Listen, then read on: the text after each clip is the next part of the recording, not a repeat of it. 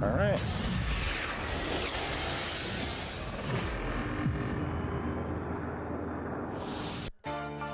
Recognized as one of the most multicultural and metropolitan cities in Japan, Osaka, the third most popular city in the country, and here in 2025, it plays host to the X Games. Welcome everyone inside the Kyocera Dome, which opened in 1997, which is usually home to a Pacific League baseball team. But today it showcases some of the best stars in the world of action sports as we get set to bring you BMX Street Playoff. Welcome everyone, Jimmy Coleman here alongside Scotty Kramer. And well, Scotty, when it comes to BMX Street, this one is all about style, it's all about finesse, and of course, that technicality. Yeah, we have the best riders in the world, and there's so many different styles of BMX Street that you guys are going to see today. And we have the best out there, the greatest of all time, Garrett Reynolds, of course, and we're going to be talking about him a lot today. And I'm super excited to see what he comes up with.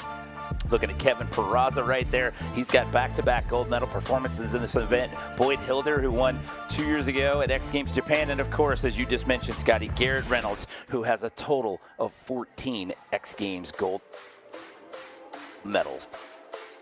Yeah, so Garrett Reynolds, I mean, he is from New Jersey originally. He grew up riding my parents' skate park, so I know him very well. And I believe he is the most talented BMX rider on the planet that ever has been, honestly. And then you also have another rider like Kevin Peraza, who is going to be riding in today's competition. And it's going to be a completely different clash of styles between here. And this course it's got a little bit of everything. There's going to be some transitions. There's going to be a lot of rails. So I'm really curious to see how this is going to play out for the competition today. Well, this is how it works in BMX Street Playoff. There's 8 athletes. You're going to get 2 runs here, which is not a lot. So they're 45 seconds in length. So you've got 2 chances to try to impress the judges, and only half of the field are going to advance to the final. Once those top 4 are named, we erase the score. We start it all over again. You get 2 more runs. Best run counts. That's hopefully having you stand on the podium here inside the Kyocera Dome. See the fans packing the house here, and again, there's a lot of options out here on the course. We're going to start it off with an X Games rookie, Sosuke Hayata, who got it as an alternate when Lewis Mills dropped out of the competition. But we have a couple of returning gold medalists in the field, Kevin Peraza, Boyd Hilder, and Garrett Reynolds. Scotty.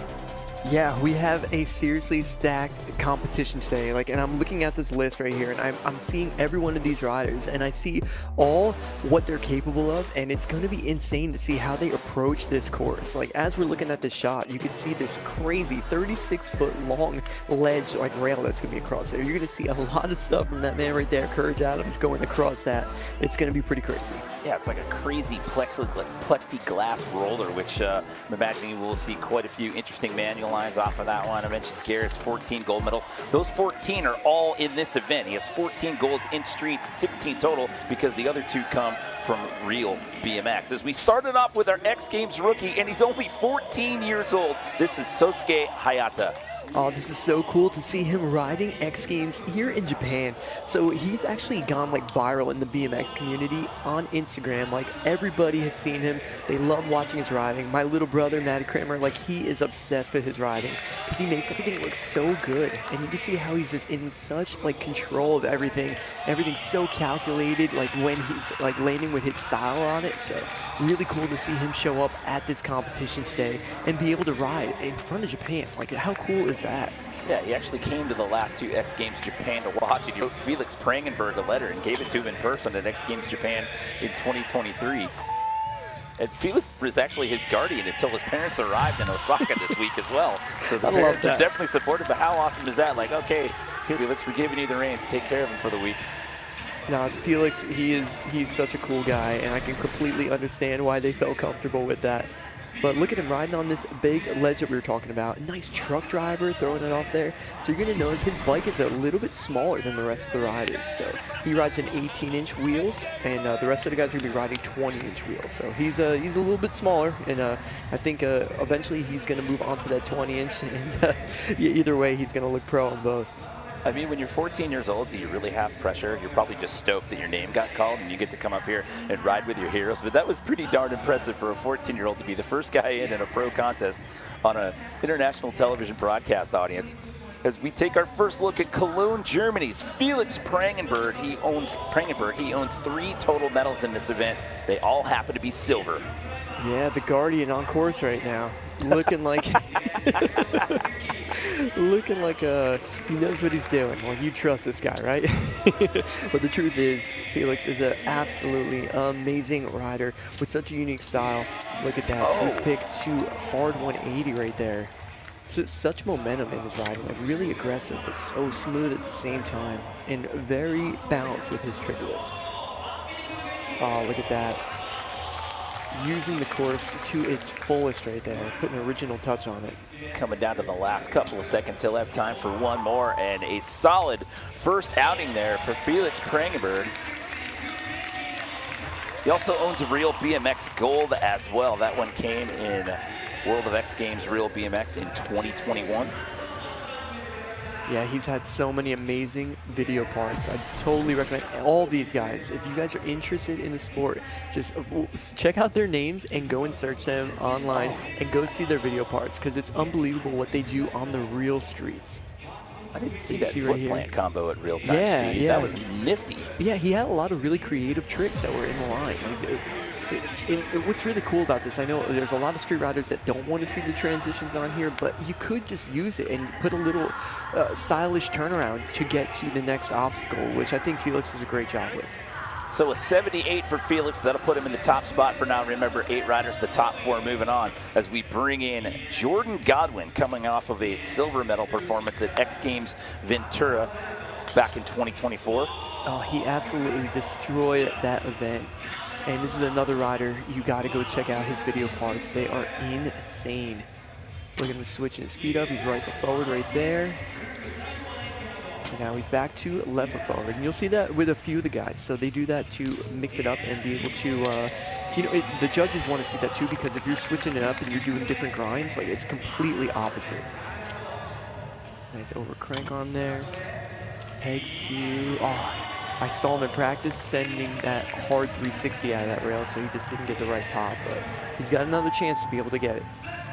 Yeah, the first part of the equation here in playoff, remember, you're just trying to make that 4 cut, so half the field moving on into final. Again, those scores get wiped clean. We do it all over again. Let's take a look at some replays here of Jordan Godwin's. Yeah, you can see right there, that's right foot forward, and he just did 182 backwards crook. Right foot forward again. Toothpick hanger, and he went to the crank arm grind, but he's right there at the end of it, so that was a close one. So a 66 for the first go around here for Jordan. So Felix Prangenberg sitting in that top spot right now with a 78, and now we turn our attention to Sewanee, Georgia's Devon Smillie. He has 5 total medals when it comes to X Games Street. He has 3 silver and 2 bronze. This will be his 13th on-site X Games appearance. I've been seeing him in practice. He's been looking really good with some really creative lines. Look at that bar spin to manual. Down the flat bar. Going to tires across that. Wow. Wow, look at that. 180 backwards tires across that skinny ledge right there. Told you, you're going to see so many different original tricks from these guys. Look at that. Back to pegs. Those are switch pegs too. Okay. Yeah, super creative. Like in his tricks, I love that 180 backwards over switch pegs. And like I said, his tricks are so unique, and there's so much balance in his riding, and it's super smooth. This amazing rider. He's been doing it for so long too, and to see like he's still at the top of his game. Yeah, his first appearance goes all the way back to X Games Austin in 2016, and we missed the podium by 1 spot, finished 4th that year. A little bit of a slower roller, but everything was very calculated, very tech, very methodical. That was a great run for Devon Smillie. Yeah, there's a lot of big moments there, but I love this one. Bar spin, landing in the manual on that bank, lining up for this rail right here, landing both tires, riding across that. And there you go, switch pegs to 180 bar, fakie to switch pegs, and then 180 in. Like, that's so crazy. That's nuts. It takes a lot of energy. So an 84.66, you can hear him say right there, it takes a lot of energy. Trying to string together 45 seconds, but judges rewarding him in the mid-80s, so that will put him ahead of Felix Prangenberg. So it's Devon Smillie in that top spot, Felix Prangenberg, and Jordan Godwin top 3 for now. Remember, the top 4 transfer on into the final. Courage Adams.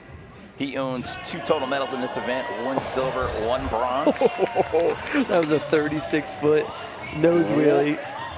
And he's got such amazing balance. This is another one I'm going to say. If you go and look at the videos, there's literally a video of him doing a manual line combination that is longer than one of these runs. Like, it wouldn't fit in this run at this competition. It would go over time. Look at that, connecting it right there, dropping in, bar spin to ice pick. That's insane.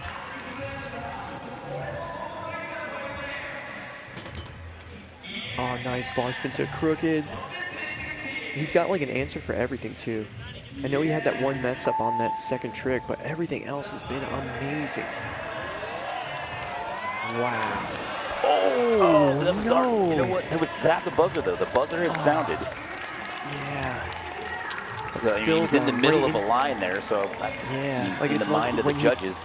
Yeah, but like when he flipped right there, it like went right into the face of that transition. So then you have their momentum coming to a stop like that. That was a tough one, especially at the end of a run when you've used all your energy. Oh, it's the last thing you want to deal with. But this is how he started off, nose across to bar spin. And he's, it's safe to say, he's the best in the world at these nose wheelies. This combination was insane. Connecting that manual line to a bar spin to ice kick down that rail. Look, it's a 74.33 despite the fall at the end. That'll put him in that number 3 spot. He's up and okay. Just a quick tending to or check-in, if you will, with the X Games medical staff to make sure he was A-okay. We bring in Kevin Peraza. He's up on the top here. 2 total gold medals when it comes to street. He's the only rider who has ever taken gold in park, dirt, and street, and also, let's throw this one in there, park best trick as well. Yeah, he's unbelievable. And what is he doing right now? Up on top of the wall. Wow, that was in to start. Nice. That's switch the hanger to bar spin too. That was very technical. That's the Kevin Peraza eye. He likes to start things off with a bang right there. Look at he's just so aggressive on this course. Like, so many hits so far. Oh no, he survived it. But he still saved that. And we were talking about him in park yesterday. Like, even when the mess ups happen, they still work out somehow. Like, if you didn't know any better, you wouldn't know that he messed up on that one, didn't dab a foot, and still rode away from it. Unbelievable. But this run was looking really good. I know that mess up happened, but still, if he can link all this together, this is one heck of a run. The speed that he had and the intensity that he had in the middle or in the span of that 45 seconds.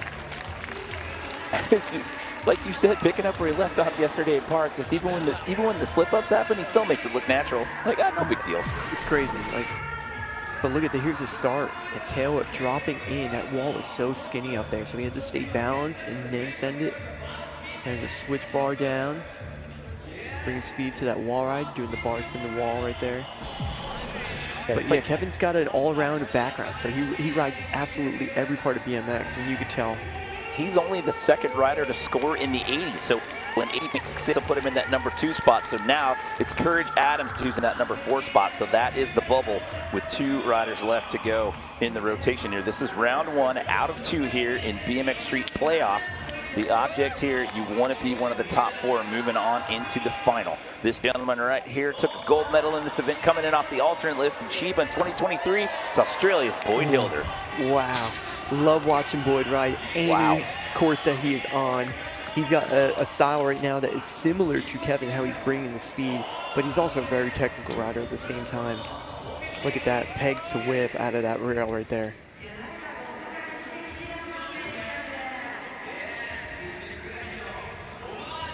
Okay, so he's bringing to the rail again. Nollie to hanger down that rail. Smith to hard 180, so many technical tricks. Like, just think about how fast he started off. Like, even that bar spin, the bar spin.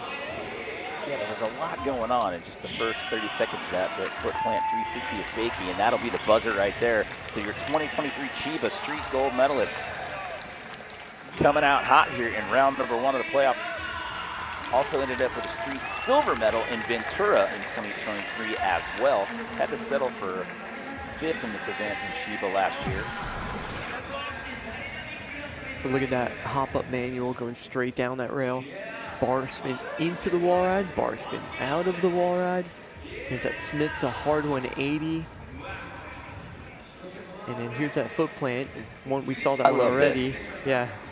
It's just a really cool looking trick. You're also running out of real estate at that point when you come around that way because that wall is extremely close to the bar ends and the back wheel.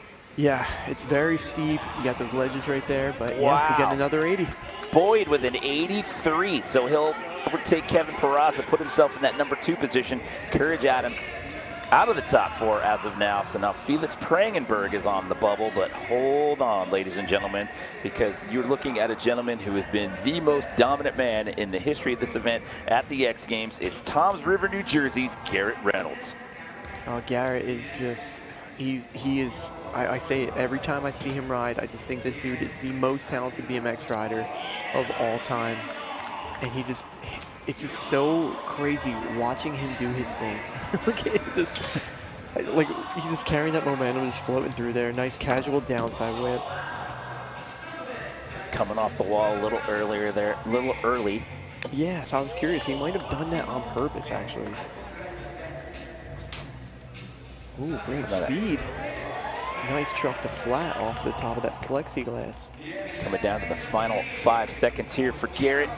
Into the roller. Ooh, nice tuck to ice pick. That was something that he would have done really early on, probably when he got like one of his first gold medals. So you need better than a 78 to get into the top 4 here at the end of round number 1. Devon Smillie sitting in the top spot. Your 2023 Chiba gold medals. Boyd Hilder sitting in that number 2 spot. Kevin Peraza sitting in 3rd. Let's take a look back at Garrett's first round run. Yeah, so here we go up top, getting that speed for this big truck driver.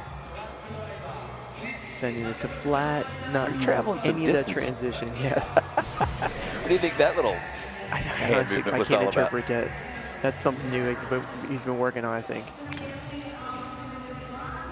So what's it going to be here? So Garrett's going to check in with an 80 as well, 82. So Felix Prangenberg gets bumped out to that number 5 spot. So that puts Kevin Peraza on that transfer bubble.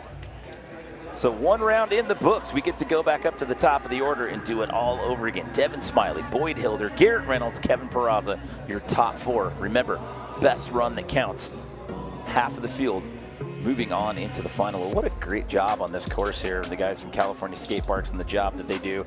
And they got their work cut out for them because when they wrap up here, they got to turn around and actually, those guys, all the athletes have to turn around and make a quick turnaround to Salt Lake City because we do this all over again as the X Games moves to Utah for the first time next weekend, Scotty. Oh, it's such a cool opportunity to go from back to back like that. Just have a full X Games week. I know all the riders are so amped up on it. And and just think about like what happened in Park yesterday. All the riders survived. Everybody's looking good. They're going to go into this one with a ton of momentum. So this is going to be epic. Okay, so we'll see who's going to get those 4 spots. We know the rankings for now.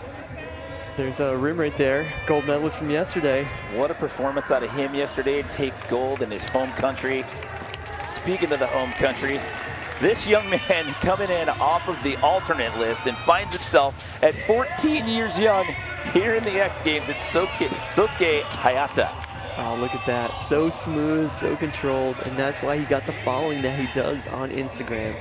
He absolutely loves BMX. He's obsessed with the style aspect of it, puts so much focus on that, and you could tell. Nice pegs and hopping up over the rail right there. That was really cool. There's a 540 he messed up on, and he got it in run number 2. That was clean as well.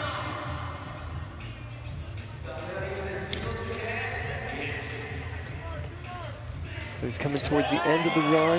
Nice 540 air on the quarter pipe. Ooh, pegs a hard 180. Just landed a little bit nosedive right there at the end. That's a hard trick to do at the end of your run, but you got to be so psyched to be able to ride in front of everybody here. That's amazing. What a great story. You go on this whole adventure. You get to go ride and film with Felix for the entire week. You're here. You get to ride with all these people that you've lived for so long. Yeah, your idol's your guardian. Yeah, and then last minute you find yourself in the event. It's 14. Yeah, so look at this right here, grinding up, and he's leaning over and pulled up and over the rail right there. That was cool.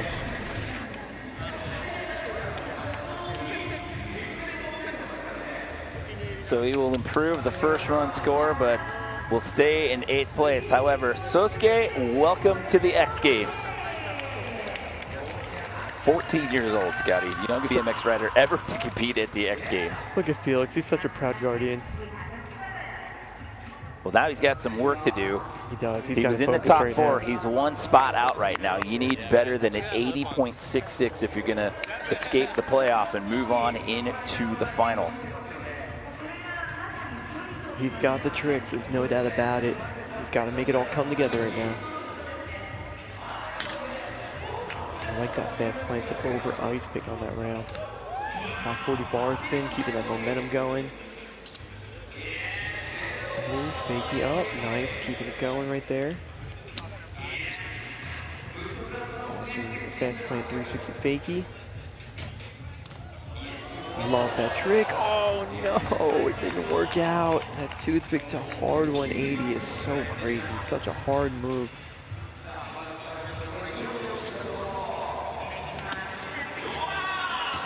Oh, that was so clean though, to get that nollie fakie off of there. That's a tricky one to do. That's something that he's known for as well. Squeaks in one more there at the buzzer. So that'll do it for Felix Prangenberg. 4 total medals overall. He's got 3 street silvers. He also owns a real BMX gold.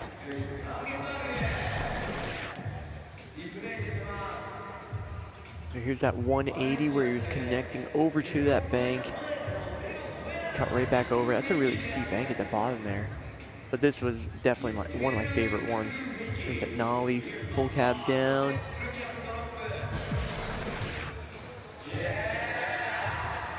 So no, the score is not going to improve. So he's going to stay in that 5th place spot. So he is not going to edge his way into the final.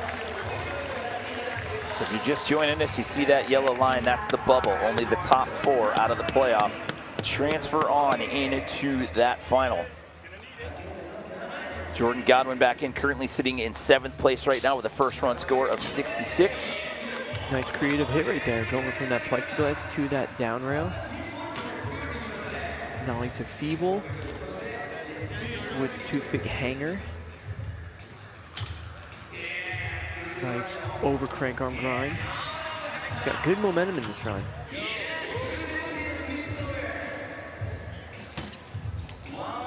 Okay, there we go. That 180 backwards crook again.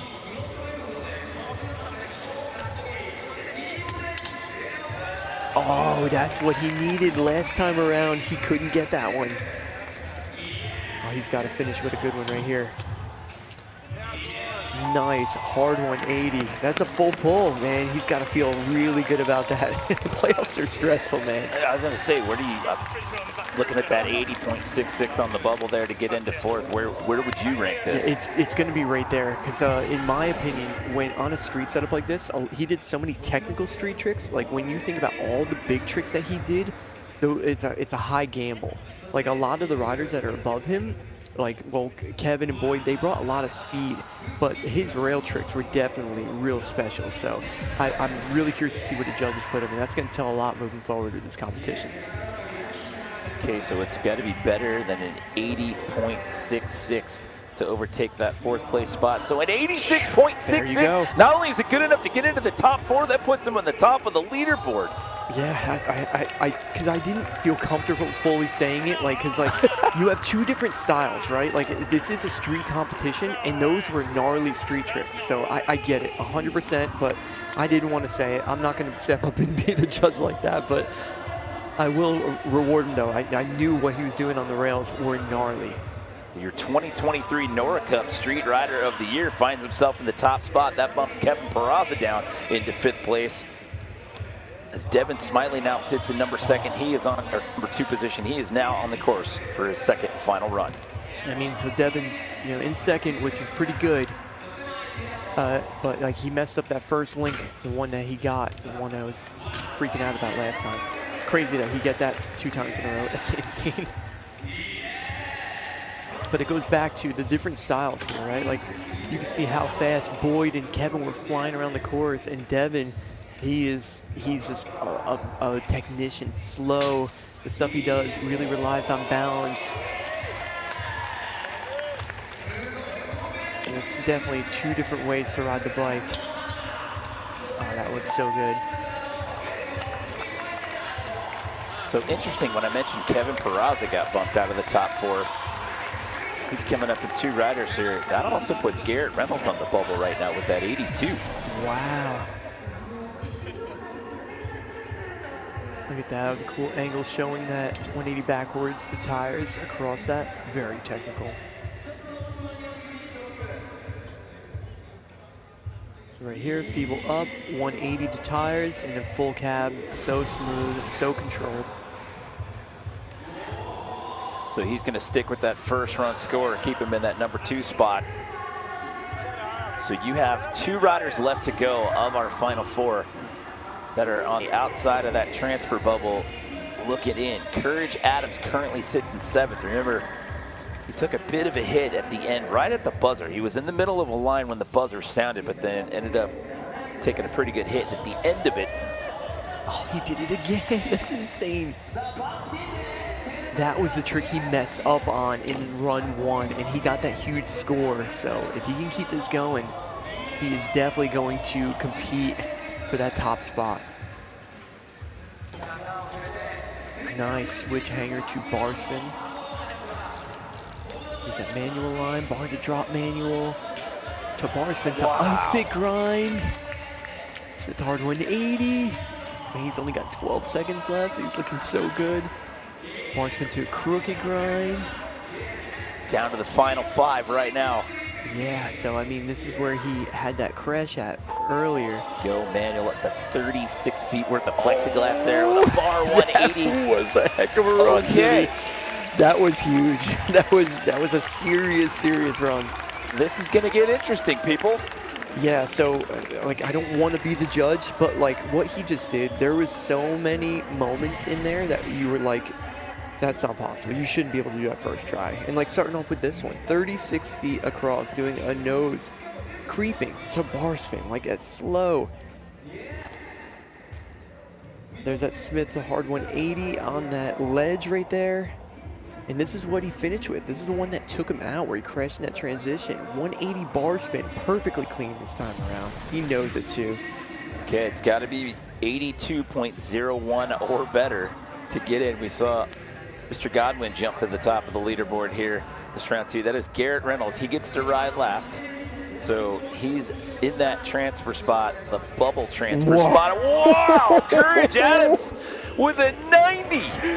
Wow. A 90! Yeah, I had a feeling it was going to be big. Ahead of the field.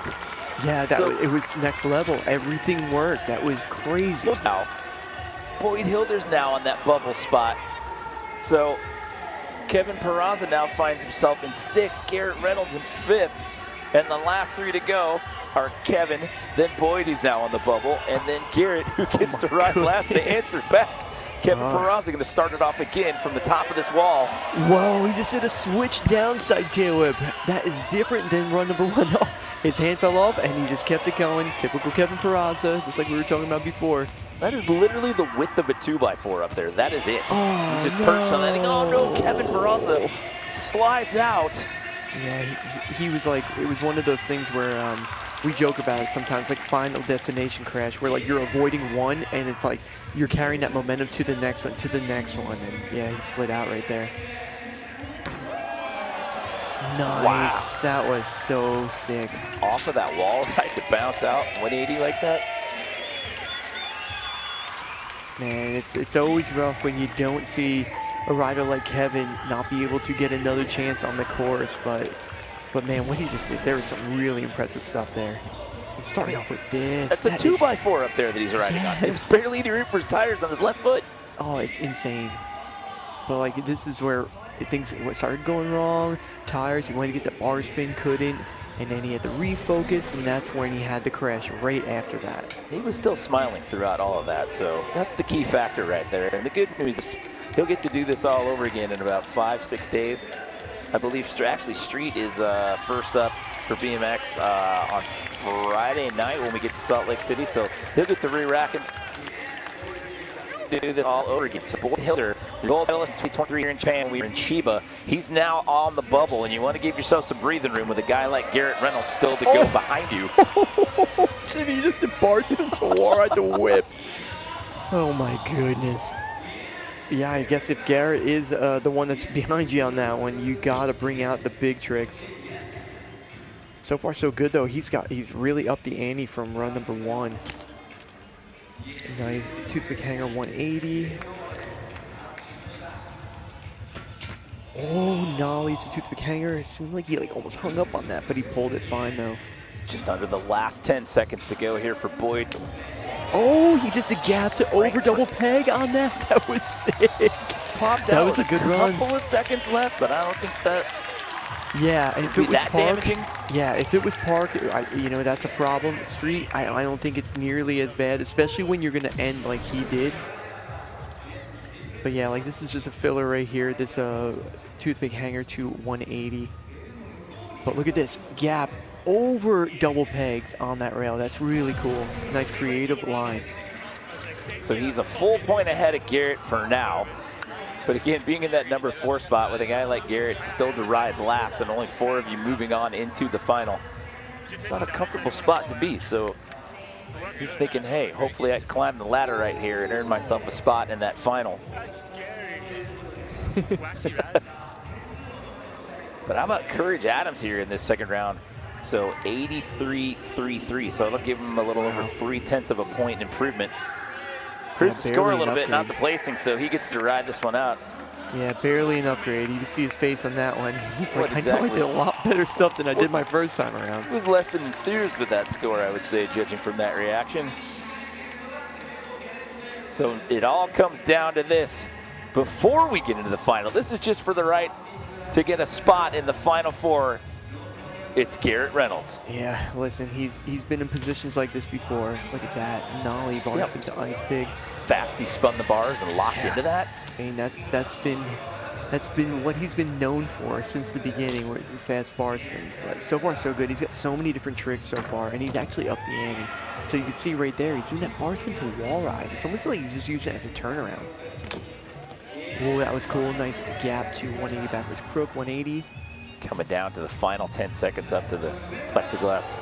Nice truck driver again. Final couple of seconds, and that is going to be the buzzer there. Yeah, so there was some big movements there. This is gonna be close. And judging by the way, I'm just gonna go out here. If I had to say, judging by the way they're scoring the guys that are doing more technical tricks, like Garrett could be right there where he's gonna sneak past Boyd. There's a possibility. I think it's going to be that close. Yeah, so he had a lot of really cool moments in there, and he definitely upped the ante from run number 1. Here's that big truck driver again to flat, traveling all the way across there. And this was at the end of the run. This is how he finished it. So bar spin, 2 double peg grind on that rail, and then right into a truck to fakie. Okay, now we play the score game. Look at Boyd, he's back there looking, it's like, where do I see the board? Yeah. 83.33 is what he has holding him on to that. Oh, and you called it, just a couple of tenths of a point. Garrett Reynolds is going to eclipse him with an 84 flat. That is a tough break for Boyd right there. But Garrett Reynolds has done it again at 0 hour to get himself, and this is just to get in to compete for a right to be on the podium. Oh, man. But he's going to have to go first, which is, again, territory that we're not used to seeing Garrett in when it comes to BMX Street. Yeah. Because we run them in reverse order as to how they qualified. And also, we got a pretty quick turnaround, too, and he was looking like he needed a second, too. So that's going to come into play. Wow, so Courage Adams, after taking a pretty heavy slam there at the end of his first run, comes back in round 2 and blasts into the 90s to put himself in the top spot. And by virtue of that, he is going to be the last to ride when we get into the final. But this gentleman right here making it a very exciting finish yet again on his last run, squeaks in and gets the last spot in the final.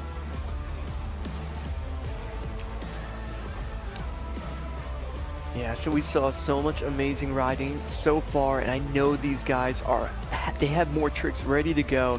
It's gonna get crazy, man. This is gonna be a good one. So the final is set. Your 14-time street gold medalist is gonna have to go first. Courage Adam gets to ride last. Who's getting the gold? We'll find out when we return to Osaka.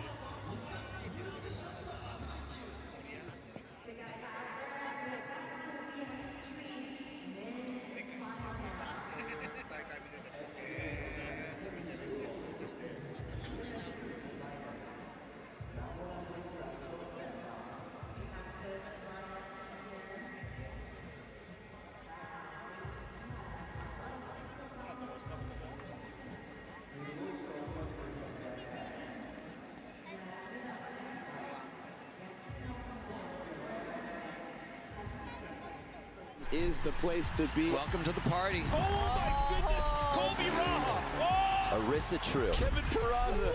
Is Nigel Houston about to make history? The answer is yes. Shout out X Games. We love y'all. Well, that is coming up in less than a week. It's next Friday, Saturday, Sunday for the first time ever in Salt Lake City. But here today inside the Kyocera Dome at X Games Osaka 2025, we still have some business to take care of. We have taken the field from 8 down to 4 here in the BMX Street Playoff, and now we move on into the final. So it's Garrett Reynolds right there, 14 street gold medals, 16 total X Games medals to his name. He got that last spot, so he's going to have to ride first here. Devon Smillie was your third place qualifier, so he'll go next. Jordan Godwin ends up jumping into that number 2 qualifier spot. And then, of course, it's Courage Adams in run number 2, Scotty. He grabbed that 90 flat and earned the right to ride last to try to claim X Games gold. It was absolutely epic, and I know that they have more tricks ready to go for this final. This is going to be really cool to see what they do. Well, everyone in this final, they have some street hardware. Of course, Garrett, with those 14 gold, he's got 2 silver and 4 bronze, so 20 total for him. Devon's got 3 silvers and 2 bronze for 5 total. Jordan's got a street silver, and then Courage has a silver and a bronze. So everybody in this final has been on the podium when it comes to BMX Street here in the history of the X Games. But we started off with Mr. Reynolds here. Finally broke the record at 16 total gold medals. For his last gold medal appearance in street, he surpassed Sean White. He was tied with him at 15 and surpassed it last year at X Games Chiba. Well, Garrett's changing things up already. He did bar spin to manual on that rail instead of the bar spin to ice pick.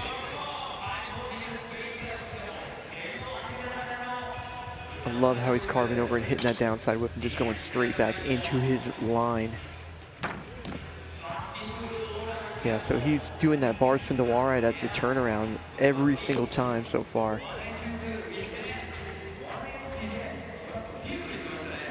Bringing some speed. Nice tail whip to flat. Mixing it up from that truck driver. Switch whip. Ooh, it looks like he was going to try something into that rail right there. So at about the halfway point of this round, I don't know if you saw it, he kind of made a grimace after hopping off of one of those rails. He kind of made a bit of a face as he was coming across the course. Ooh, yeah, there's a chance he could be battling with something right there. But it's still, I mean, he's riding at such a high level, it's hard to say. Nice technical line through there. Here's that tail whip he did off to flat. Right there, you know, his feet were finding the crank arms a little bit more instead of the pedals, but didn't look like there was anything too bad there, like physically. So nothing from what I can tell, but. Feeling a little winded after that one. So an 83.66. Again, like you mentioned before we went to break, it's a pretty tight turnaround there from playoff into final. So again, the scores from that playoff are erased. We started all over again, running reverse orders to how they qualified. So Garrett sets the bar here with a gentleman making his 13th on-site X Games appearance. Devon Smillie, 3 silvers in street, 2 bronze for 5 total medals. Here's that line, he's locked in. The tires perfect that time around. Once again, locking in that 180 backwards tires across that skinny ledge. Pegs, 180 bar, 2 switch pegs back over. What a cool line. And this one too, I love how he's doing that 180 backwards over switch pegs, 180 out.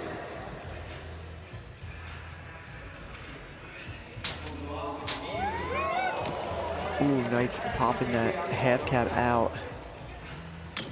Coming down to the last couple of seconds. Yeah, some very similar run to what he actually did in the playoffs. Getting one on board right there.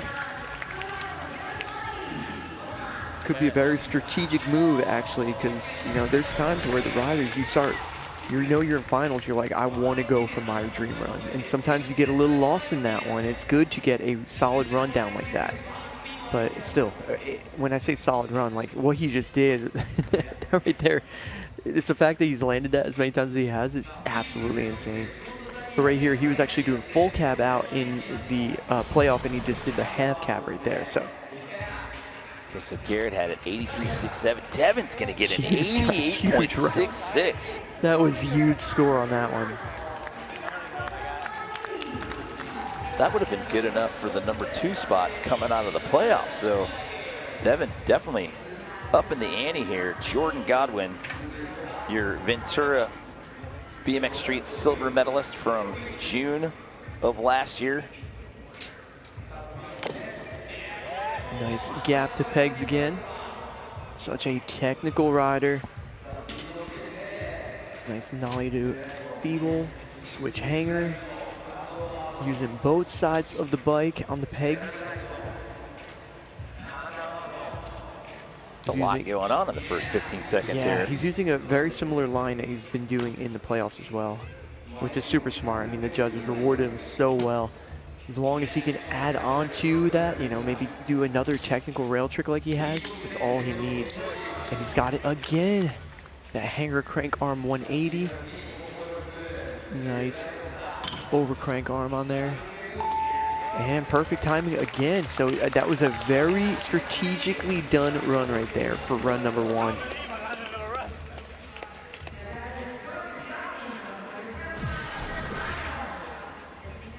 He's popping up over right there. T-bog over the rail.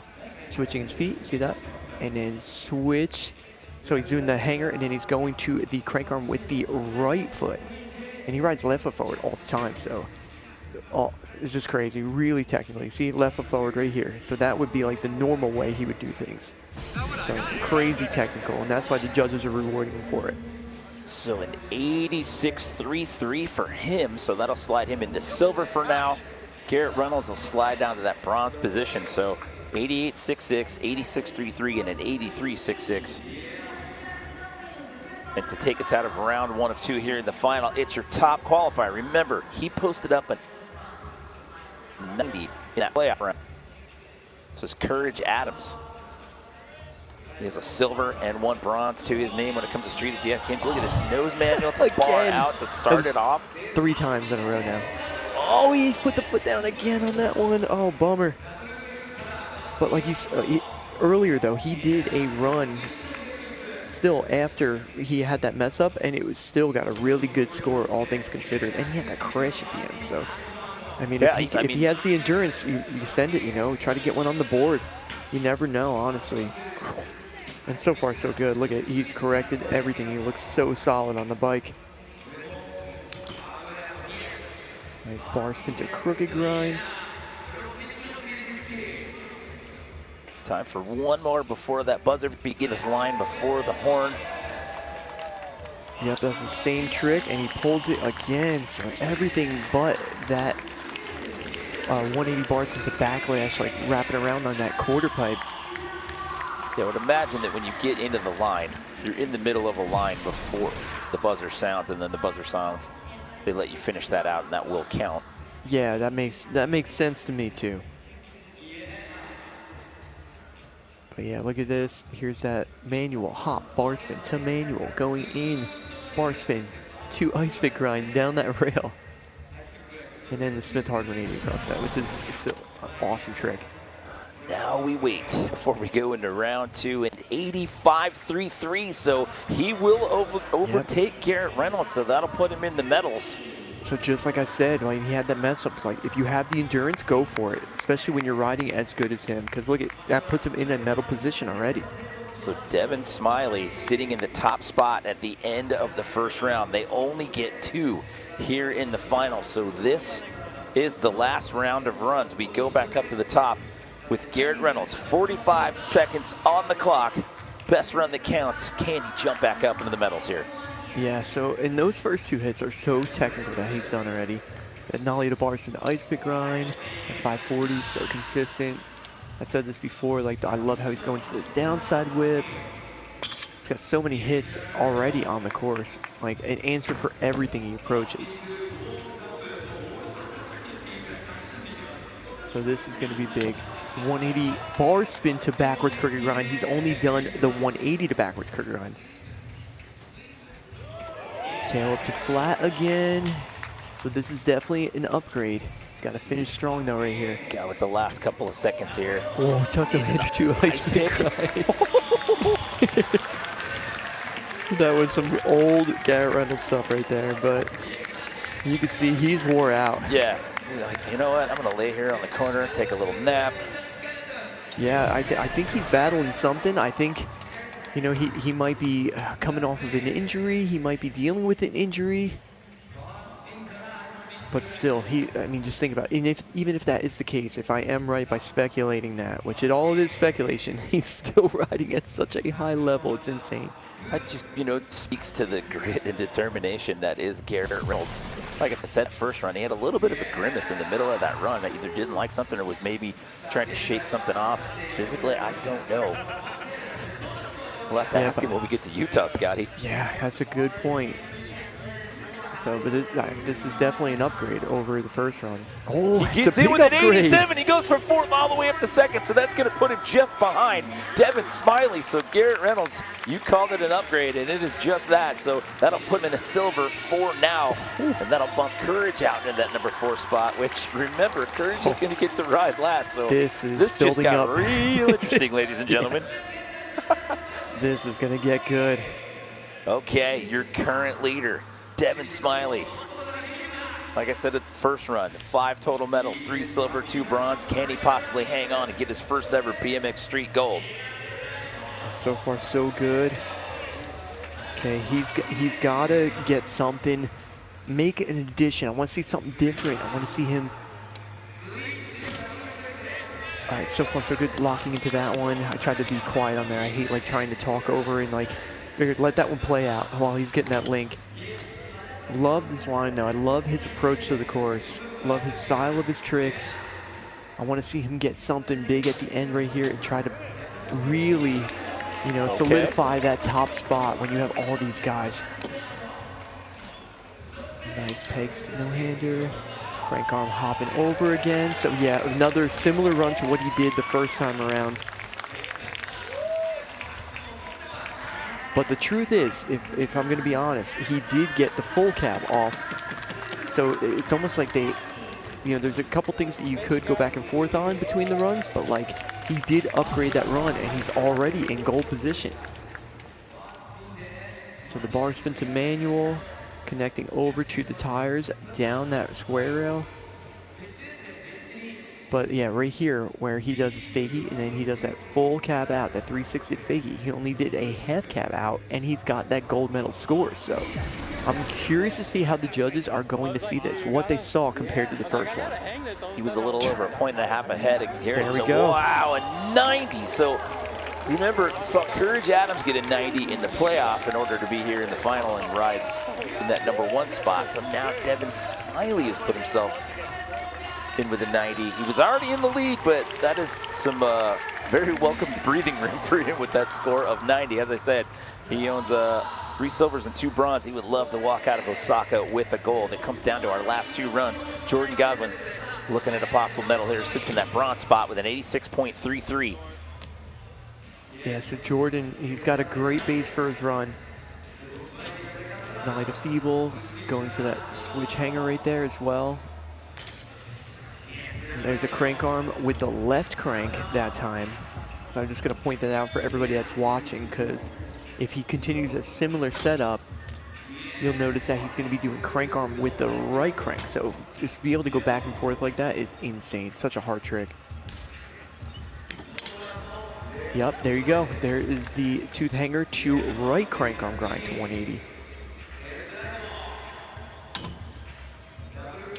Nice, he's got that hard 3 at the buzzer. That is an upgrade, so the judges are forced to give him a higher score on this one. There's no other answer. Everything was super clean and he did a great job.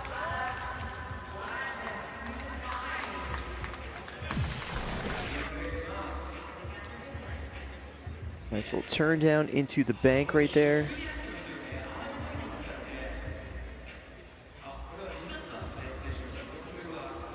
Yeah, but right here you can see hanger, right crank arm to 180 out. So technical. And then this is how he finished right here. This pegs to hard 360. And he's only been doing hard 180 all day. And he's got the score that he did, so. So now it's in the hands of the judges. Oh, an 87.66, a little over a half a point ahead of Garrett Reynolds. So that puts Jordan Godwin in the silver. Now this just got into a completely different layer of interesting, because with one more rider left to go, Garrett's now on that bubble. Yep, Garrett's only missed the podium 1 time. He's taken 21 medals and 21 starts here at the X Games. He earned the first 19 medals consecutively. So now he's looking at another bronze potentially, but it comes down to what this gentleman can do in the span of these next 45 seconds. Courage Adams, your top qualifier. He gets to answer last. 4 times he's got that trick. It's insane. All right, that's the trick that took him out in the first 2 runs, actually, that he did in playoff and finals. So If he can get this going, this is going to be a huge score, and he can easily get on that top of that podium. Nice switch hanger to bar spin. Manual, hot bar to manual to bar to ice pick. So far, so good. He's got to hang on for 15 more seconds. Yeah, but we all know how he ends this run. It's a banger, so this is what it's going to come down to, Jimmy. This is going to decide it. Okay, there we go. Manual. And he's got it. He's got it. And that is going to do it. There is the buzzer. Courage Adams puts it together. Last run, last guy to ride in the run order. And that was the cleanest one that he did. I think everything that he did in that run was so clean. Everything was executed so well, so. Oh, my goodness. Oh, 4 times he did that. That impossible trick 4 times in a row. But this is the one that took him out in the first run of the finals, and he got it that time. So just think about that. He got an 85 with that mess up. This could be a huge score right here. And this is the one that he finished off with, the manual cross. Getting that 180 bar spin into that steep, skinny bank right there. What is the score going to be? You need better than an 87 to jump into the medals. You need better than a 90 flat if you're going to overtake the top spot. Devon Smillie sits in that top spot. And is it going to be enough? And it is! Courage Adams with a 91.33, the highest single score that we saw in the playoff or this final.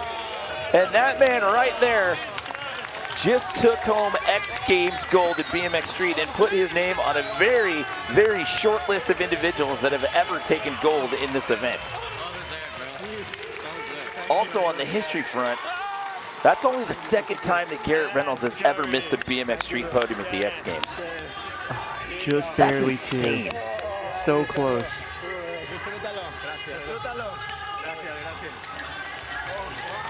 Originally from Nigeria, he now calls Spain home. The last time an athlete from Spain won gold, you got to go back to X Games Aspen in 2020. Snowboard Superpipe, it was Corol Castellet. Wow. That is insane.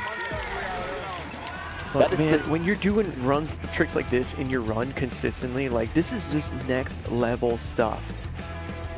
It was flawless. Everything he did in this run was so good, and he picked the perfect time to be able to deliver it. What a banger. What an amazing day of riding for Courage. Here's another insane stat. We started doing street, you got to go back to LA in 2008. In the time span of this event, he's only the 7th guy to have ever taken a gold in BMX Street. How crazy is that? That really is nuts. That's what I was talking about. It's a very, very short list of people that have taken gold. So he's got 1 silver, 1 bronze, and now a gold. So Courage Adams now has the trifecta when it comes to X Games golds. Thank you. Thank you. Do you want to get your cap on the podium? Oh, yeah. I mean, to be the top qualifier, to be in the bottom, because out of these 4, only 1 person doesn't get to make it to the podium. You're at the bottom of the pack, and you get to come in and ride last, and you claim the gold in that final run. That was huge, Scotty. Yeah, that's the dream scenario right there, to be the last one to decide whether or not you are going to be the one that gets to do their best run when it counts. And that's the dream scenario, and he stepped up, and man, he is going to have an amazing night hanging out with all these guys. Courage has a street silver from 2023, a street bronze from 2024, and here in Osaka in 2025, he takes home the shiniest medal of them all. Courage Adams claiming X Games BMX Street gold in Osaka.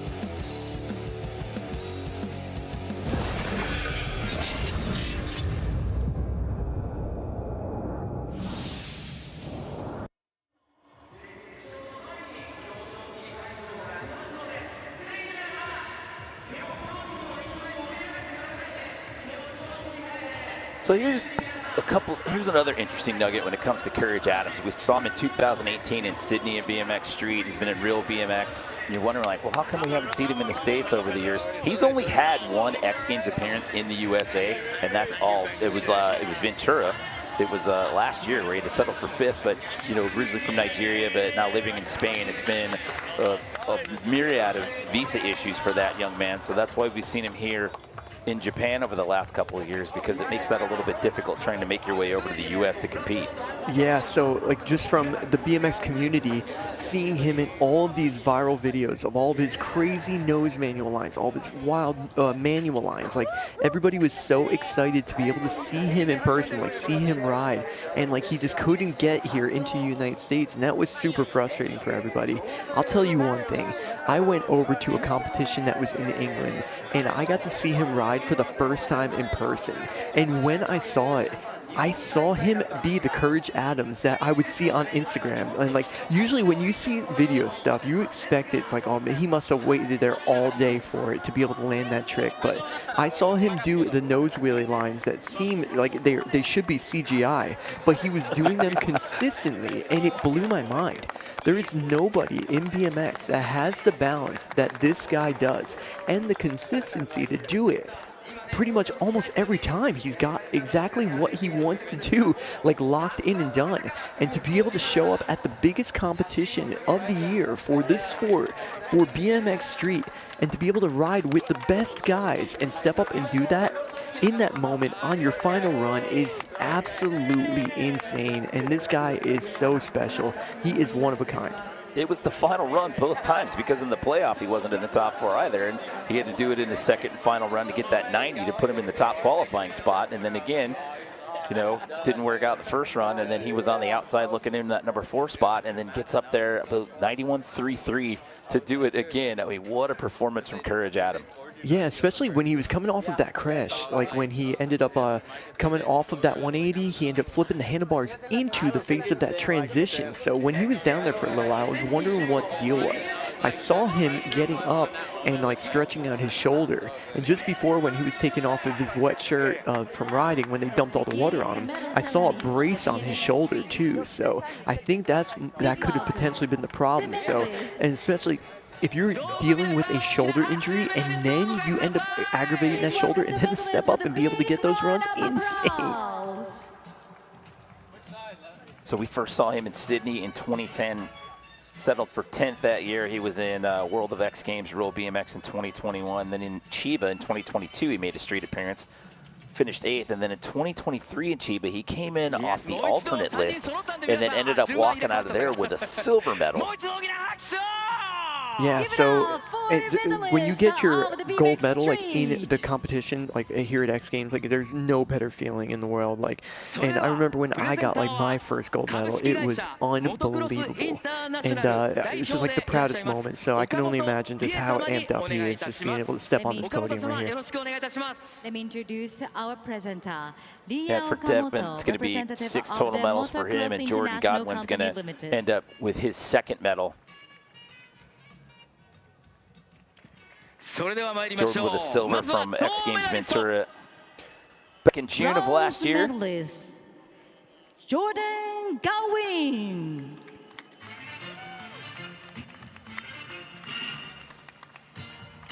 Yeah, he's the happiest dude. Like, I love this dude, I really do. When I met him for the first time, he was just such a genuine person. And then when you see him ride, especially like I brought it up, like all of these guys, they all focus on doing video parts. So if any of you guys can go on YouTube, go watch their old parts, go share them. It's unbelievable the amount of work that they put into it as well, because they go out there and try to find all these unique spots, and it's crazy. Like when you're riding in a competition, these are like toned down like rails and ledges, but when they're filming, they are riding huge rails that they find on the streets in these super unique spots. And Jordan is a rail technician. He is one of the top, if not like the top technical rail riders in BMX right now. Also loves to ride dirt and skate parks as well. Started off racing moto, then moved to BMX, mainly riding dirt. Says he found pegs and started watching a lot more street riding, and that's where the direction of his career started to go. Devon Smillie, that's 6 total medals for him, his 4th silver. And then, of course, the man of the hour here today, Courage Adams. Started off his medal career at the X Games with a silver in street, Chiba 2023, a bronze in Chiba last year, and in 2025 in Osaka, he now has an X Games gold and becomes only the 7th person in the history of BMX Street at the X Games to win gold. So college, huge congrats to you. 本当におめでとうございます。So, this is your 6th appearance to the X Games. 6回目の X Games の登場となりますが、初のゴールドメダル獲得、そしてまたここ日本でとなりました。So this is your first gold.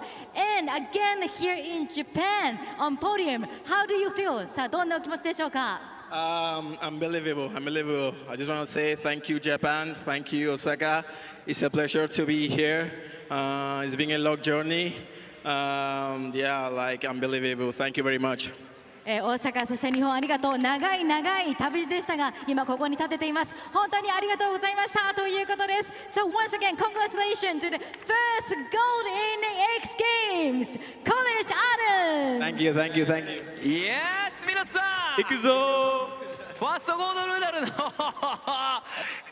Yeah, so apparently he had a tendon injury in his shoulder in March of this year, Scotty, at the simple session. So that could explain the brace. Yeah, so and then to battle that crash like you did into the face of that transition and then to step up and get your first gold, what a warrior. That is so awesome. So that is a wrap here in Osaka with BMX Street. It's Jordan Godwin with his 2nd total medal, his 1st bronze. Devon Smillie with his 4th silver. That's 6 total medals for him. And Courage Adams taking home the gold.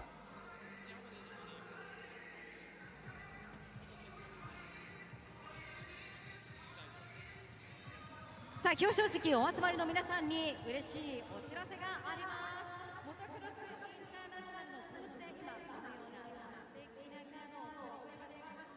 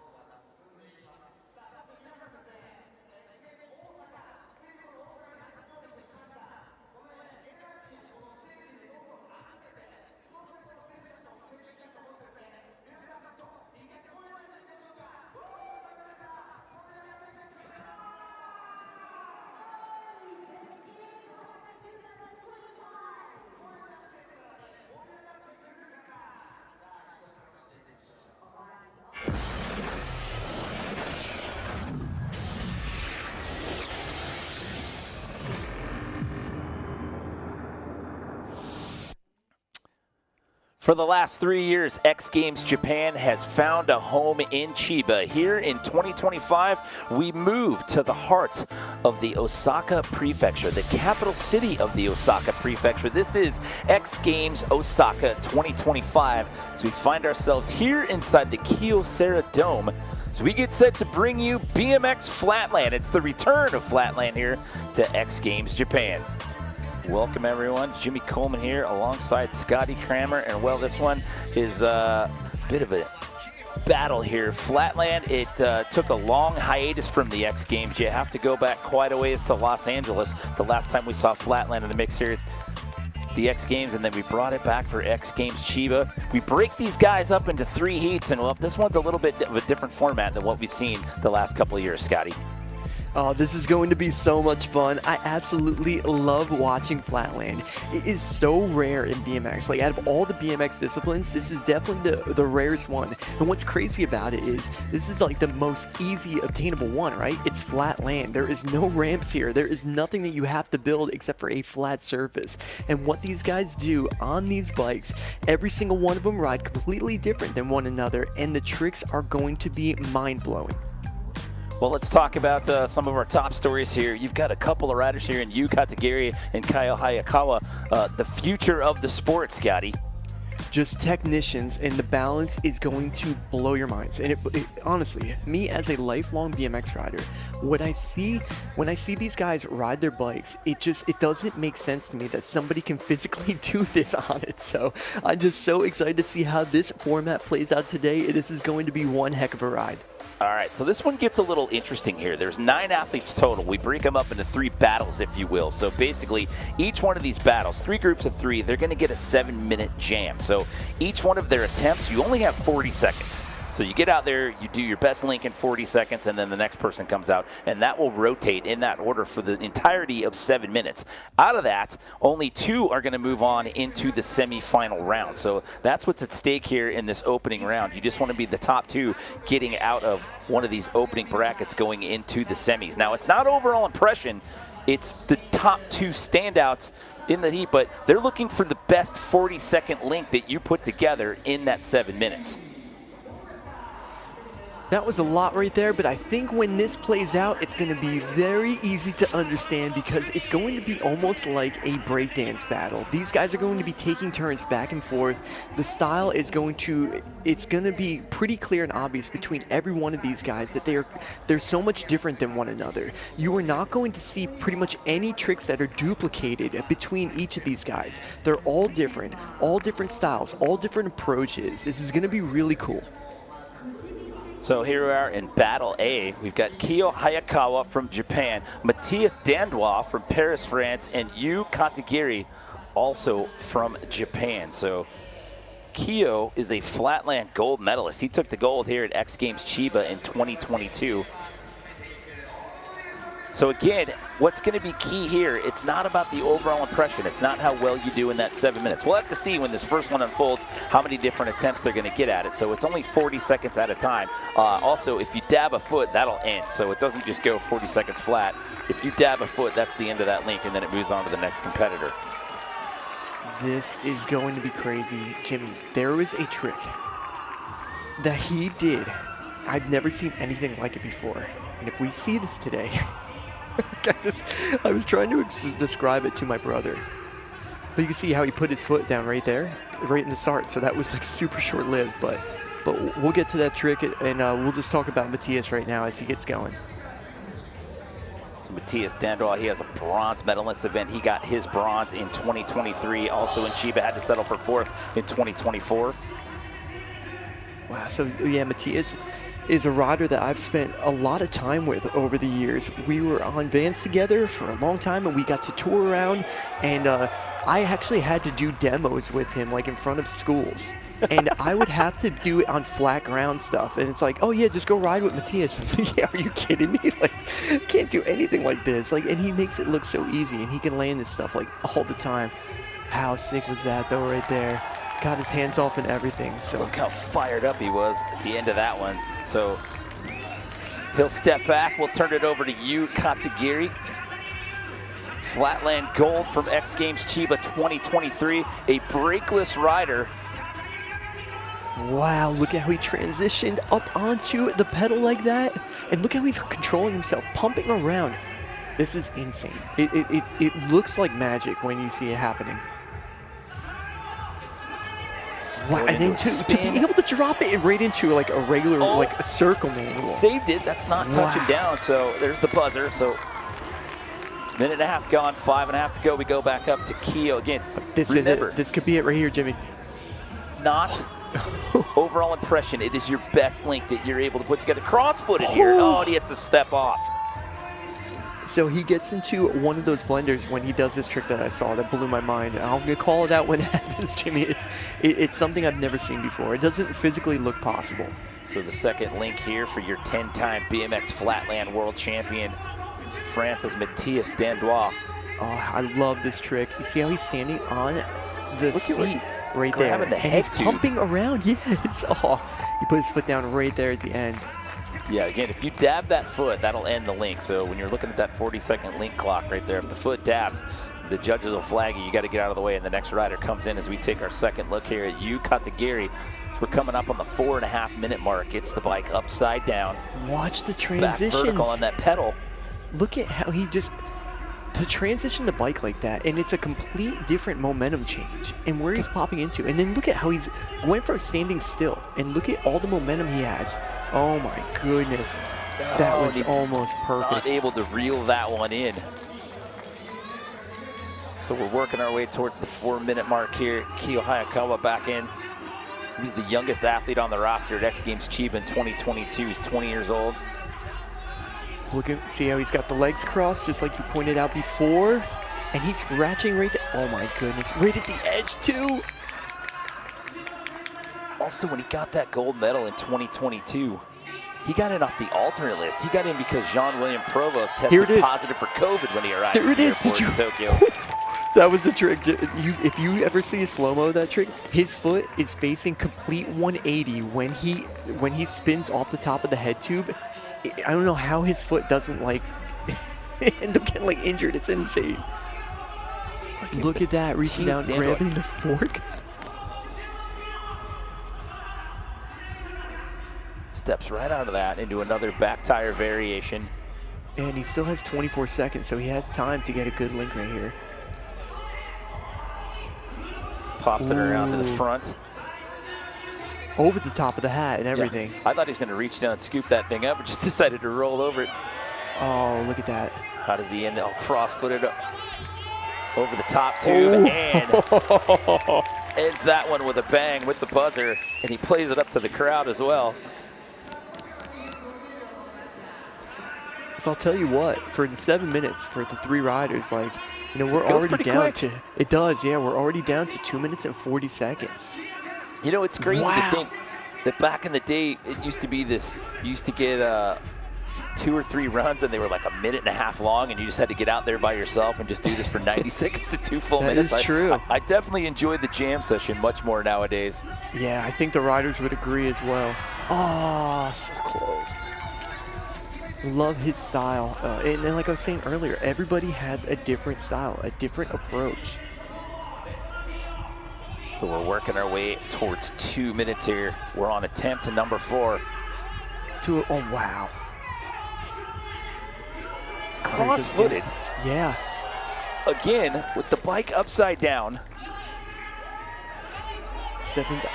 Oh, how cool is that? It's so technical. Me and my brother, we just watch Flatland videos, and we sit here, and it's just like we're watching a whole different language of BMX that we grew up like riding. It's beautiful. It really is. So we're coming up on 90 seconds left to go. Hard to believe. 2003, you got to go back to the first year X Games was in LA. That was the last time Flatland was contested until 2022 when it got brought back for X Games Chiba that year. So that's how lengthy of a gap it was, 19 years. Oh, it's crazy. And 2003 was actually my first X Games, and I do remember seeing it there. Do you remember who won Flatland in 2003? Were you watching? Yes, yeah. It was, I'm going blank right now, Australian rider. Simon O'Brien, you nailed it. There we go. And for the first 6 years, it was the battle between Trevor Meyer and Marty Cuopa. Yeah.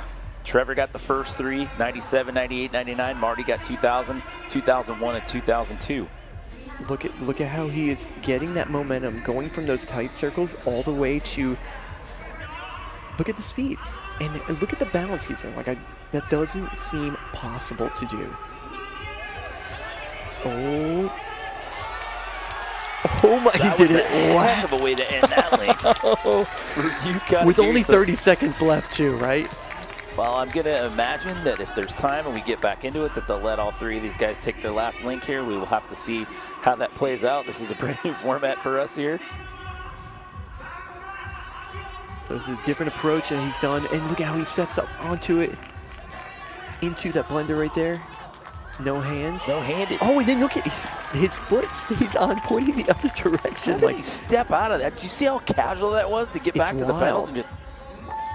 And he initiates that with his hands off and just spins he uses his hands to spin his body to dismount off of it. Okay, so they are going to let him run out and get the same amount of links here. So with the time, overall time clock, 7 minutes has expired. So with Matthias coming out here, that means he'll get one more shot here, and then Yu Katagiri. And remember, it's the top two. You won't see scores. It's just a ranking. The judges are going to decide which two riders are going to move on into that semi. Yeah, Matthias has had a great showing so far. He's got a couple different links that he is super psyched on. Look at this one, completely different than he's done in the other ones as well.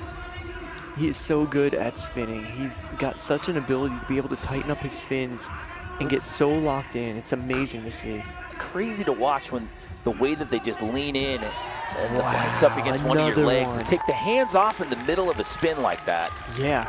Because like what they do is they'll get their pedal, they'll lock it in behind their calf, or even they'll go to their seat. It's so cool. It's so intricate. There's so many little things that play into them being able to get these tricks. That may be it for this first heat here. The way that they're lining up, that tells me that is the case here. Take a look back at Matthias Dandois highlights here. Yeah, you know, I was saying earlier, you could see the pedal was just locked in behind his cap right there to be able to lock in and be able to get that spin. You know, watch these transitions. Like, look at that. The way he was able to spin the bike, step up, and get that momentum going. Look at the pump. It's unreal. It doesn't seem possible. It really doesn't. And just completely different style from each three of these riders. Complete different approach to riding. And here we go. Let's see if we can watch this leg staying on the pedal. Watch that right foot. Staying on there, going back. That hurts my ankle just to watch that. He's done it multiple times too, man. Wow. Like, it's amazing. This is just, I wish that I had the patience growing up and I focused on this, because this is beautiful. It really is. I mean, to get to this level, you have to spend a lot of time in a parking garage or an empty parking lot somewhere, and these guys are such dedicated riders. I mean, this is day in and day out, hour after hour after hour on end. Yeah, and the tricks, you know, there's basic tricks that you could start from, but none of these guys are doing anything basic anymore, and it's different than one another. It's completely different than one another, and we're going to be saying that every single jam session. That's the so it's Yu Katagiri and Kyo Hayakawa that are going to advance here. So Matthias Dandois is not going to make it out of this heat. So Flatland Battle A in the books. We've got Group B and Group C. So the key here in this opening round, only the top two from each heat here will move on. And then from there, we'll have 2 more heats of 3. And then when we get to the final heat, it's only 3. So when those 3 guys make it into that last bracket, they know that all of them are getting a medal. It's just a determination of what color medal they're going to get. Which one is it going to be? But man, we got some legends in this heat coming up. Alex Jumlin, 47 years old. You got Vicky Gomez from Luxembourg at 44 years old.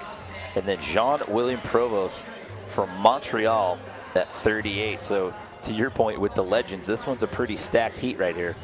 Yeah, like having Vicky and having Alex Jumelin like me, I had a long BMX career.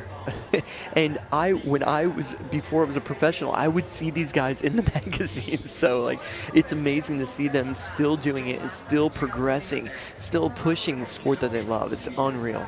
Well, you want to go back to Alex Jumelin. He goes back to 1998. That was the San Diego years. That was the Those were your years, the last right? San Diego year. So that was the first time he competed in Flatland. Don't you go back to 1998? Yeah. That's awesome. Finished 11th place there, 99 in SF. He was there in 2000, the 2 Philly years as well. So an 11th, 9th, 7th, a 10th, and a 7th for him. And then he got a silver in Chiba in 2022. And he starts us off here in bracket B. Yeah, and his style has changed over the years. He completely evolved. He is such a technical rider with so many intricate spins. You know, he rides no brakes now at all. I believe there's like 3 riders that are riding from brakes in this competition. I think that's what it was. The rest of the guys are going to be brakeless.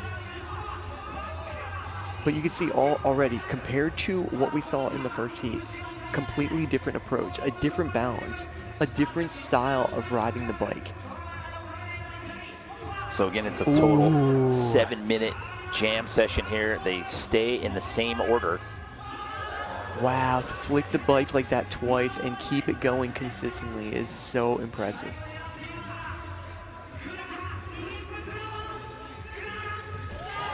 Oh, that was so sick to be able to hit that. Like, that was insane to be able to hit that.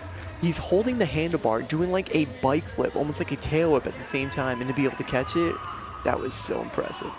Okay, Jean-William Provost, look at the speed that he came in to start this link off, and look at the rotation. Goodness, I love watching him ride. His style is so sick. It's so aggressive, but so smooth. Look at that, transferring the bike around right there at the end. So for those of you just joining us, this is our second bracket out of 3 here, the opening round of BMX Flatland. Top 2 riders from each bracket move on into the semifinal round. 7-minute jam session. Each one of these runs 40 seconds in length, or if you dab a foot or come off the bike, that will end your link. So that'll do it for Alex Jumelin. We turn our attention back to Vicky Gomez here as we are at the 5-minute mark.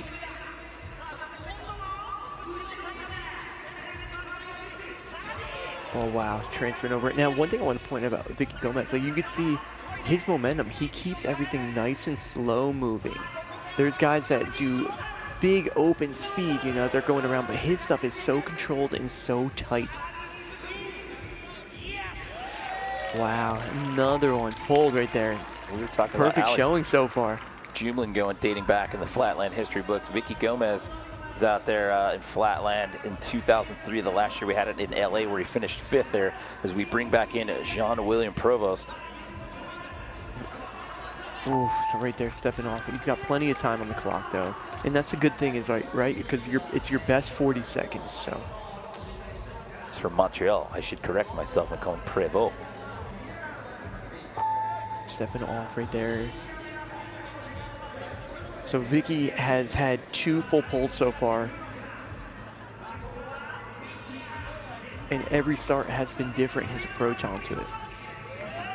Crossing up, you can see transferring back over to crossing again. So when you see them step off here, it's not an issue because again, they're looking for your best out of every attempt that you had out there. So it's your best link in that 40 seconds, or the best 40 seconds, I should say. Look at the transitions. It's always body, bike, as he keeps the momentum rolling. So clean. Oh, right there at the step off as well. So we're coming down to 3 minutes here. Okay, we're 3 minutes and some at the change. halfway, we're at right? 3:10. Just a little bit. Okay, A little bit Alex past the halfway. Teaches So watch flatland the riding. intricacy of how he transitions. He starts spinning around, right? The tight corners. He like gets the bike to tighten up the spin, and then he transfers that momentum to carry on. Oh. Both feet on. How does he end that one? Oh, that was sick. So there you go, buzzer for him. Bring back in Vicky Gomez as we come up to 240 and counting down. Onto the pegs, onto the front wheel, and then cross-footed. Yeah, so that's what he was doing on the last one. So he crosses in, crosses out, and then crosses again. All right, we need to get this one. Want to see him be able to get this line. Like I was saying, watch. It's like a flick, right? The momentum changes. Body bike, body bike.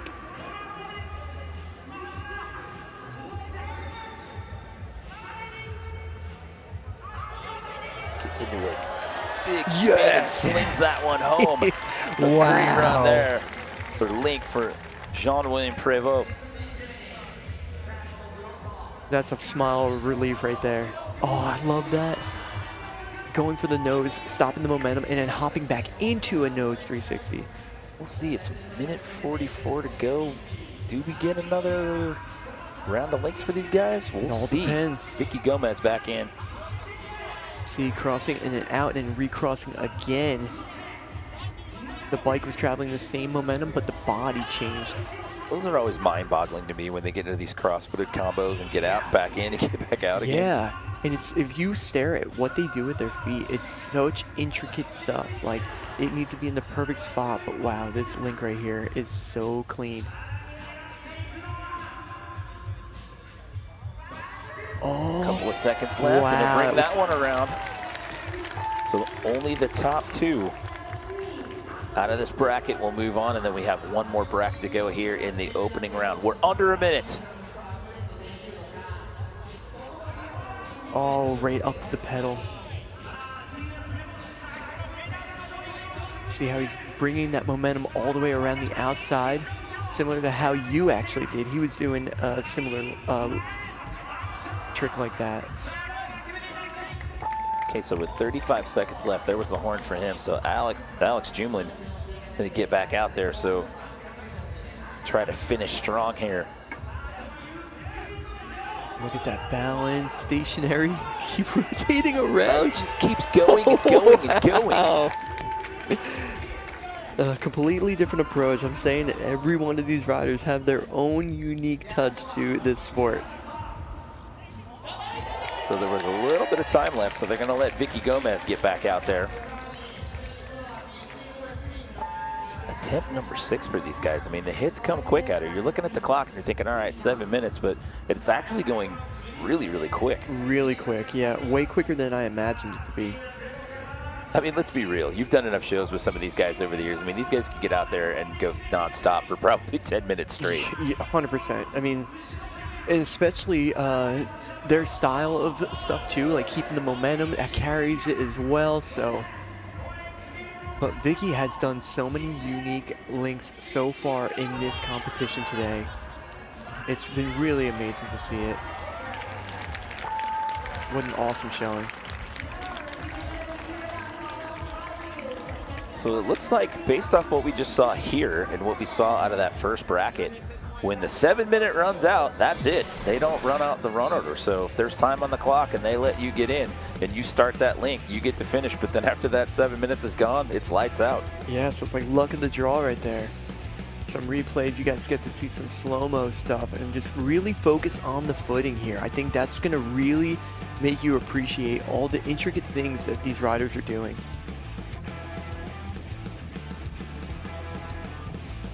Even his slow-mos look like they're fast motion. It's wild. The speed and intensity that Jean-William Prévost had throughout this entire 7 minutes. I mean, especially that first one. The first time that we saw him come out, the way that he launched into that first link was impressive. Absolutely, just so much power in his riding. It really is.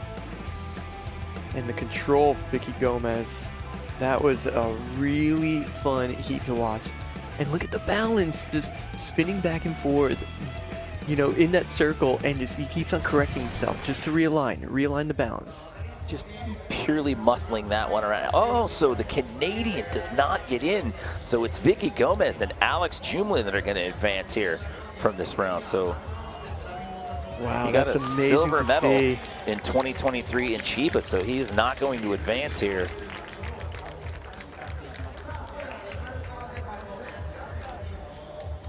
So Alex Jumlin and Vicky Gomez will move on here in that second bracket, so they will join the likes of Yu Katagiri and Kiyo Hayakawa. Then we have one more bracket to go. Moto Sasaki, Terry Adams, and Yohei Uchino. This is going to be a fun Uchi one. for short. You've got a bronze medalist in Moto Sasaki from X Games Chiba 2022. You've got a legend in Terry Adams with 3 prior Flatland appearances. His first one goes all the way back to 2002, the last year X Games was in Philadelphia, and he's got a 2003 LA appearance, and then 2022 in Chiba where he finished 5th. And then Uchi, both of his X Games appearances were here in Japan, 22 and 23 in Chiba, and both times he was an 8th place finish. So we do it all over again. 7 minutes on the clock. We'll start when the first rider starts their link, that being Moto Sasaki at 40 years old. Each one of these links, 40 seconds in length. It's not overall impression, it's your best 40 seconds. It's the best attempt the judges like the most out of everything you do in the span of 7 minutes. Top 2 move on to the semifinal round. Terry Adams is a legend in Flatland. North Cup Flatlander of the Year in 05, 08, and 2020. Yeah, look at this. Oh, how he drops down to the pegs. That is the classic Terry Adams right there.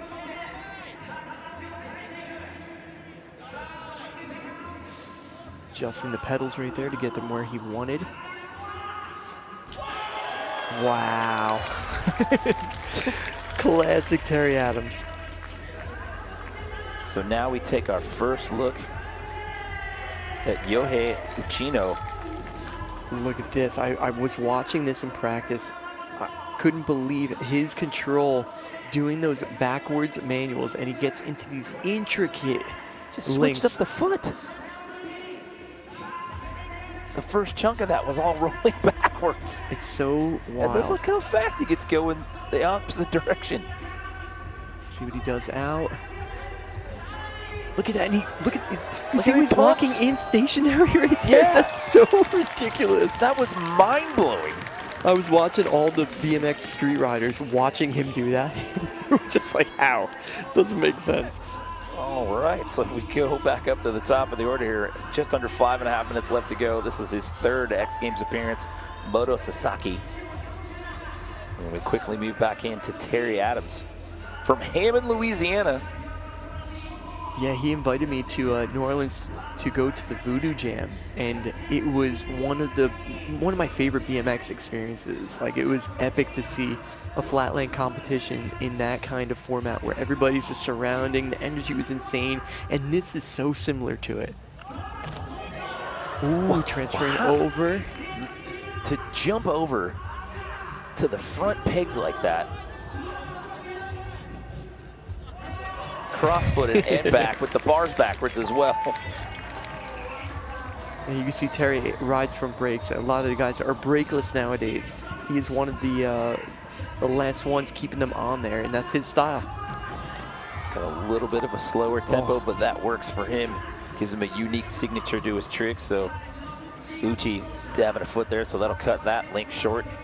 So we're just under 4.5. Oh.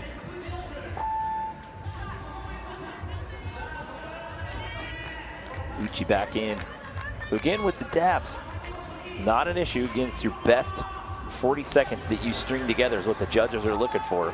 Yeah, so Moto keeps on, as soon as he's going into that spin, he's got to get past that part right there. Oh, look at that. See how he's like so slow, and the control it takes for that. It's the patience, the control, unbelievable.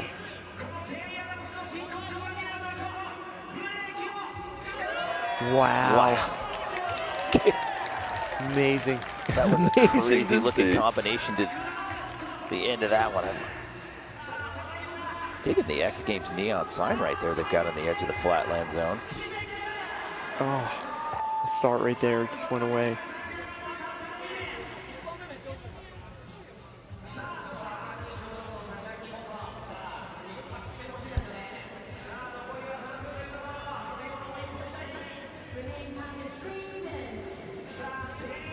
Let's see what he does with this one.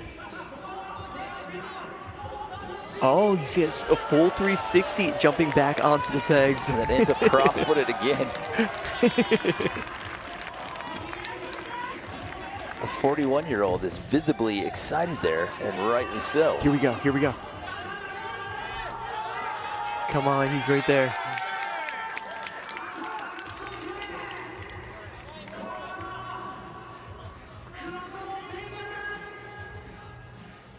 Holding onto the seat, onto the front pegs. We're just under 2.5 minutes.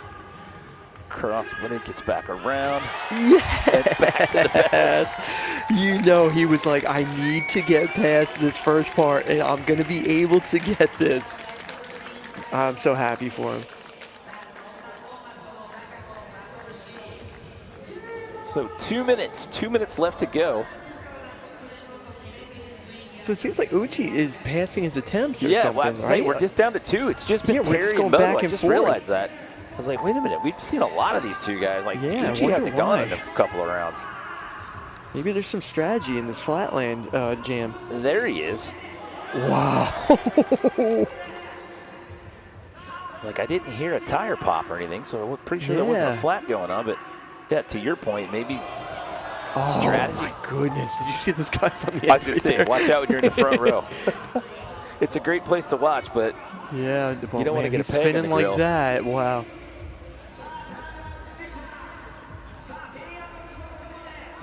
okay, we're at 1:15 to go here. This is our last bracket. Top 2 will move on. No scores, live ranking. See who goes on to the semifinal. What's going to happen here? He's setting up for something here, Scotty. Oh, yeah. I'm so curious to see if he's going to do something real. Oh, to the back pegs. To go from the front, to bring the front or the back wheel past your body to do it. Oh, I think they So just he's going to said, go. No one yeah, I else think, wants to go. So I it think looks they like said Moto go for it, yeah. And Uchi just waved it off, so they're going to let Terry take another one. Because, I mean, that's the style, right? If you know, all right, I have one link I want to do. Moto got his link. He did it. So let's see if he can transfer Try this one over. again. It looks like he is. He's setting up for that one again. Oh, come on. Defies the laws of balance. Yeah, and then getting the momentum to keep going. So cool to see. But amazing gets to finish this one out, man. Really happy for Terry Adams. So there's still time. And what's so cool about Flatland too, it's such a tight-knit community. All these guys, so much love, so much respect for one another. So Moto managed to get back out there for one more before the 7-minute time clock elapsed. But there was an interesting point there. So like you said, I mean, if you've got your link that you want to do and you get it done, they're looking for the best one. So you don't necessarily need to go through and keep going time and time again. So we'll see how this pays off for these gents. Yeah, so Only it's the definitely a top different 2. strategy compared to the other heats. But some replays, I love the slow-mos. We get to really study what's happening. But look at that, stationary, just pumping around. So amazing. There's Rim right there, cheering him on. It's Terry Adams. Wow, so complicated. Transferring over and then spinning the bars at the end right there. And this is where he had to get past to be able to get that link. And you knew it right there. He was like, finally. So now we go with the reveal. So it's going to be Uchi and Moto Sasaki. So Terry Adams, after all of that, does not advance into the semifinal round. So the opening round brackets are in the books. We've narrowed the field to 6. We'll take a quick break. When we come back to Osaka, we'll have the Flatland semifinal matchups.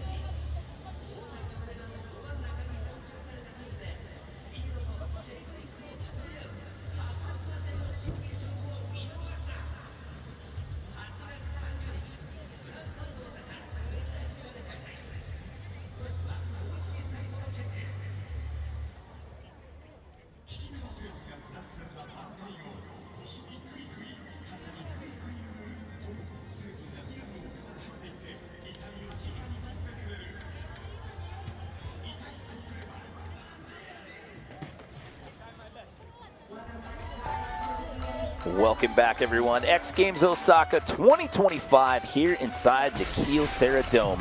A new home for X Games Japan here inside Osaka for this season. We are in the BMX Flatland semifinal. We had 9 riders to start it off in the opening round, 3 brackets of 3.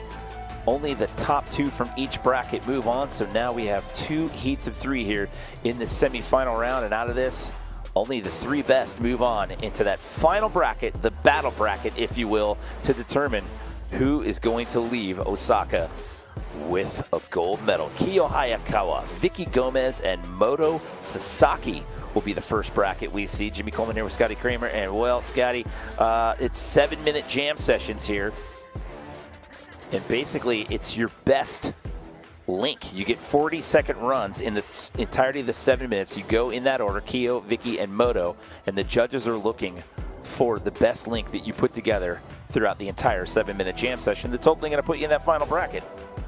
Yeah, and we've seen some different strategy throughout this competition so far. There's some guys that are bringing their whole trick list out here and trying to see what they can throw out there and see what sticks. And some people have one link that they're determined to bring out there, their best one, hoping that that's going to be the one. So we're going to see how these riders go into this next semifinal and see what they bring up, if they're going to try something different than the first heat, if they're going to try to up it yet, or maybe if they're just going to try to save something for finals too. So this is going to be really interesting, but I can promise you this is going to be wild to watch. It's such an insane discipline too. So if you're watching this and you're fairly new to Flatland, maybe you caught one of these the last few years at X Games Japan, it's so technical, it's so artistic. I mean, these riders put in so much time in parking garages and parking lots, and just, I mean, you're out there and you're just by yourself and listening to music, and just, I mean, basically you go out there and it's not just a trick, it's a series of tricks that you creatively combine together and do it in your own unique way. And the idea is, no matter what crazy position that you get into or what kind of spin you get into on that bike, you want to get the tires back on the ground, feet back on the pedals, and ride away without touching a foot. Yeah, and everything that they're doing is original. Like, none of these guys are really like taking tricks from each other. They might get inspired, but the tricks that they're doing, like their best versions of them, they're always unique. They're always one-off. It's something that they come up with that pushed BMX that much further. Yeah, that's the thing, you know, it's not like, okay, it's a set trick. Like, everyone puts their own spin, pun intended, on things when it comes to Flatland here, and it's just so unique, and like I said, it's art, and the way that someone looks at it and their approach. And you don't need ramps, you don't need a skate park, you just need a flat level space and some music and your own creativity, and you're off to the races. As we started off here with our first semi-final bracket. Again, 7 minutes on the overall clock. The individual runs are 40 seconds in length. And more of the same right here. He went into the dismount too when he leaves his foot on the pedal, spinning backwards. I love that he's going for that like every single time there. So we've taken first look here at Vicky Gomez. The clock hasn't started yet. It should have started when Kiyo started in there, so we'll see There we go. So we'll get scoring and timing to adjust that one there. So grew up in Madrid, Spain, but he calls Luxembourg his home these days. Vicky Gomez, 4 prior X Games appearances. Did you see that, Jimmy? He's able to spin the bike, but it's one thing to spin it, but to be able to spin it and to carry momentum, landing on the wheel, and to glide out of it is insane. So cool. He was looking up. He's like, I still got time. Could I put one more in there? But I guess once you come out of that link and you get back wheels up riding away, I guess they call that one because you could see the gentleman with the clipboard there. He appears to be the steward of the rules here in Flatland.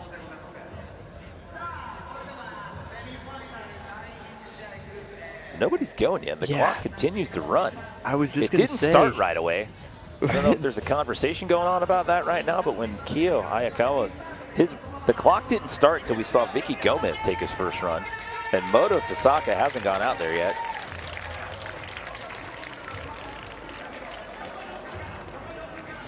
So maybe because the clock didn't start on Kyo's run that they're going to re-rack this? Maybe not. Here comes Moto Osaka. He has a bronze medal in this event from X Games Chiba in 2022, the first time Flatland returned to the X Games since 2003. Ooh. Oh, now they've restarted the clock. It's a little deja vu from this heat right here. But the truth is, I ain't going to complain. If these guys get some extra time to get out there, to be able to get it ironed out, and we'll see the best, we'll see them get to bring their best. All right, so they restarted the clock, just shuffled up the order a little bit. He just went from the top of the bike, spun out, all the way dropping to the back peg, working his way up again. Signature dismount right there as well.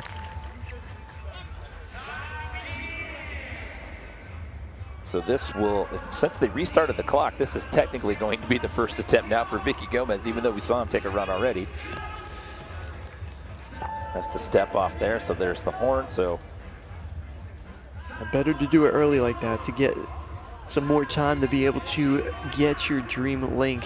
Hopefully get yourself to the final. You just need the one. Oh, he's got it. He did it. Over the bars. He's been trying to get that one. It is so complicated.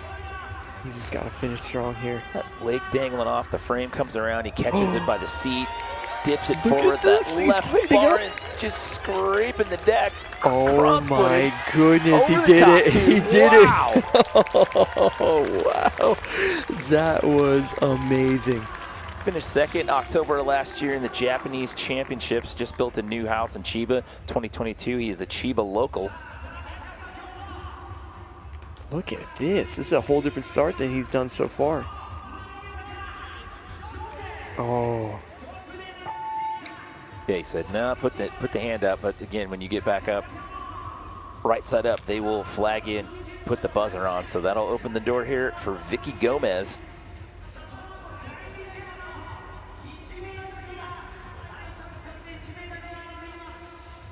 Getting into the rotation. Love how smooth the control, just the confidence. It looks like he's been doing this his whole life. And the truth is he has. That was so smooth, so fluid, that transition there. It's just perfection. Like it's somebody who has mastered his craft. Oh, beautiful, beautiful right there, and to land and keep rolling. Remember when he kicked the bike around last time? The bike landed like on its side. That time he kept momentum rolling. The tires up. See your BMX Park gold medalist Rim Nakamura standing there on the side of the stage and showing his appreciation for that run. So Moto gonna step off, so we bring back in Kyo Hayakawa. Yeah, so starting things off with like a flat 3 into like a manual. But look at then switching over, going into that blender. Oh no. Just spun out of that one a little too quick. We're just under 4 minutes. This is semifinal number 1 out of 2 between these 6 riders that have emerged into the semis. Only the top 3 go into the battle bracket to determine our medals here in Osaka. Oh, Vicky just getting cross-footed and has to step off of that one. We're about to Lots hit of the time halfway left. mark right now. You just need the one. It's not about how many links you put together here. You just need the one. It's that one standout the judges are looking for out of everything you're able to do here. Yeah, and they've all got something that has been so impressive as well. So, you know, at this point, the judges do have their work cut out for them, and it's really important to figure out who is going to be the one who's going to be able to get to move on. But to me, versus overall impression, like, you get the opportunity. You have the ability to take these chances. That is true. Gomez cross-footed, switching around on the front pegs. Back to cross-footed again. Yeah, to keep that momentum carrying and to be able to completely spin 360 degrees, you know, crossing your legs. So impressive without like getting like hitting the tire and messing up your rotation. Oh, and look at that, it didn't touch anything. No seat, no handlebar on the ground. Oh, I love that. Swings so that clean. one home. Just under 2.5 to go. Yeah, if you're looking at overall impression and you're thinking about everything you do in the span of a jam session, you're thinking about, okay, how many times do I touch down and you know, maybe tend to play it safe a little bit when they're just looking at one link. It affords you the opportunity to go out here and put forth the most difficult thing that you could try to dream up. Oh, he's got it. He just dropped into it. The momentum is perfect, spinning around. Stepping back up. I love how he works his way up, right? He's into the blender and then coming out of it, going back into it. Watch. This could be his dream one right here. He did this earlier. Watch that one foot when he gets back on. He didn't do it this time. Goodness. Yeah, when he unwinds, it's like like his foot was almost completely backwards. He was trying to step back around. Under 90 seconds to go here. Semifinal bracket 1 of 2. Oh, that was a quick one. That was the first time, like, out of all of Vicky's attempts that he's got off straight away.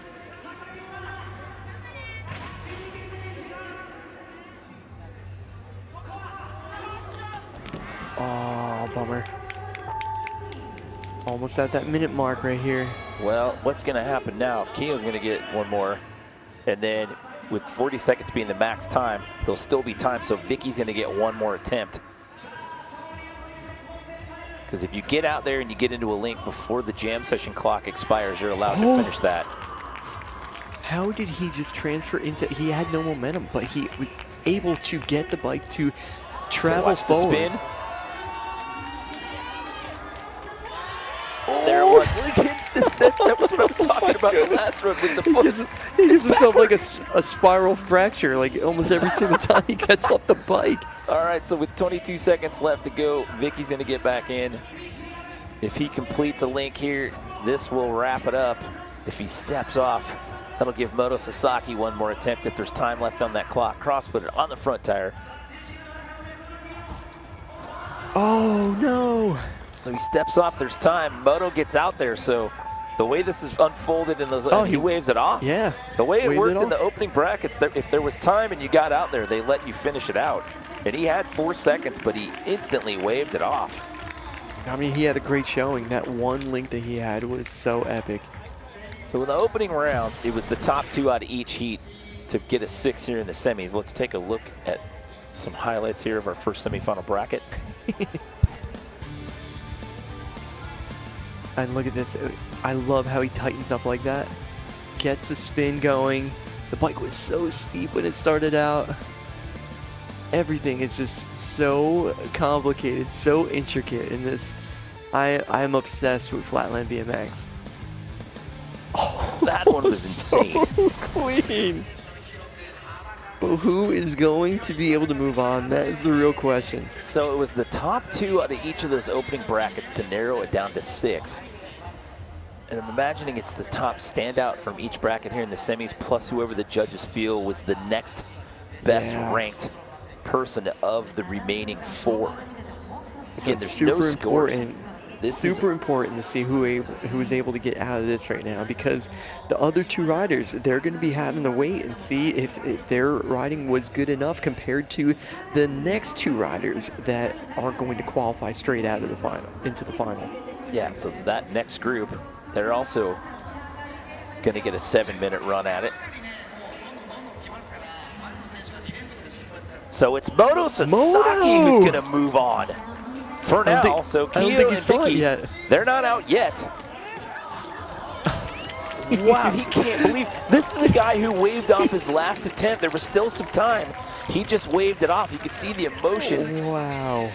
So what that means, he knows right now he's going to get a medal. And the reason for that being, there's only 3 people that are going to be in that final bracket. So he knows he's getting a medal. He's already got one. He's got a bronze from 2023. So now the other 2 are going to have to sit and wait because it's the top ranked rider out of semifinal B. And then the judges have to talk it over and decide, okay, of the 4 remaining, who are we giving that 3rd and final spot to, what we call the battle bracket for 7 minutes. So here you've got Alex Jumlin, Yu Katagiri, and Yohei Uchino. Oh, this is a stacked heat right here. This is going to be right fun to watch. The reaction on Moto's face when he saw his name on the top of that bracket. Oh, it was so cool. Said it all. The elder statesman in the group here at 47 years old. There's Alex Jumlin on your left. Again, competed his first X Games back in 1998. No athlete at X Games Osaka has a longer timeline in the history of the brand. Oh man, I tell you what, for somebody who has been riding that long, he's got such like youth in his energy. He's still going. He still does shows. He teaches a flatland riding school at Feast Flat Academy in Montpellier. He's a busy dude. So he's going to start us off here. So again, once he gets going, I think he's waiting to get the all clear like me. I start this. So as soon as he goes into his first trick, there's the okay from the sports and comp staff. Clock starts. We are underway with Alex Jumlin, semifinal bracket number 2. He is always switching back and forth between the peg.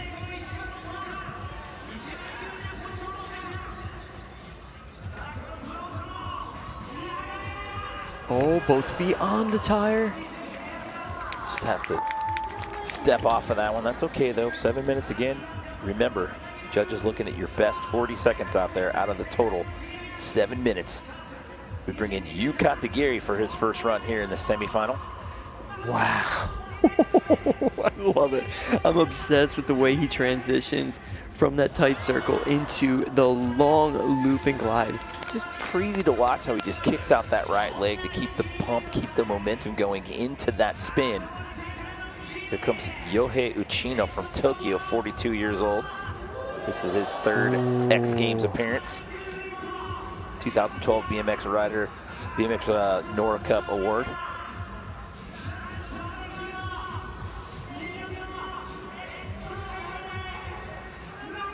Look at that. Oh, that was when he was starting to do the pumping, gliding backwards like that with both feet on the pedals too. It's nuts. Okay, Alex Jumlin back in. Has to step off early on that one, so has yet to complete a 40-second link.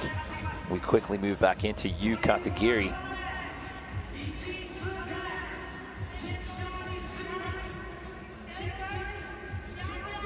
Wow.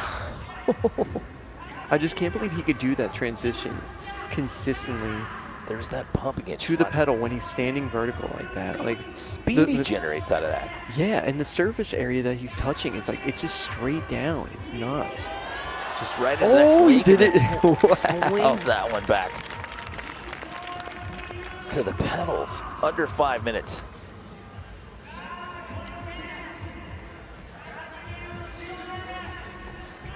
Oh. See if Jumlin can get one on the board here. He needs to put one in the books here. Remember, you just need the one. Oh, bummer. That one's not going to work in round 3.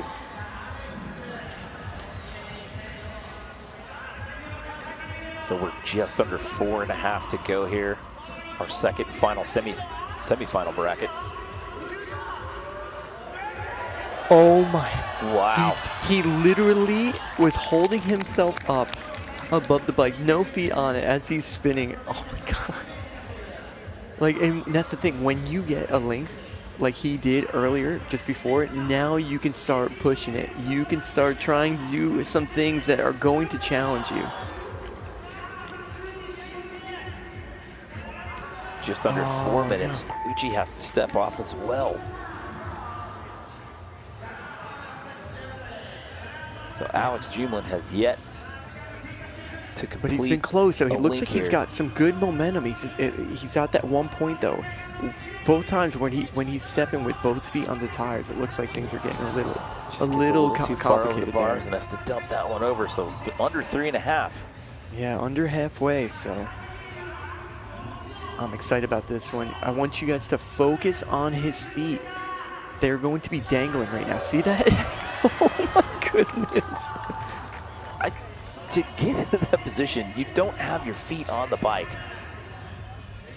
Just with your forearms in your hands to propel that around. Oh, Uchi's locked in right now.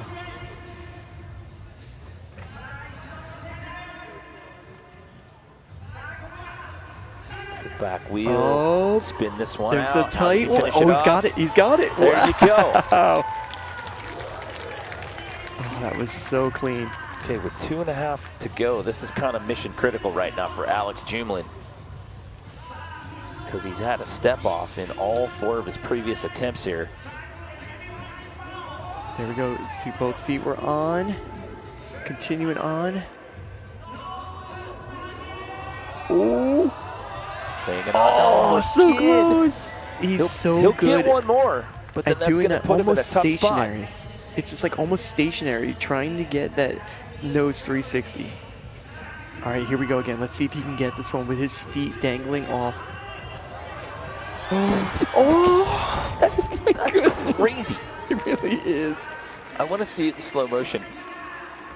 Like really slow motion, though, so we can really understand all that's going into it. It's so complicated. The balance is just unreal. Here we go again. Just in one smooth, fluid motion, flips that one around to get the bike upside down. Yeah, and just carries that momentum, which is so nuts. Just gliding left foot on the back peg. Oh. All right, so just under a minute and a half. So this is go time for Alex Jumlin. It's going to have to happen here.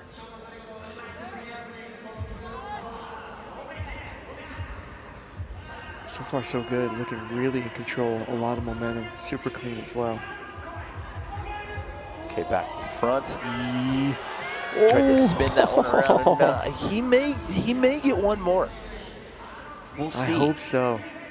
I mean, from what we've seen, again, if there's time still on the clock and it's your turn to go and they wave you on, it counts. There he goes. This is going to be the one. Oh, no.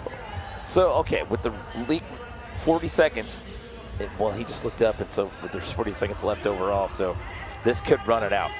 Yeah, it depends If on how long Uchi this steps one is, off right? here, that'll give Alex Jumlin one more chance. If he completes a full length here, that'll be it. All right, he's got momentum. 20 seconds.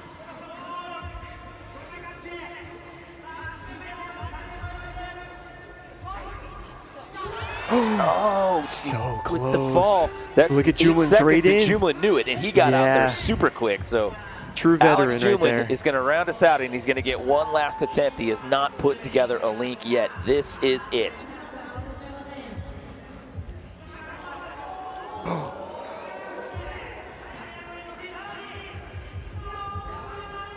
Trying to hang on. Yes. There you go. When he needed it the most at the very Wow. end, he got on to the stage with 8 seconds left to go. You saw it. As soon as Yeah. Uchi went down, he looked up and was like, I got this. I'm in.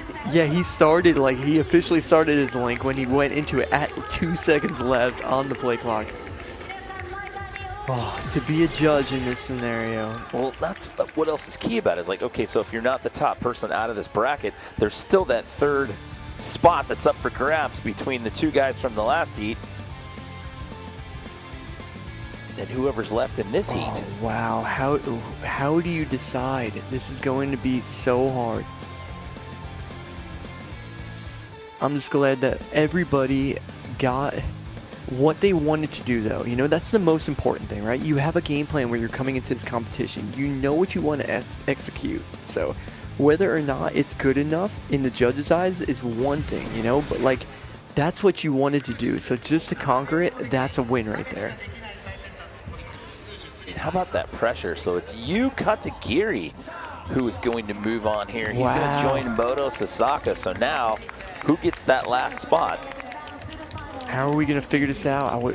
I'm so curious to see how they were going to decide. Is it the better of the two between the two second place finishers, or is it overall between the final four? We have to wait and see. We'll see who's getting that last spot in there. So it's going to be Yu Katagiri and Moto Sasaki. So we'll have to see who's going to be the third and final member to go into that bracket. We will find out when we return to Osaka for BMX Flatland.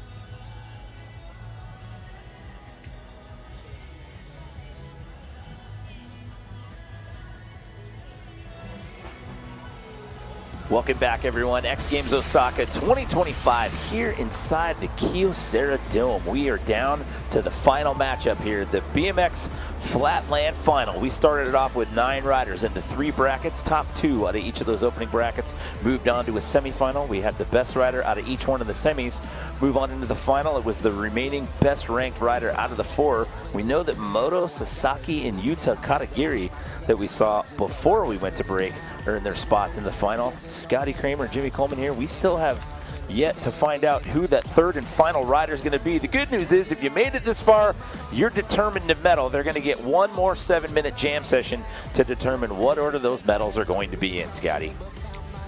This is going to be an epic final right here. What we saw leading up to this was some serious evolution of these guys riding. So we're going to see the best of the best, and this is going to be so fun to watch. I'm hoping that these guys are able to get their dream runs, and that's all that really matters right here, because that's what the real show is going to be. So again, with only 3, you know you're getting a medal. It's a 7-minute jam session here, just like we've done throughout the opening brackets as well as the semis. So it was Yuchi who got that last spot. So he is going to have to go first in the run order here.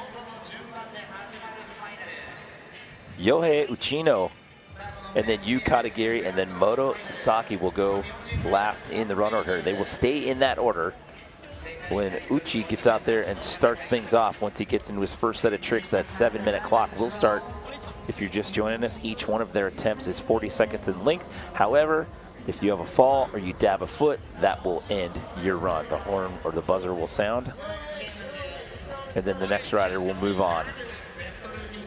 So all three of them going to get a medal at this point. This one determines who's going to get the gold. This is going to be quite the battle right here. Just a clash of different styles, you know? And, you know, these guys know exactly what they're all capable of. Well, in this matchup, Yuka Tagari was your gold medalist in 2023. We did not have Flatland in 2024 here in Japan. But it's Yohei Uchino who is going to start us off. Final 7 minutes here to determine the order of the hardware here for BMX Flatland X Games Osaka. And no matter what happens here in this final, this will be his best finish in Flatland ever. In 22 and 23, he settled for 8th those 2 years, so he'll find himself on the podium here in 2025. So far, so good. Clean entry. Great momentum. This is where it gets complicated, though, for him. He is a machine when it comes to back wheel tricks and has to toss that one away. Bring in your 2023 gold medalist. This is Yuka Tagari, his one prior X Games appearance.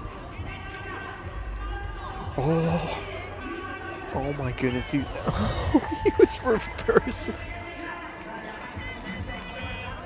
So we haven't seen him get into that one yet, so that's new. Saw the emotion on his face when he found out he was the top contender coming out of his bracket to earn his spot in this final, and he has to step off as well, so we quickly go right back up with Uchi.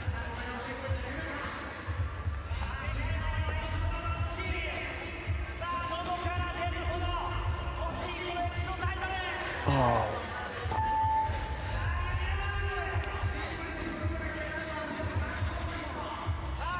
So we know one thing's for sure, it's going to be a Japanese sweep of the podium here in Flatland. Yeah, and Japan has been so strong in Flatland for so long now. Look at this. We haven't seen him do this one yet today, Jimmy. Oh, look at him pumping, getting that momentum. Oh my goodness. I'll tell you what, multiple times we've seen like aggressive like dismount, like crashes from you in his runs today. It's just his style of riding, the tricks that he puts himself into. This is Moto Sasaki's third appearance. He's got a bronze from 2022, had to settle for 7th in 2023. Steps off there, so as we just hit under 5 minutes, we go back up to the top with Uchi again. Oh no. So keep in mind, not about the overall impression, it's just the one best link that you put down that the judges are looking for. Out of everything that you do, they pick the best one to determine gold. Look at that, he's he made it so far in his last link, the one he just messed up on, but like, he made it so far, and there was a couple times where I was like, oh, it's not gonna work, and it kept on going, so I'm curious to see when he gets it. Ooh, just got whiplashed around, yeah, bounces off there, so. But I'm curious when you gets it to see what it's gonna look like compared to that first one where he almost had it and he made it far to the end. Oh man. So we're at a point right now where we haven't seen this in any of the other heats, where they're trying stuff that's so difficult so far that like it's just back to back of guys messing up. We haven't seen one get a pulled attempt yet, so as we're coming up to the halfway point too, so 10 seconds away, 8 seconds now from the halfway point. There might be some strategy that comes into this one, honestly, because if these riders are going to keep on trying these super complicated tricks, it might be smart just to get something on the board. I don't even know if that's going to be going through their mind though. These guys want to do their best stuff. I was going to say, I haven't seen here we go, though. One of them look up at the timing clock yet.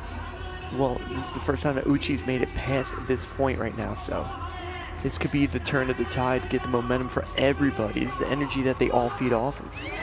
Oh, no, as he swings that one around to the pedal, so no. Now we're at 3 minutes.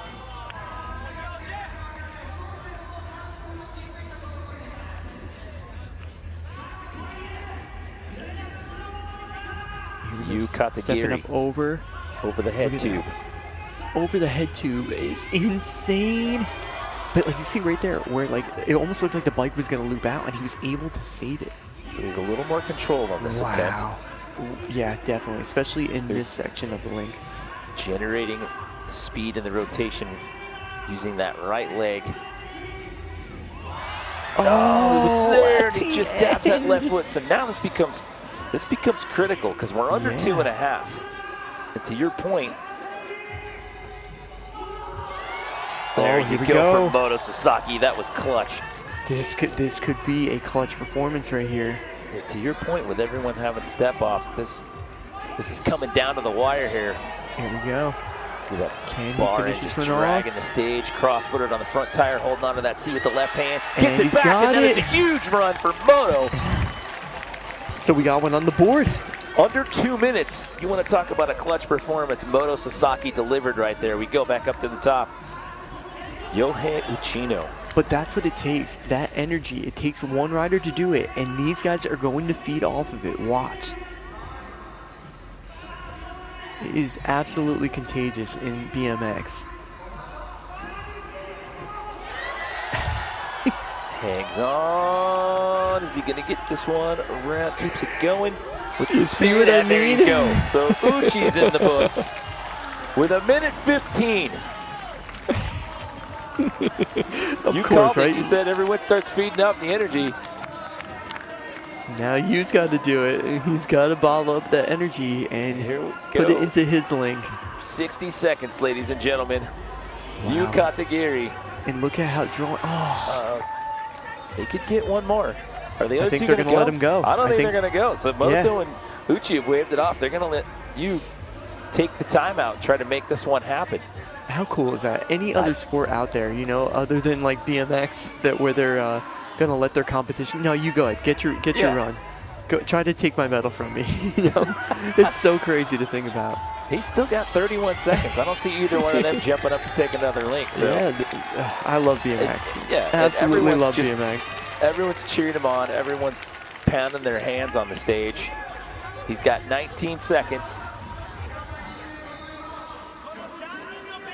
Okay, gets locked in. Oh my goodness.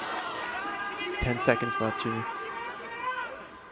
Come on, Yu Katagiri. Could this be the one? And no! You got 2 seconds. Get up there quick. Go back into it. Oh no! Did he say one more? He says one more. He's doing one more anyway, even if it doesn't count, Yeah. even if they don't let this one count. This one's for everybody here in the building. If they could turn the lights off, he would still send it right now. Well, they can't turn the lights off. They got Vert Best Trick coming up next. That's a very good point. So it looks like he's got this one a lot easier than I sent it for him.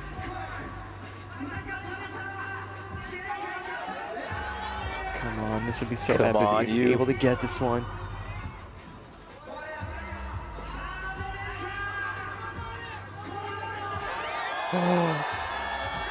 Oh! See, Oh my goodness. whether it counts or not, that one was for the fans here in the Kyocera Dome. But What the a question finish. is, yeah, we're gonna I see mean- who's gonna get the top spot though. Uchi and Moto getting theirs done in sub 2 minutes and then deciding with the final 60 seconds when you had to step off, like, you know what, take it. The final minute is all yours, my friend. Epic. A couple of 40-year-olds and a 20-year-old doing battle here in the BMX Flatland final bracket. Oh, that was so much fun to watch. The energy was unreal at the end there when everything came together. Wow, Uchi to be able to get that run right after Moto did his, and he do it perfect as well. That was like the cleanest one of the day. He's got to be so proud of that.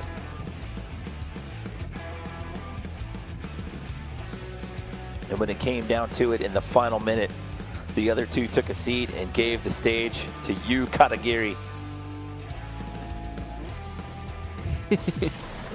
And whether it counted or not, that one was all for redemption. I mean, to me, he looked up. There was still 2 seconds on the clock when he wrote into that. If he wouldn't have looked up and just pedaled into it, there'd be no gray area there, but we'll Yeah. see. We'll see. You are right. When in doubt, pedal out, Scotty. There we And go. it's going to be Uchi's going to take the gold. Yohei Uchino. His 2 prior appearances were 8th place finishes, and now he's going to take home his first ever X Games medal, and it's going to be a gold. Moto Sasaki with his second Flatland medal. He got a bronze in 2022. He's got a silver here in 2025. And Katagiri, he got a gold in 2023, and now he's got a bronze here in 2025. 42, 40, and 20, the ages of your medalists here in this bracket. This was insane, Scotty, and it came down to the last 2 minutes, literally. Yeah, just think about that. Nothing was getting pulled until the end right there, and I knew it. It just took one just to get that energy flowing, and they were going to feed off of that and make this a real competition. 9 riders came in, and it was a non-stop battle from start to finish. And when it all came down to that final bracket, the one guy in the final 3 that has never had an X Games medal, he just happens to walk out of the Kyocera Dome with an X Games gold around his neck. It's Yohei Uchino, your winner, Flatland in Osaka.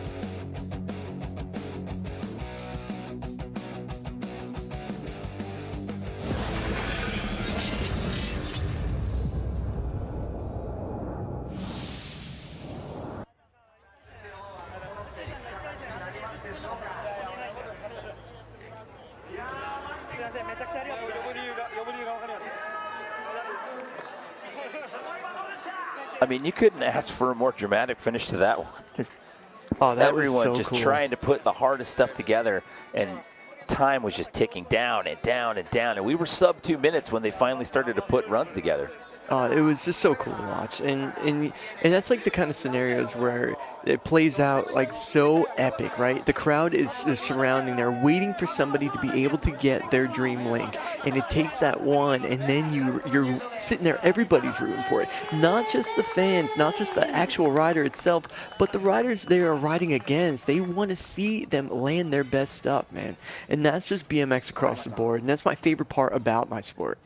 I absolutely love it, and so proud to be a BMX rider.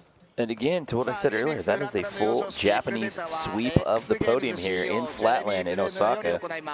So please It's welcome been done before. our We've had a presenter, Japanese sweep of the Johnny podium Bloom, in X skate as Games well as CEO. snowboard. But what a night for these 3. And again, with the emotion that you saw, I mean, the look on Moto's face when his name was called, that he was the top guy out of his semifinal heat to go into that final bracket. Katagiri. Yeah, that was so epic. It really was. That played out so well, and to see him being able to stand up on the podium in a second, like, man, he's got to be thinking, like, this is just the coolest feeling. Well, you got a guy here, Katagiri, came in 2023. He was a rookie, walked out of here with a gold medal. 18 years old 2 years ago in 2023, walked out of here with a gold. Silver medal. Okay, we didn't contest Flatland in Japan last year, and then he walks out with a bronze. So that's 2 medals in 2 attempts for him. Moto Sasaki, this is his second medal in 3 appearances. 2022, he got a bronze. 2023, had to settle for 7th, and now he is going to claim the silver. That's so cool. He also runs a Flatland school in Chiba.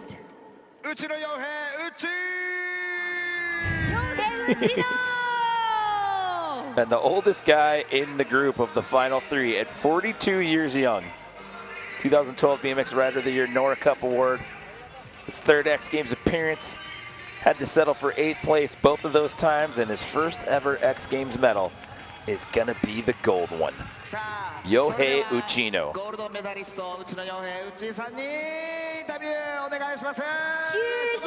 Huge congrats! Uchino Yohei here in Osaka. さあ、大阪でこのポディウムの上、そしてポディウムの一番上に立ったこの気持ちをぜひ教えてください。You are top of the podium in Osaka. How you feel? いや、X ゲームは3回目の挑戦で2回とも1回戦で負けてて、今回は関西って決まった瞬間にそういうことかと思いました。勝ちました。 So, any message for the members here on the floor? このフラットランドと一緒に戦った仲間にもぜひメッセージお願いします。いや、元は怪我で今日来てて、1回戦とか全然練習も今日ついてできなかったんで、1回戦は僕が決めたらあとは全部元に譲ろうっていう気持ちで1回決めて全部譲りました。でまあ YOU はいつも練習してるし、まあめちゃくちゃうまいんですけど、まあ2人とも全力でいこうということで、まあ全力でいって決めたやつが勝つみたいな、決勝は本当そんな勝負でした。So a lot of like feelings for the friends on the floor. ありがとうございます。それでは改めてゴールドメダル獲得となりました。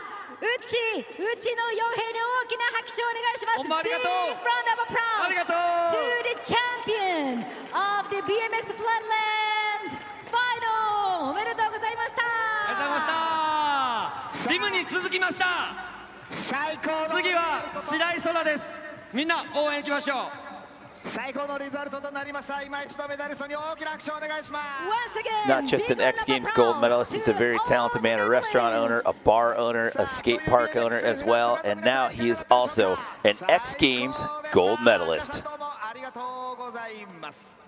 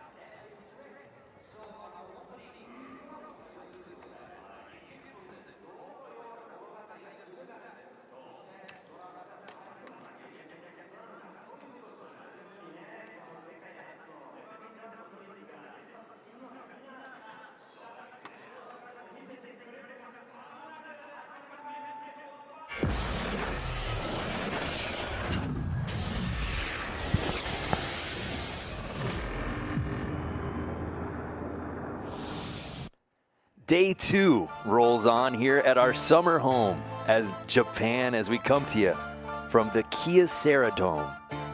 It's now time for one of the most iconic events in the 30-year history of X Games. It's Skateboard Vert Best Trick. What's happening, everybody? Brando Graham alongside my legendary partner, Amelia Brodka. And Amelia, this is the contest that catapulted X Games into households everywhere when Tony Hawk, of course, landed the 900 back in 1999, and it's provided countless never-been-done moments since then. And I think we are about to see some more never-been-done tricks out of this incredible field.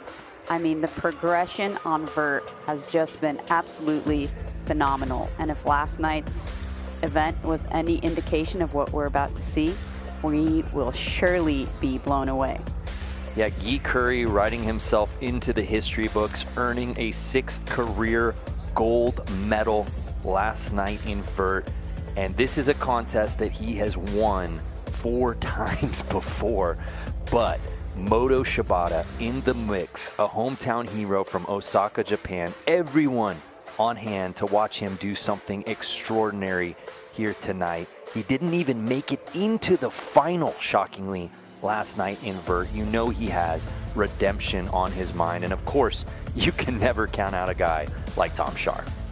Tom Shar just put out an incredible video part called Vert's Not Dead, and it's full of things that have never been done on a skateboard. So I would not be surprised if he were to walk away with the gold here. So look at our competition format. We've got 7 skateboarders, and it's a 20-minute jam session. And I hope you're sitting down. Best trick counts here in Vert Best Trick. So we're excited to kick this one off. And as we said, this has been a never-been-done factory. Every single year, there's just something that progresses the sport to places we never thought possible. And when you think about what's possible, to know that a 10-year-old is going to be dropping in here in this final, Eima Kawakami. He's got something special. We know he's got the 900. What does he do here? I mean, he's definitely setting up for something huge. Probably a 1080 going fakie. Yep, there it is. Wow, first try. All right. Little hand drag for some added style points there. Wow. Eima is mentored actually by the local hero, Moto, and also a relative local here himself. So what a wonderful way to start this final. It looked like he went for the Weddle, but kind of grabbed nose. Yeah. But still made it work somewhere in between. So here's JD Sanchez, fresh off a silver medal last night in Vert. Oh. Going for a kick flip and opting not to grab. That's going to be fun to watch. We know he's got a lot of kickflip variations with various body varials and grabs, but no grab is also, it's always extra bonus points. A lot of big dogs in this field, but maybe no one more progressive than this young man, Soya Inomata, who has a silver and bronze in this event. Soya was going for his varial flip, varial stalefish 540. Which he invented recently. Elliott Sloan has 4 medals in this event. He's won it 3 times before. And all with that trick. And honestly, he's won it with that trick because he's, you know, flipping his board and spinning a 7. And you're not really seeing that. Like, no. Guy's done the kickflip 9, but a heel flip and spinning 7, Elliott remains the only person to be doing that. Last win coming in 2023. Here now, Tom Shar.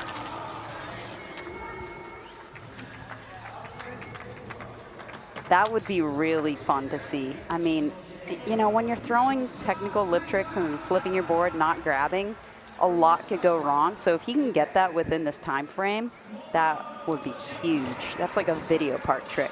Moto Shibata, 3 silver medals in this contest, has never earned a gold in Vert Best Trick. Oh, we saw him do my. that. I think maybe it was after time when he did that in Ventura. In Ventura, yes. The front foot impossible lean 540. It's just such a beautiful trick, but you know, so much can go wrong, especially with the front foot impossible element of it. That's the headshot of a powerful man. 16-year-old Guy Curry, fresh off of gold last night in Vert. Oh my goodness. No way. That was too easy. That was too easy for him. The kickflip body varial 9 to start it off. I mean, come on. Gravity means nothing to this young man. Wow, he's seemingly unstoppable in this discipline in Vert Best Trick. I mean, he's done so many NBDs, and this is yet another one. That's so wild. I always say, don't let him get in his zone, and then we all just let him get in his zone. Wow. It is good to be Guy Curry in Osaka.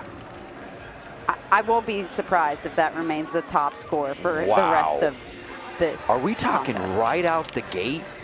I still can't believe it. First attempt from Guy. Here's now Ema.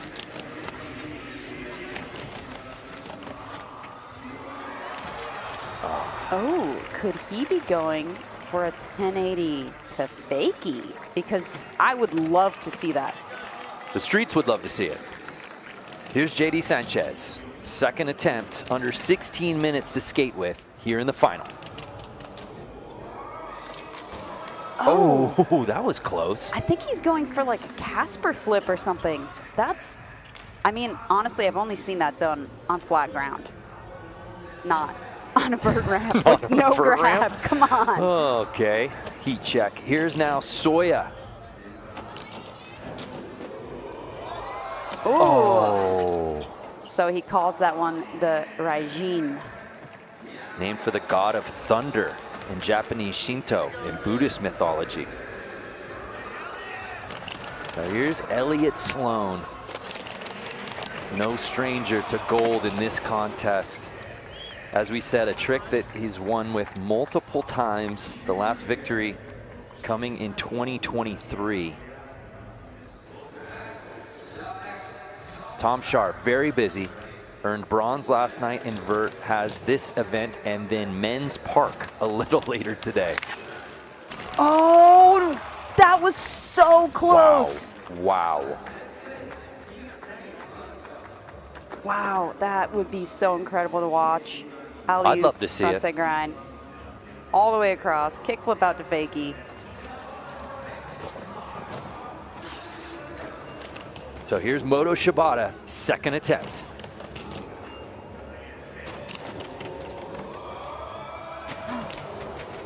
So if he doesn't get that wrap on the front foot impossible just right, it's gonna be hard for him to get that board back under his feet and finish the rotation. But Guy, where do you go?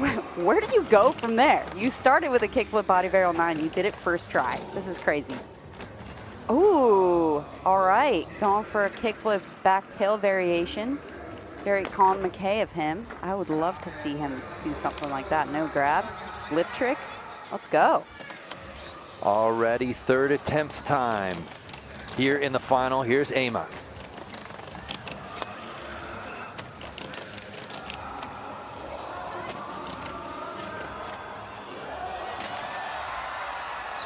Yeah, I mean, I think he's going for the 1080 to land fakie. I've never seen that done.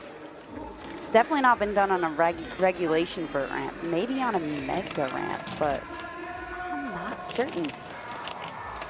Here's JD Sanchez. Oh. And throughout the history of this contest, as you said, Moto landing tricks just after the clock expires. There have been those moments. We've seen NBDs in contests. We've seen NBDs after the contest. That's what we love about Vert Best Trick. Oh my. That was so close. Soya. You gotta get that one. So, kickflip, shove it, grab it, varial it, stalefish it, spin it 540. That's wild. Raijin. Ooh, Elliott maybe going for a kickflip fakie on that one. Elliott was looking really strong in his first run yesterday. He has been skating so well. That's unfortunately not showing here yet, but he's got a couple more cracks at it. Tom, in all of his success at X Games, has never medaled in vert best trick. Does that change here today? It's because the tricks that he does have so many variables to them. You know, they're like video part tricks. They could take like 200 tries. So here's Moto Shibata. Kyocera Dome just looking to erupt if Moto can put this down. Oh! Yes! Oh, that was incredible. Absolute levitation from Moto Shibata. Lean 540. No one else is touching that. Come on, look at this. How did he do that? Kind of looked like he varialed a part of it as well. I mean, God, there's just so much going on in that trick. He is psyched. I am so happy he put that down. Wow. Puts him in silver. You know, it's really hard to compete with a kickflip body varial 9. So I hear. So Guy Curry will stay in that gold medal position. What a battle we have brewing between Moto and Guy, much like last year in this contest. Ooh, maybe kickflip back tail revert. So we've got 3 makes right now. What can Ama do here?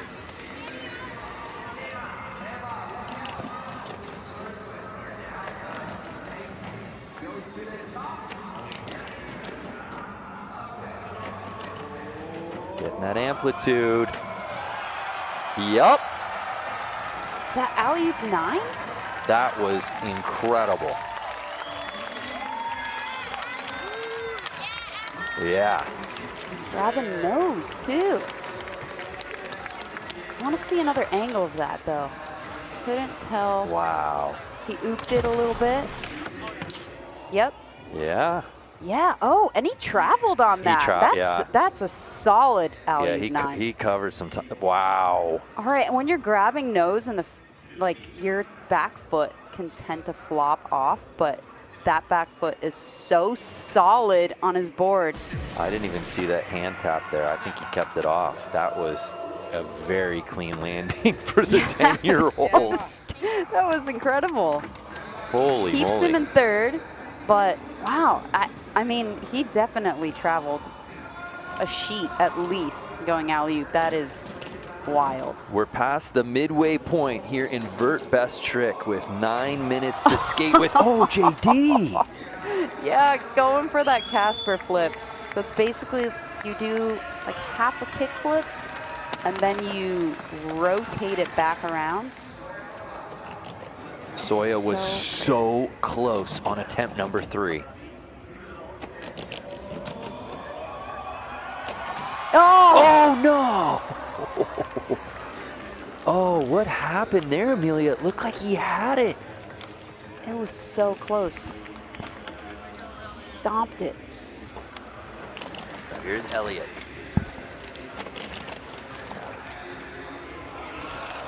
Oh. And for the heel flip Indy 7. I mean, if it ain't broke, don't fix it. It's gotten him a lot of medals. It's a great trick.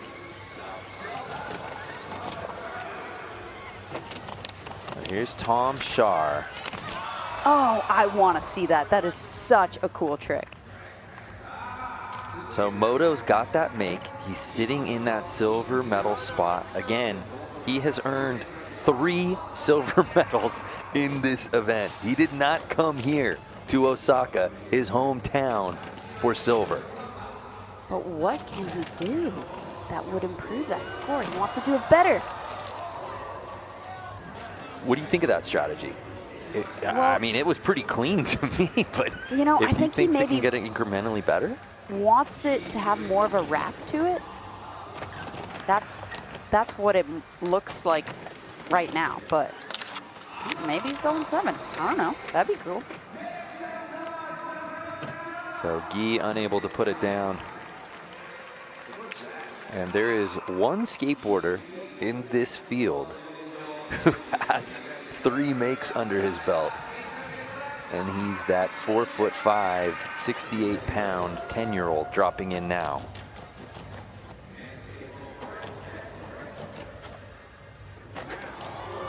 Oh, yes. Indy 7, forward to fakie. Sometimes referred to as the Mackenzie. We saw him throw that casually into his run, which was just wild. He's stacking right now. Jimmy Wilkins put that in his run in Ventura, I want to say last year, but with a tail grab, so a little bit more difficulty with that grab, but gosh. And I can't believe how he just reverted that last 180 of it. That is a brave soul right there. JD Sanchez. He, like Soya, has been getting awfully close on this trick. Oh, and he does. He does it. Okay, I know it might look simple compared to all these complicated flips and spins, but the fact that you're not grabbing your board and it's such a delicate flip trick.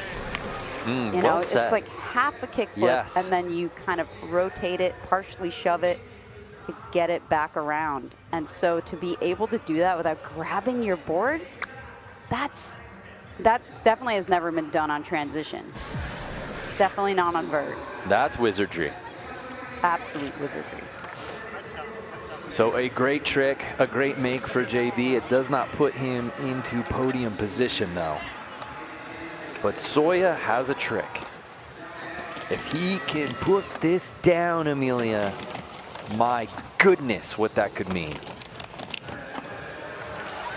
Oh! There was a brief period where I wondered if he was just going to stay in the air. He floated. It's not too late. Elliott Sloan. You know, we talk about this. Come on, Elliott. You know, sometimes to his detriment, whether it's a vert contest or a vert best trick, you know, he doesn't often have a plan B.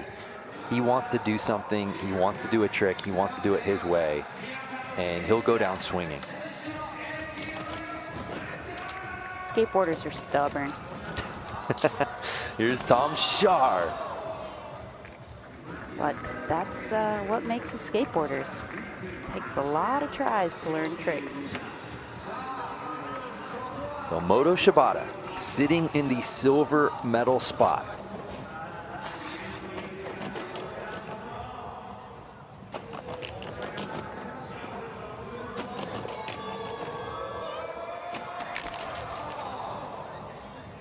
Yeah, I'm not sure what he's trying to change there.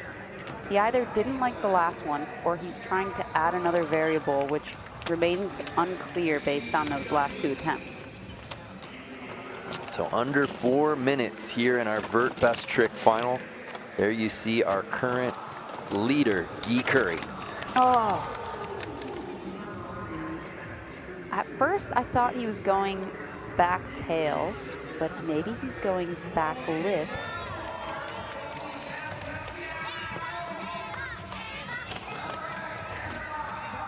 Emma's got a cheering squad out there.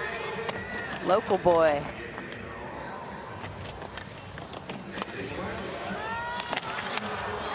And Amelia, it should be noted, a medal here for Emma would make him the youngest male X Games medalist ever. That's adorable. That was previously held by Guy Curry when he did it when he was 12.5 years old. Emma is 10. Wow. I should say in this discipline, of course. Which trick they're basing that on. I mean, I feel like all of them were in a relatively similar realm. And assume the 10 has kept its score. Oh, there it is, the Raijin. I think the podium is definitely about to change now because that is wild. Soya Inomata finally puts it down here in Osaka. Wow. And he landed his front foot on the nose and was still able to roll away. Yep, varial kickflip, varial, stale, 540. God Raijin. of Thunder. 2-minute warning. What a trick for Soya Inomata.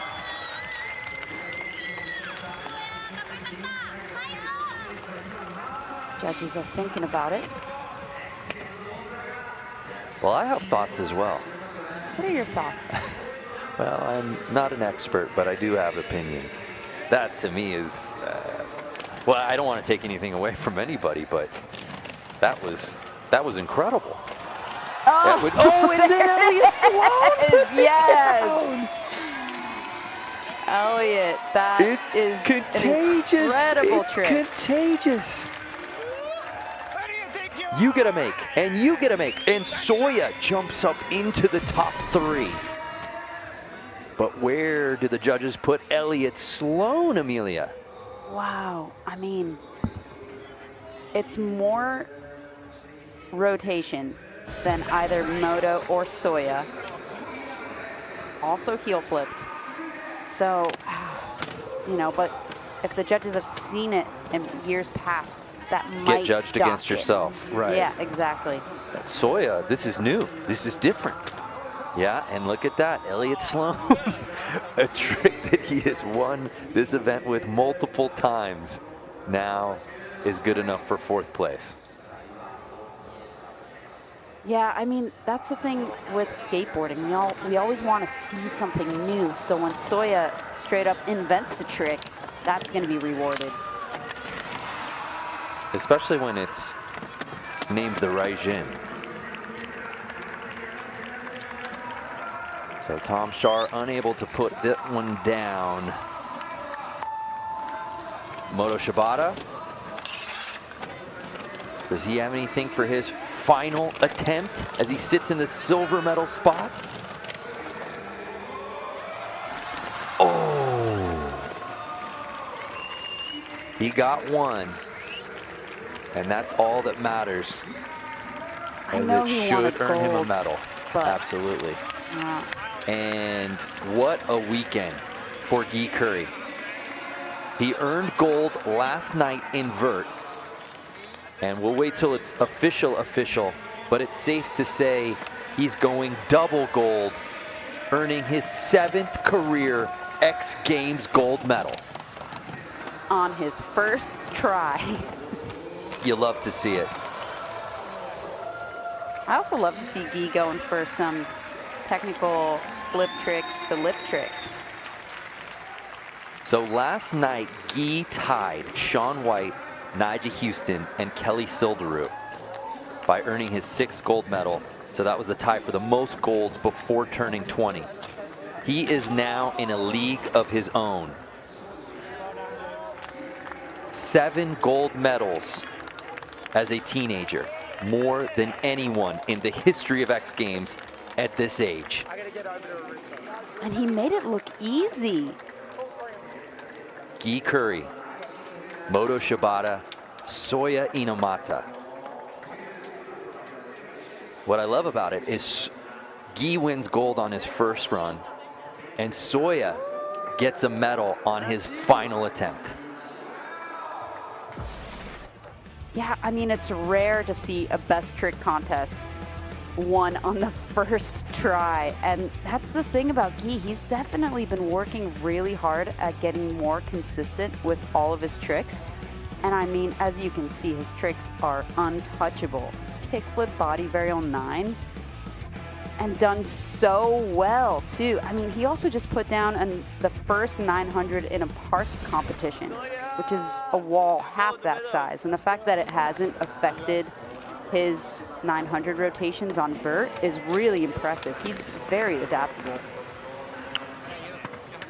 Japan has been very good to Gi Curry. Remember last year in Chiba, he went double gold in both vert and vert best trick. And he does the same here at X Games Osaka in 2025.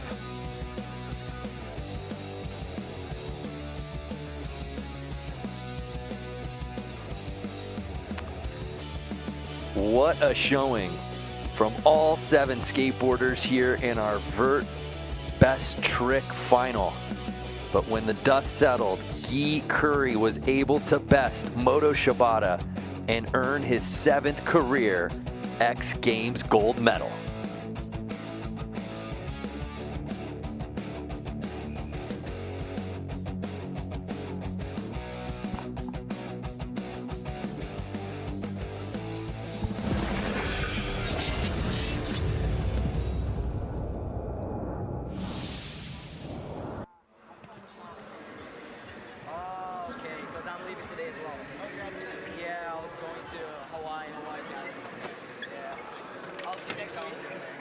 Double goal. Yeah, thank you. Woo.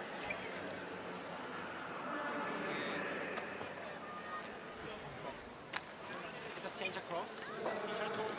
So Gi Curry, another gold medal performance. There's very few feelings in the world that probably match getting to wear your country's flag around your back after a victory on a stage like this. We'll now get to watch as our athletes make their way toward the podium stage to be awarded some hardware. Wait, first things first, Brando. He's got to put on his shades. I love it. That is, he's an aura tech. He is an aura technician. That's right, as he got his start at Aura Skate Park. It all Way comes back in full the day. circle with Amelia Brodka, doesn't it? But yeah, if you could speak to that, obviously you talked about that last night in vert, but to just have a young Grom with seemingly limitless talent as a kid, but also have the confidence and the desire to be one of the greats and to be not just a pro, but one of the best to ever do it, and then to make good on that. It's extraordinary. I will never forget that day of Guy at age 4 coming to Aura Skate Park for a skate lesson. I had never taught somebody so young to skate, and he didn't have a ton of English, but he just told me that he wanted to fly. And mind you, at the time, he couldn't like turn or stop.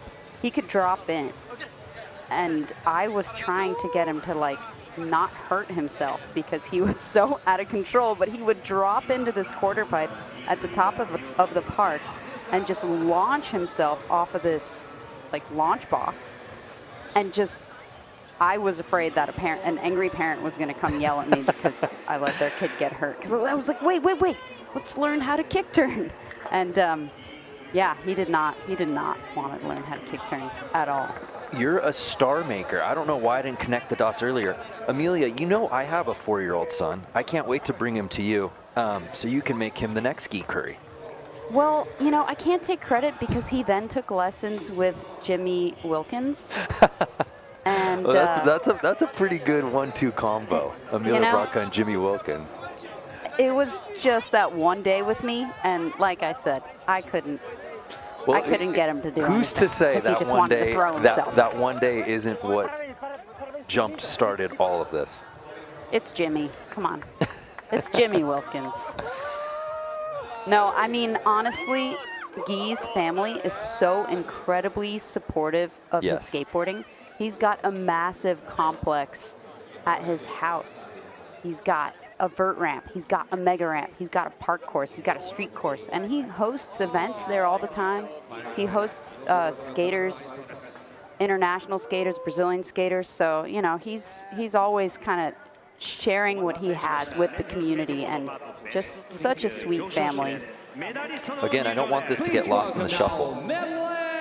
Just 4 people before today had successfully defended double gold at X Games prior to 2025. Dave Mira, Marcus Cleveland, Kevin Peraza, Arissa True, and now Gi Curry. So here is our podium for Vert Best Trick. Moto Shibata, another silver medal in this event. Obviously, he wanted gold in front of his hometown crowd, but a great showing from Moto, and you can't say enough about young Soya. Very early in his X Games career, already doing NBDs, and I think he's going to be a podium mainstay for years to come. Honestly, it was just a year, maybe 2 ago, that Soya showed up on the vert scene in terms of competition, coming to Tony Hawk's Vert Alert. And, you know, now he's already starting to make a name for himself, getting on the podium, and it's not going to be his last, that's for sure. Yes! Soya. Soya has 4 career X Games medals, and he just started skating at X Games last year. Shake hands. This is his 3rd Vert Best Trick medal. His 2nd bronze. And quite an incredible trick to invent. I mean, sometimes I see these things and I wonder, how do you think of that? You know? That's wild. Osaka's own Moto Shibata. His 10th career X Games medal. His 8th career silver medal. Obviously his ties well documented to Osaka. Their family owns Simple City Skate Shop as he represents there. Great to see him on the podium here in Osaka. All right, the gold medalist, Guy Curry from Brazil. Woo!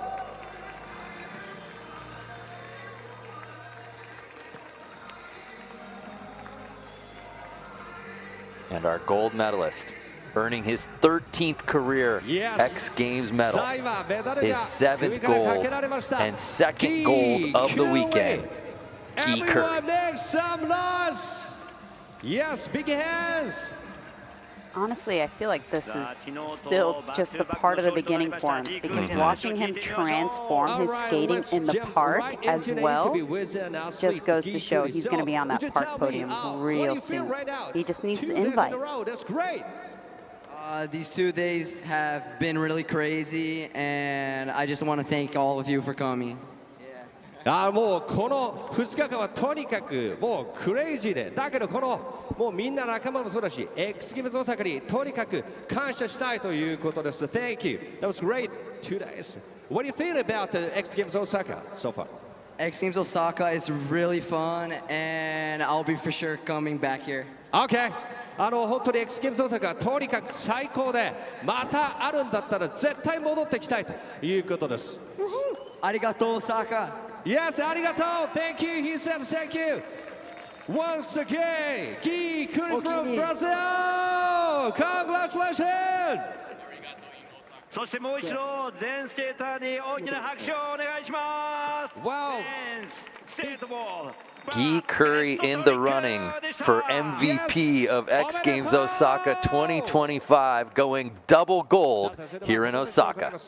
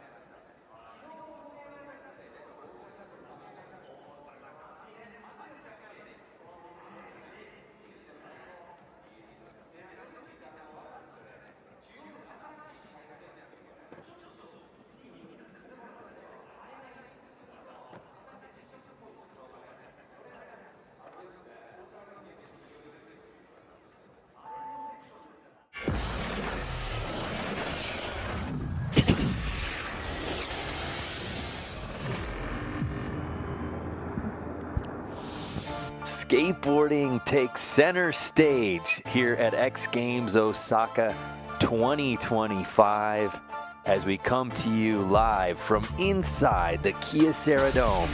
It's now time for Women's Skateboard Park. Well, it's happening in World Randogram alongside one of the most influential women in skateboard history, Amelia Brodka. And Amelia, simply put, there is unprecedented history at stake for 15-year-old Arissa True here in Skateboard Park. Arissa is seemingly unstoppable. She has won so many golds, not only in this event, but even last night in the vert competition. And, you know, perhaps Sky can challenge her, but typically what we've seen is Arissa just challenges herself and outdoes herself with every run. A gold medal last night in vert put her in a tie with Leticia Buffoni's record of 6 women's skateboard gold medals. She can break that tie here today in Osaka.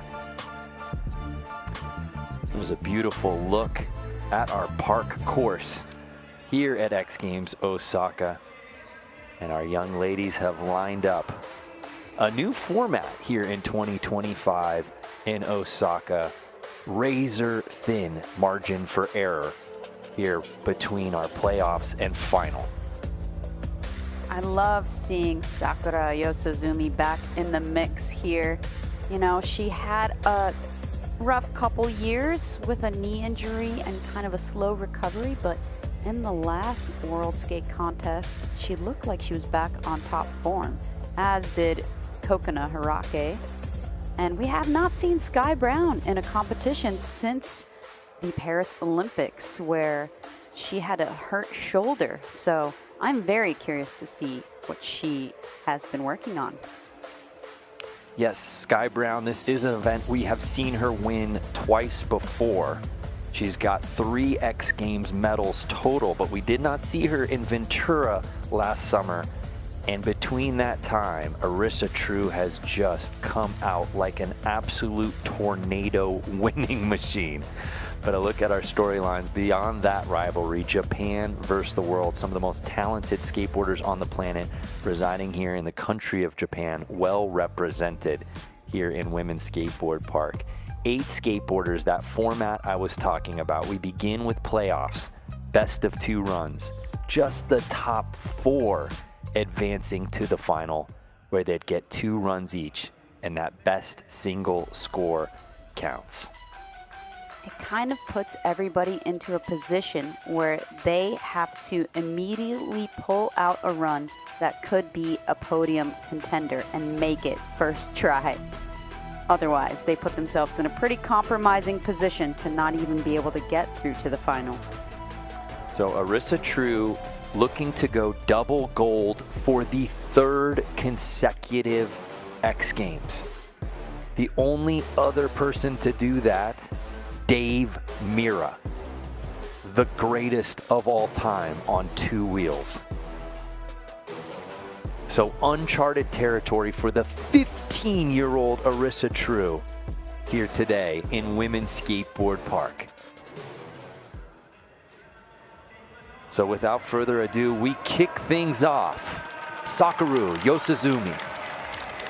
She won this event in 2022 back at X Games Chiba. Good to see her out here kicking things off, Amelia.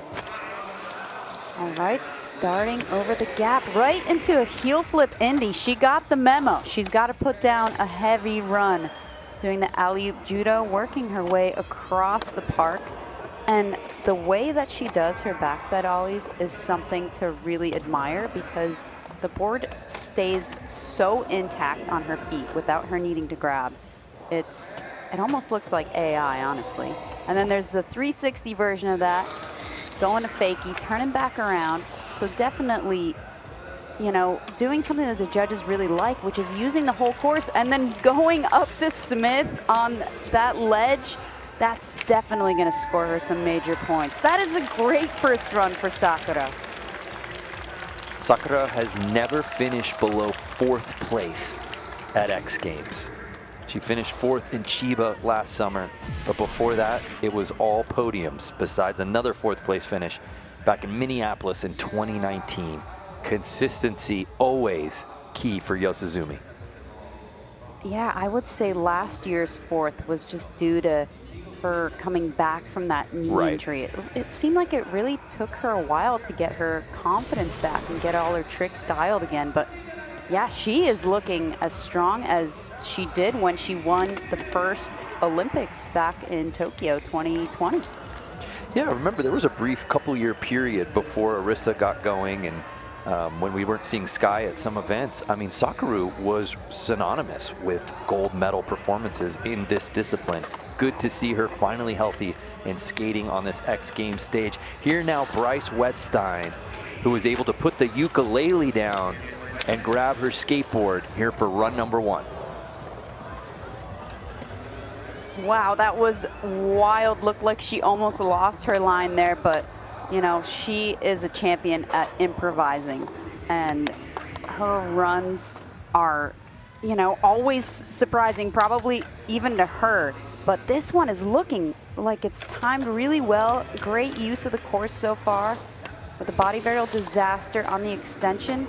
And a super fun fact, she's been coached by Willie Santos, who was a bronze medalist at Skateboard Street 30 years ago in 1995. And of course, we're celebrating 30 years of X Games here in 2025. Classic Bryce quote, love this, on her unique approach to park skateboarding. I love the challenge of putting together a park run because it's a chance to be unique, be myself.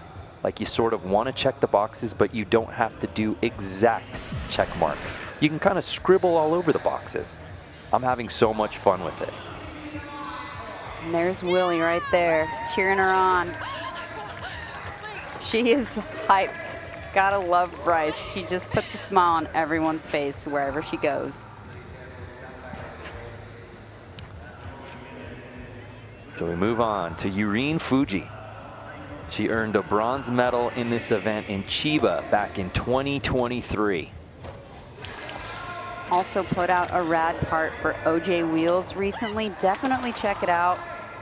She is a really talented skateboarder, and unfortunately, most of us have experienced that fall right there. The trick you're not thinking about, the 50-50, which just takes you from point A to point B. She was probably already thinking about the next wall and just missed that front truck lock-in. She will have one more crack at the finals. Yurine, also a very strong surfer, and you see that surf style play out in her skateboarding on any park course she hits. Hinano Kusaki, owner of one X Games silver medal that she earned here at Vert last year, in Ventura in Park. Also known as the Demoness because she skates just like she's possessed with so much power. And has a great 540 like that one right there, spinning right out of camera frame. Nice lean the tail on the extension, rock and roll slide through the corner. Nice Smith grind. I love the way that she can keep her speed through the course and links it so well. And there's a back 3. This is shaping up to be a really good run from Hinano. And the back boneless. Wow. I love that she used that part of the course. You know, that's going to get her some points. I mean, the only thing that she could have fixed was, you know, maybe holding off on the celebration, because sometimes the judges don't like that. But honestly, there were just a couple seconds left on the clock. I would have celebrated too if I just back boneless the big old extension. But wow, that run had so much to appreciate. The back 3, the 540, the back boneless. He used the vert extension as well. Let's see what the judges think. Yeah, she talks about the 80s vibes in her trick selection. On display there, an 85.66 for Hinano, who takes over first place. Sounds like might be a safe score to move her into the finals. Again, the top 4 will be moving on to the finals. Here now, Lily Erickson, We saw her in Ventura last year, and of course Chiba, still in search of that first podium finish. Can she get into the top 4? Not only does she do amazing stale fishes in the park, but she's also a spear fisher woman, which is just wild. But I'd like to think that has something to do with how beautiful her stale fish is. The spear fishing? Yeah. Yeah, that makes sense. Last 10 seconds for Lily. This is a really strong run. Oh, just flipping. It flicked a little too hard on that kickflip Indy, so kind of spun a bit too fast for her to grab it. But I love the blunt fakie on the vert extension. Yeah. You're not going to see anyone else in this field do that. Because she grew up skating the park at Proper Ride Shop in Honolulu, owned by Garrett Reynolds family, sponsored by Proper. 66.33. Definitely will get a much higher score if she gets that kickflip Indy down. Kokona Haraki. She won this event in 2023 in Chiba. Still just 16 years old, making her 7th X Games appearance, Amelia. I love that backside nose grind. No one else does it in this field like Kokona. I mean, transferring from one side to the other, starting your run like that, it's just such a wonderful trick, and she's got it so dialed. The judges are going to love that. Nice backside crail slide. Oh, when ollieing off of that offset wall right there. Stalefish disaster. Her trick selection is really, really unique. Oh, and the front 50 on the ledge, ollieing back in. Super strong run for Kokona. That's going to be knocking on Hinano's door for sure. It doesn't feel that long ago, Amelia, that an 11-year-old Kokona Haraki came onto the X Games stage back in 2019 in Minneapolis in her first X Games ever, earning silver. And look at her now. I remember skating with her in the Vans Park series, and man, was she good at snaking people. And all of us just looked at each other and we were like, who is this little girl dropping in on everyone? And then she would do a nose grind right in front of us, and we'd be like, oh, it's okay. That was a beautiful nose grind. We'll let it slide. Yeah, or grind. But next time. Yeah. So a great score, 84 on the top, puts her up into second place. But now Sky Brown making her return to the X Games stage. As we said, we didn't see her in Ventura last summer. She took silver in Chiba last year. Such a powerful skater. I mean, her style is really admirable, and the way that she kind of uses that power to traverse the park and puts it into the way that she tweaks all of her airs and pokes out that invert, it just looks so good. Nice front 50 over the love seat there. The way that she does that 360, sometimes she kind of turns it into more of a backflip, but that is super unique. I think we've seen Haley from last year kind of get inspired by that version of a front 3, but you know, we've never seen anyone in this field do it like that until Sky showed up on the scene. Sky says she's enjoying her new competitive rivalry with Arissa True. Arissa, I can't believe it. She's incredible. I'm just so stoked to skate with her and compete against her. She's on another level. But it really does seem like when these two are skating in a contest, they bring out the best in one another. Arissa True earning gold in vert yesterday here at X Games Osaka, and certainly a heavy favorite to defend gold here in Park. Nice McTwist. Gapping over to front lip slide. Kicking her foot off on the judo frontside Smith grind.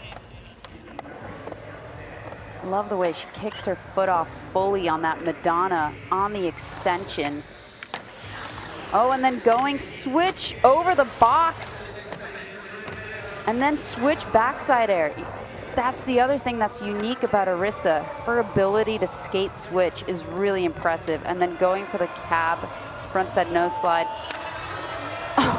Wait a minute, come on. What? Buzzer beater for Arisa True. Okay, I did not anticipate her 180ing out of that. I mean, it might be counted as a fall because she stepped off onto the deck, but the fact that she was able to pull herself back in off that offset ledge, 180, and then hang on for dear life, that was fun to watch. Great recovery. Might count as a fall, but she's trying to make it Look at 4 this. in a row in Women's Park. That is insane. So a 74.66. Yeah, you called it. So good enough for 4th. Again, top 4 moving on to the final. But we know Arisa has a lot more in the bag. Oh, you know, I don't think I've ever seen her look nervous. She had a little nervous glint in her eye, which is surprising. But, you know, if anything, she is good under pressure. In the last year, she's won 7 of the 9 park contests that she's entered, including both X Games Ventura and Chiba last year. This is history making at a clip the likes of which we've never seen in Women's Skateboard Park. Arisa True trying to go double gold once again. Can she earn that 7th career gold medal? Time will tell. Sakaru sitting in 3rd place after a really solid first run and then goes down right away, Amelia. Honestly, I think she did the run that she wanted, at least for the playoffs, in her first try. I mean, it would have been nice to give herself room for an upgrade, but that score could stand in the top 4. I would be surprised, actually, if she were to be knocked off the finals. So Bryce Wetstein currently on the outside looking in, sitting in 5th place. Starting with that lean tail slide, also has a beautiful backside ollie, a lot of pop in that. Love the way that she tweaks that. And then she's the only one going Madonna disaster. I cannot express how difficult that is. You're taking off your front foot, the very foot that will prevent you from hanging up on the coping and falling straight to flat. That is such a cool trick.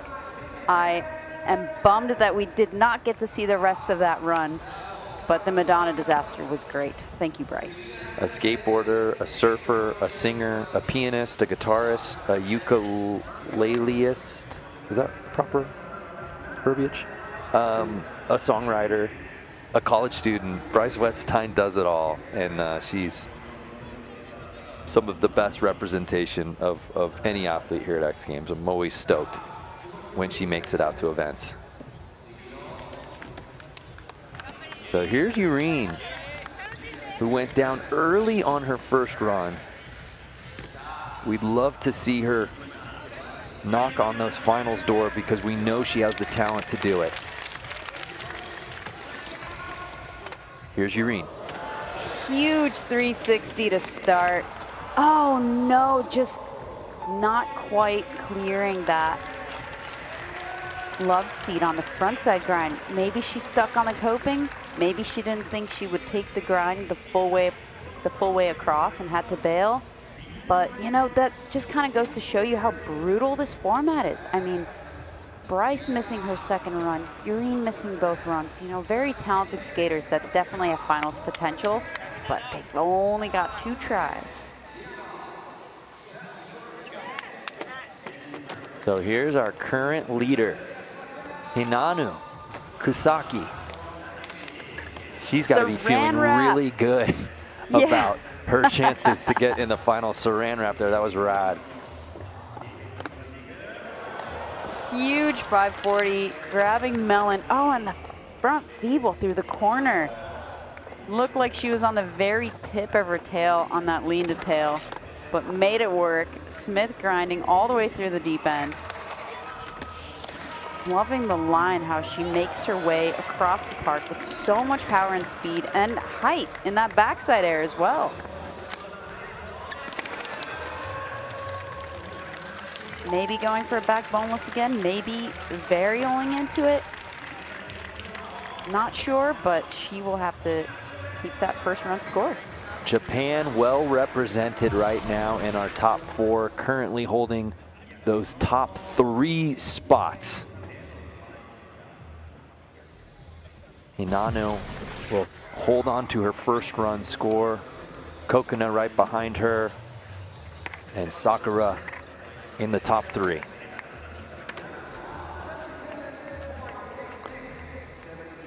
So here's Lily Erickson from Oahu, still just 15 years old. Says she looked up to local Hunter Long, also an X Games athlete, skateboarder in Oahu, and definitely learned a few things from her, because that gap lip slide definitely reminds me of Hunter. Nice blunt fakie on that skinny vert extension into the half cap blunt fakie. That combination has served her well in many competitions. So rad to see. Doing the L twist as well. And here it is, the kickflip Indy. Oh, I thought she had it. So tough with this format, Brando. It's brutal. A great competition skater. We've seen her on many exposure podiums as well. She took the win 2 years ago. She got silver right behind Arisa last year. She's also a very strong vert skater, but she will not be moving on to the final.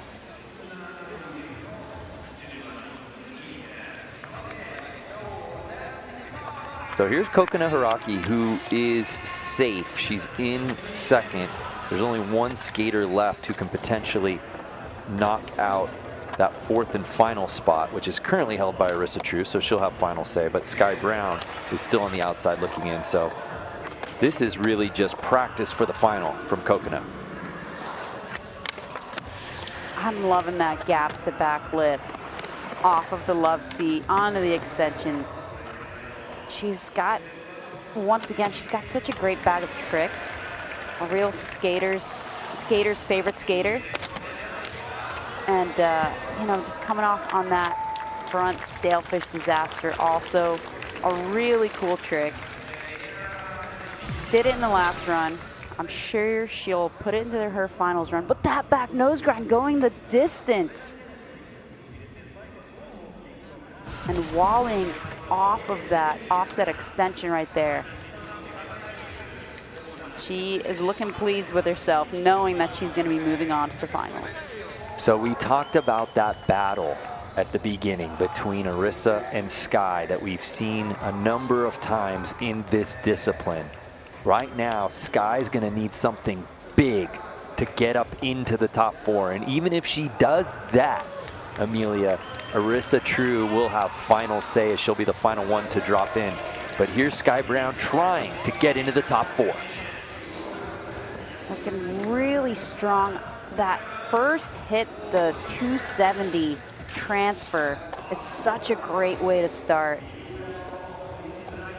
Humping through the deep end, poking her foot out on that invert. Getting the crail through the corner. Trying to pick that speed back up.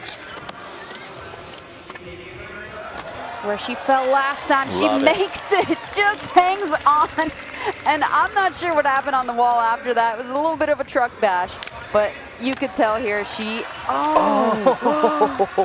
was just fighting to stay on. She landed crazy off the front 3 and then tried to get her composure back for a 540 over the hit, but landed pretty low and just kind of got pitched.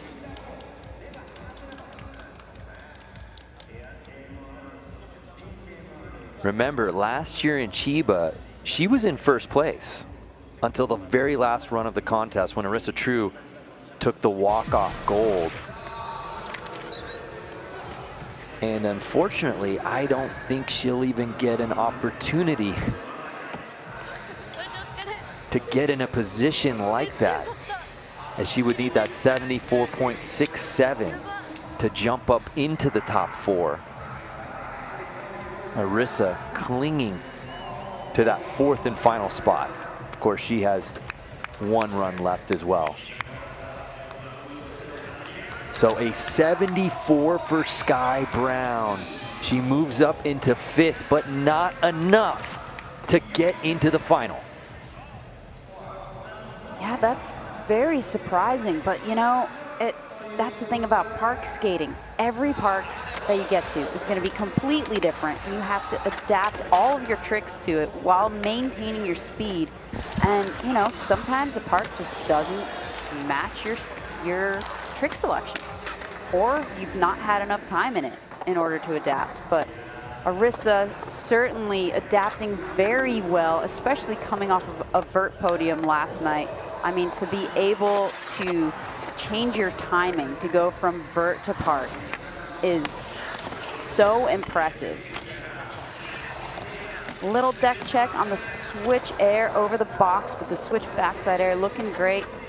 This run is so far a little bit cleaner than her last, but very similar. Oh, and there it is. There's the nose blunt going back in 180 and did not take her foot off that time. And this is classic Arisa. She will be in a position in which she is safe and then still outdo herself, because that's kind of her style. What a competitor. And remember, she's already earned a spot into the final, but we're also talking about positioning. It is nice to be the last person to drop in a final, to have final say on what can happen. As it currently stands right now, she would be the first to drop in the final, that she's in 4th. But you got to believe this score will bump her up, and it does. An 82.66 puts her up into 3rd. So I'm assuming that perhaps the judges did not like the fact that she didn't clear the box completely when she did the switch air over it, even though she's the only one going switch. Because with park skating, you want to keep your speed and your power flowing through the park, and clearly that is what the judges are looking for. Sakura Yosizumi getting into the final. She was sitting on that 4th spot.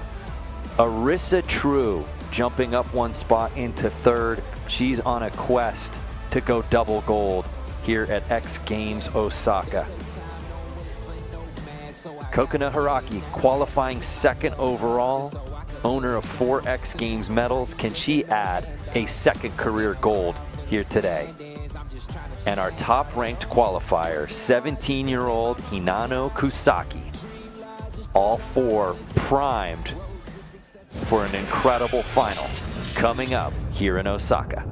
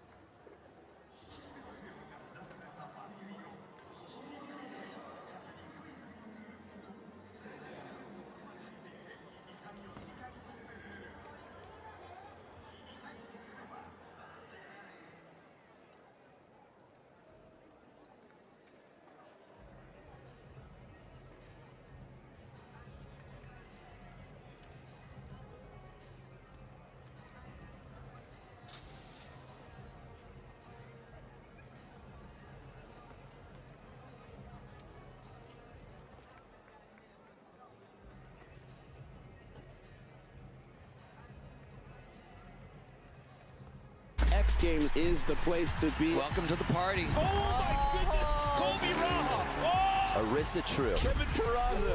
Is Nyjah Houston about to make history? The answer is yes. Shout out X Games. We love y'all.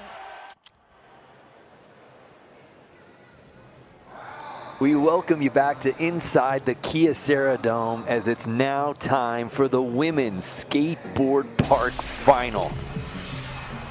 4 of the best on the planet have invaded Osaka, Japan for a chance at X Games Gold. Brandon Graham and Amelia Brodka coming to you from X Games Osaka 2025. And no surprise here, partner, 3 of the 4 in our final hail from Japan. Definitely not surprising, but what a show they're putting on so far. And it's very surprising to not see Sky in this finals. But with this new format, it's pretty cutthroat. It's Arissa True versus Japan, literally. Arissa True already tying the all-time women's skateboard gold medal mark with Leticia Buffoni. She did it last night in vert. Now she's trying to break that tie, earn a 7th gold, and also go double gold for the 3rd consecutive year. There is a look at our roster. We're going to be talking a lot about that history this evening for Arissa True because she's been that dominant.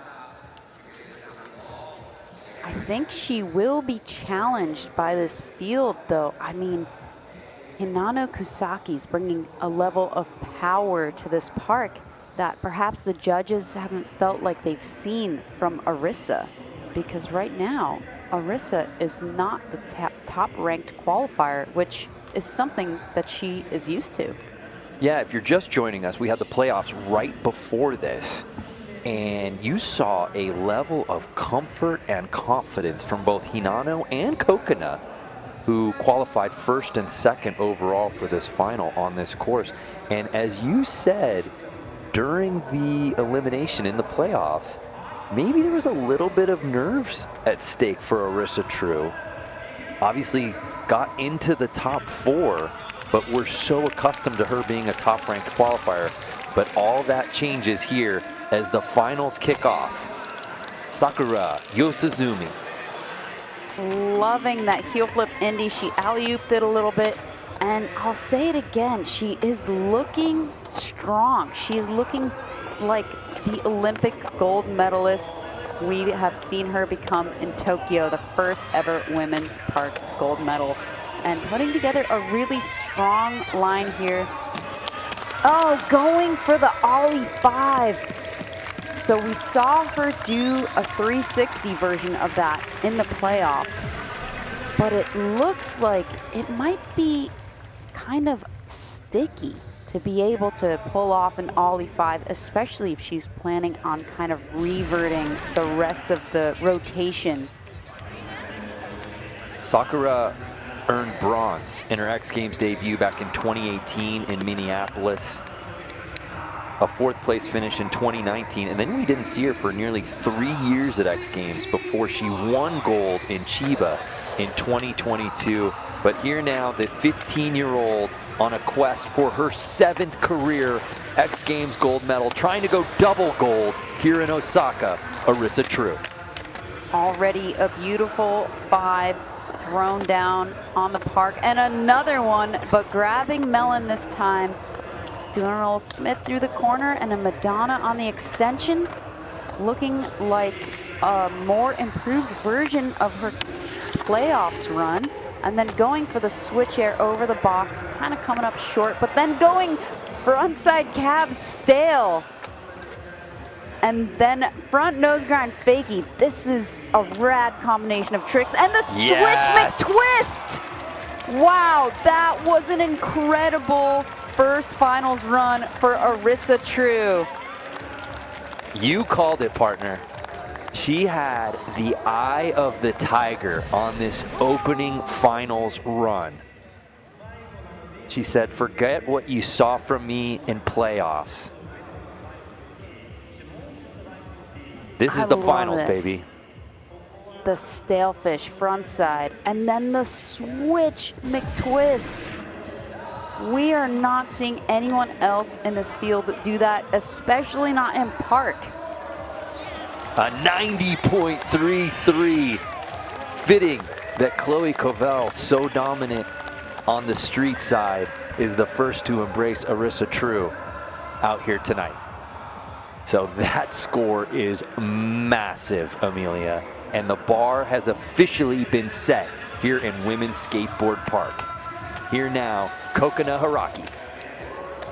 A totally different approach to park skating by Kokona, taking her nose grind the absolute distance across that gap, and then taking it front side as well. Just such a polished skater, a much more technical approach, more focused on lip tricks than airs, you know, which sometimes the judges prefer.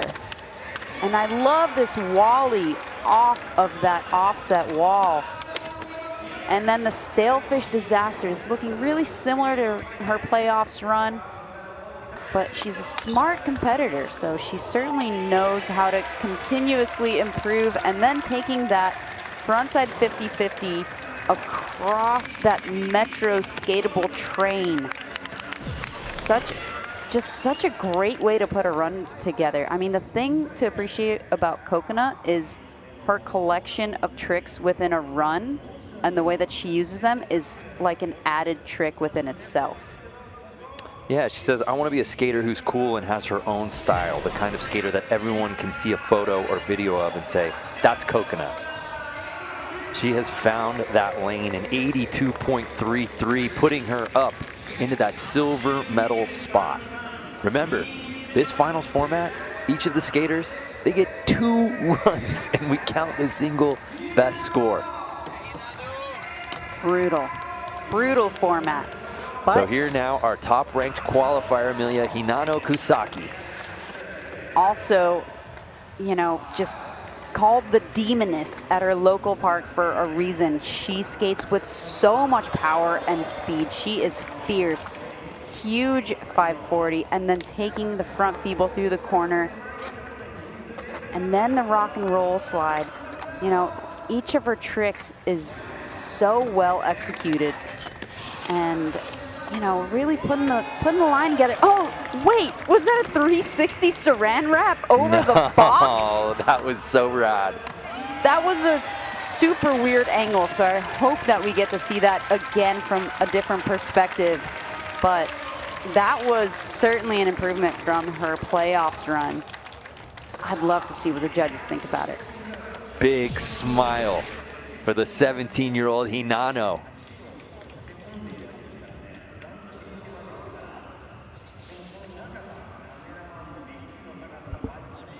I mean, just a little bit of everything on that run. Yes, a 360 saran wrap over the box jump. That is wild. There's so much going on in that trick. You got to take your foot off. You got to twist it around your nose. You got to change up your grabs. An 85.66 for Hinano, and she jumps up into that silver medal spot. And Arissa True will stay in familiar territory, that being first place. And just like that, run number 2 time. So the worst that Sakura has ever done at an X Games is 4th. So she's in a good place to not do any worse than that. Sakura obviously would love to get back on the X Games podium, a place she hasn't been since Ventura in 2022. Would need to best that score of 82.33 by Kokona to jump up into the top 3. If she can get that Ollie 5 into her run and retain her speed, that could definitely put her into podium contention. Alley-oop judo, moving her way across the park. That backside ollie, there's just so much control in that, which is so impressive when you're not grabbing your board. There it is, the Ollie 5. Oh, and Yes. she pulls it off. Okay. Definitely rad to see. And then she still maintains her speed to be able to smith on the Metro and then thrown in a back tail. And a back disaster revert. That's going to be a full pull for Sakura here in the finals. You love to see it.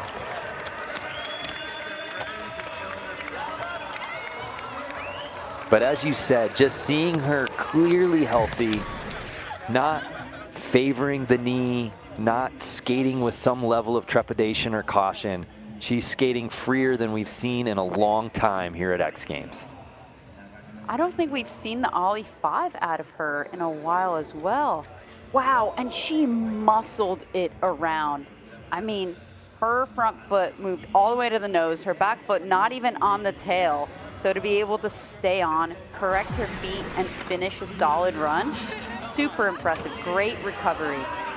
An 87.66, and that puts her up into the silver medal spot.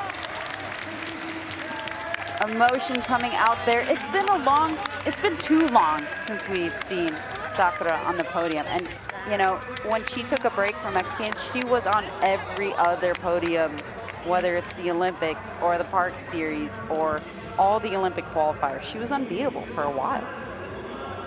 So Arissa True, our current leader, has that huge score of 90.33 from run number 1. But there are 2 skaters who will drop in after her, who qualified ahead of her. So what does she do here, Amelia? Honestly, she does the same run, but just maintains a little bit more power and speed throughout. I think that's going to keep her in a really safe place. Oh, but there's the improvement right there, throwing in a kickflip Indy. And then the Madonna.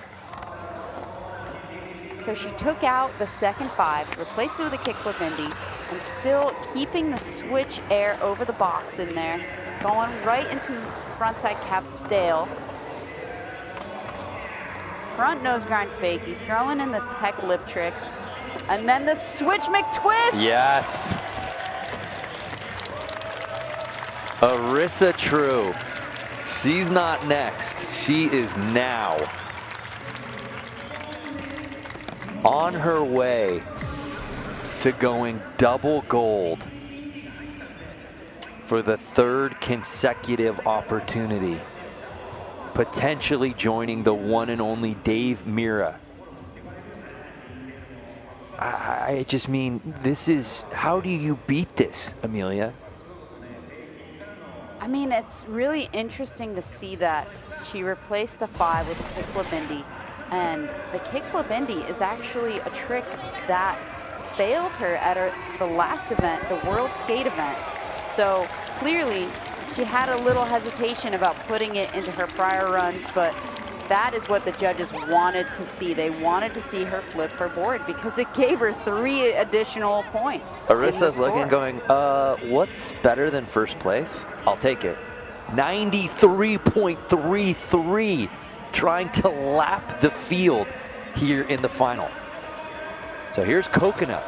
She's now on the outside looking in. Can she get back onto the podium? So her last run could have possibly been docked, as it was basically a copy of her playoffs run. So the judges do want to see upgrades between rounds. Let's see what she's got. There it is. There's the backside flip, catching it so well. Very quick feet right there, and then throwing in the Wally and the stalefish disaster. Such a great combination of tricks. And then the frontside 50-50 on the Metro, and she gets it. What a run from Coconut. The volume of tricks that she was able to put down in that run, crazy. So we saw that the kickflip Indy massively improved Arissa's score, but Kokona does the kickflip without a grab, which is so much harder. Here it is. Caught it with her back foot and was able to continue with the same amount of speed and power through the rest of her run. The judges are going to reward that. An 83.66 for Kokona, and she will not be getting on to the X Games podium. So it all comes down to this. Hinano Kasaki is sitting in the bronze medal spot. She is the final skateboarder to drop in here in the women's park final. Can she do enough to potentially knock out Yosizumi or possibly True?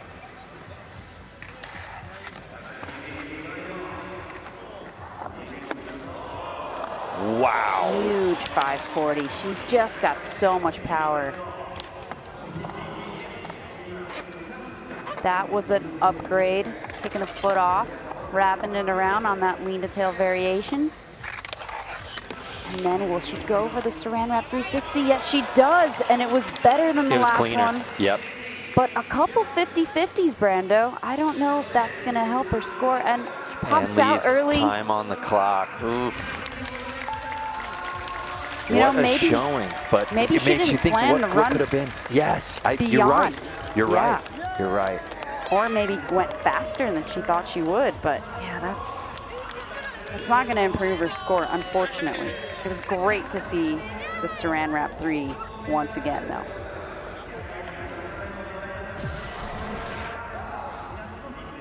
So we take another look, just boosting.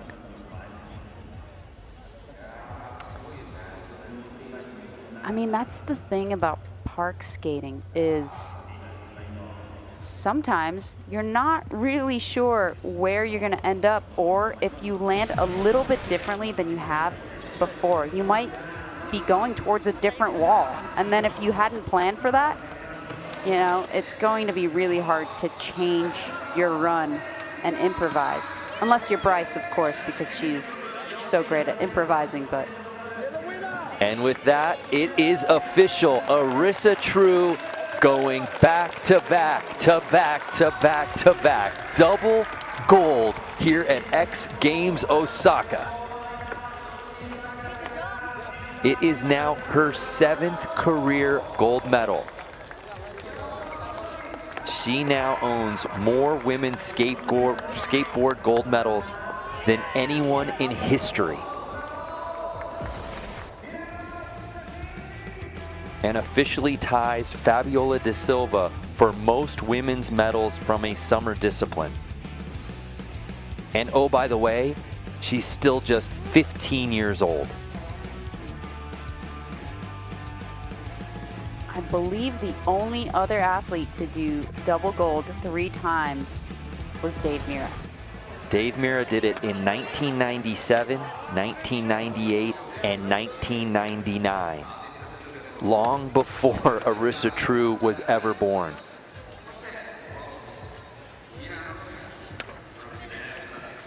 That is hollow ground. Dave Mira is on the Mount Rushmore, and Arisa True just matched it. And she's got a long career ahead of her still.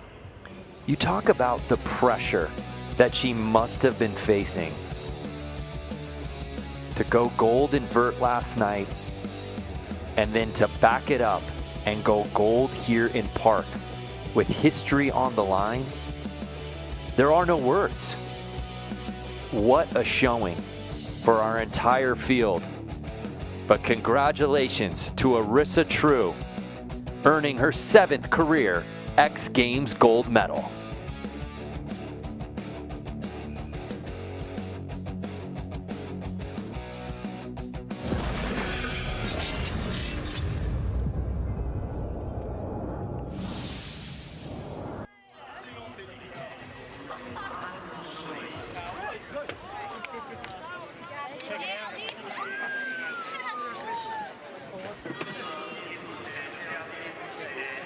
So it's officially a triple-double, if you will, for Arisa True, going double gold 3 straight years.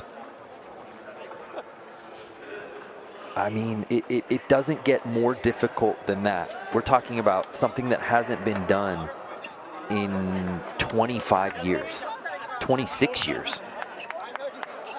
And a 15-year-old has just laid claim to it. It's unbelievable what she has been able to accomplish in both vert and park. And she has a chance to do it yet again just in a few days' time at X Games Salt Lake City. Yeah, we're less than a week away from her potentially surpassing this record that she's currently holding with Dave Mirra. Just like she did with Letizia Buffoni. She was tied with her for all of, I don't know, 16 hours. I mean, Amelia, you can speak to that better than I, certainly, but just to think of Letizia Buffoni and what she has meant to women's skateboarding, owner of 6 skateboard gold medals, and for Arisa True now to earn her 7th, that's special. Absolutely. And, you know, Arisa has even more opportunities, though, because she's got multiple disciplines per event, but that also means added pressure. Absolutely. And the capacity to be able to adapt from the big transition of vert to these smaller varying transitions of park, and to be able to take all those tricks and reapply them the very next day, you know, that is true talent. Yeah, you called it. The timing is such a factor, right? To go from vert to park, that's no easy feat. And to do it in less than 24 hours, it takes an extraordinary talent. So we're watching Arisa and the rest of the field make their way over to the podium as we hand out some medals. So great to see Hinano on the podium, as well as Sakura, who was a staple on so many podiums, and it's just been too long. I'm so happy to see her kind of get her strength back. Once again, please welcome our presenter, representative of InStyle Group, Nishimura Hidenobu-san desu. Yoroshiku onegaishimasu. Hidenobu Nishimura. Japan has such a rich skateboard talent and a history of success, and this discipline is no stranger to that. And to see so many young Japanese skateboarders come through, and 2 of the 3 being represented on this podium, is very special. I first saw Hinano, she submitted a video part to Exposure's video part competition and absolutely blew the judges away. We had a rock star cast of judges, including Alyssa Steamer, and everybody just said, who is this skater? She is so powerful. And so she won gold right off the bat. Just a great skateboarder. And as you said, Amelia, getting Sakura back on the podium here at X Games is so neat to see. And I think her face said it all after she got that score on her final run that got her into that silver medal position. So much emotion coming out. It's been such a journey for her. She's had the highest of highs and so much success. But it's been a minute for her here at X Games. Gold medalist, Arisa True from Australia. And we talked about Guy Curry maybe being the MVP of X Games Osaka, but I think Arisa True might have something to say about that. We talked about the potential rivalry between she and Sky Brown. How about the rivalry between she and Guy Curry? All of the golds these 2 are earning at 15 and 16 years old, respectively. Both working with Level Up coach Trevor Ward now. So I'm sure he's sparking that rivalry a little bit, but to be able to, you know, see that progression is incredible. How do you think? What do you think about it? Thank you. I'm just so happy. It was so fun skating with everyone, and I was just happy to land my switch, my twist, and my run, and congrats to all the girls. Right. もう本当に今日この X ゲームズ大阪で一緒にこうガールズと共に戦えたこと、そしてこの場に立てること、本当に特別な感情になっているということでございます。Congratulations. So, what was the X Games Osaka all about? It's just so fun. It's an event where there's extreme sport, motocross, BMX, skateboarding, and everyone comes out, and it's always a really good vibe. Okay. まあ本当にこのすごいバイブ、もう本当に楽しいがすごい詰まってるこの X ゲームスは本当に最高のエクスペリエンスが待ってるということを話してくれました。何より本当に7 times gold medal. Congratulations! Thank you! Thank you! おめでとう! 大きな拍手を! Make some noise, also true, and other medalists. So a great showing for our entire podium here at Women's Skateboard Park at X Games Osaka. Congratulations to Arissa True, a 7th career X Games gold medal.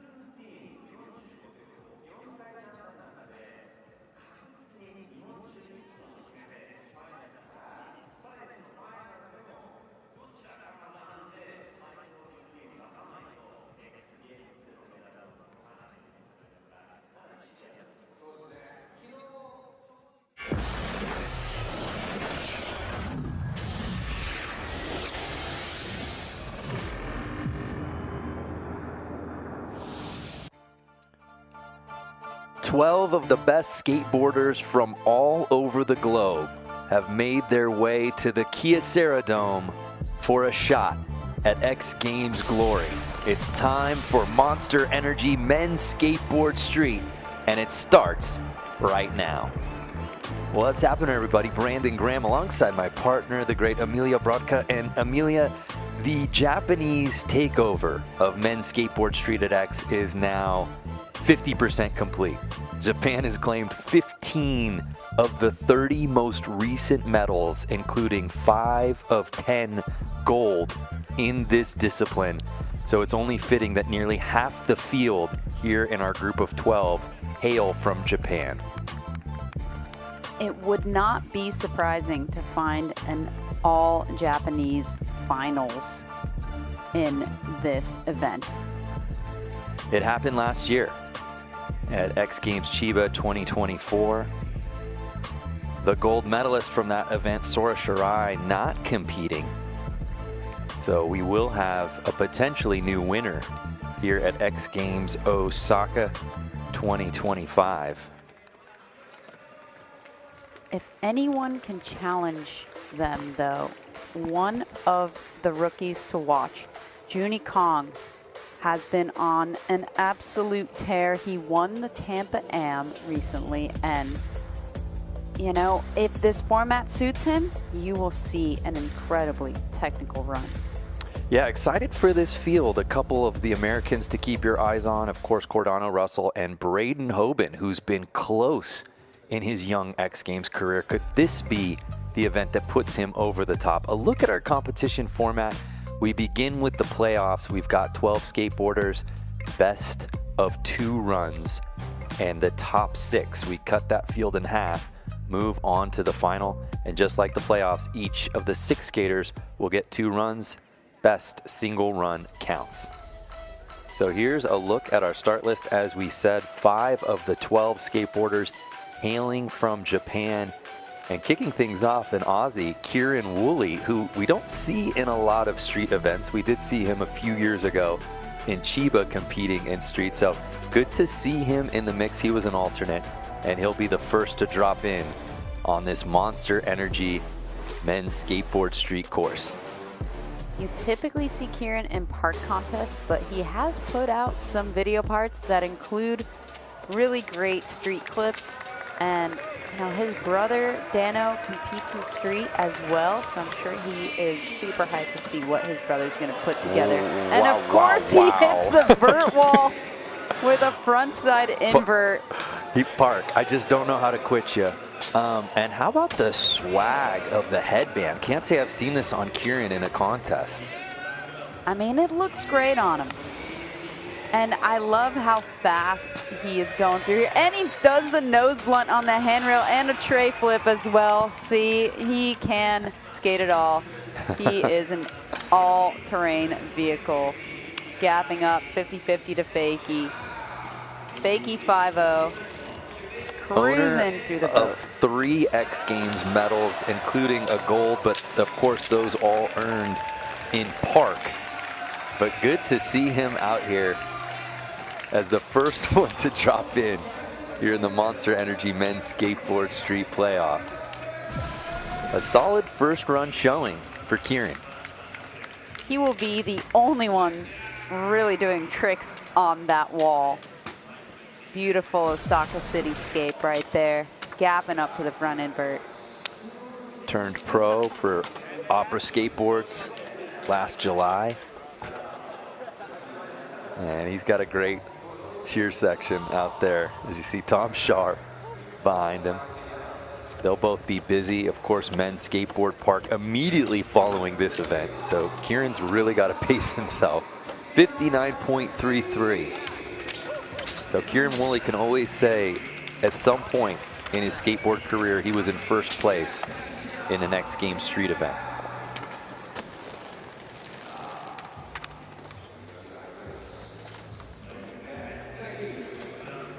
Daiki Ikeda, 6th X Games appearance, earned silver in his debut at X Games Chiba back in 2022. Really rad way to start his run with a cab frontside nose slide on the handrail. Definitely a unique one. And putting it together so far, going 180 fakie 5-0. Something to really look out for with Daiki is the way that he does a hard flip. He can travel huge distance. There it is. Wow. There it is. That's what I'm talking about. Off of the roof of the boat. The pop straight of to that. flat. Yikes. Oh, cat back tail fakie. Okay. Solid full run for Daiki. Daiki, of course, won the next X Games Street contest at X Games Minneapolis 2019. That really put him on the X Games stage some 6 years ago.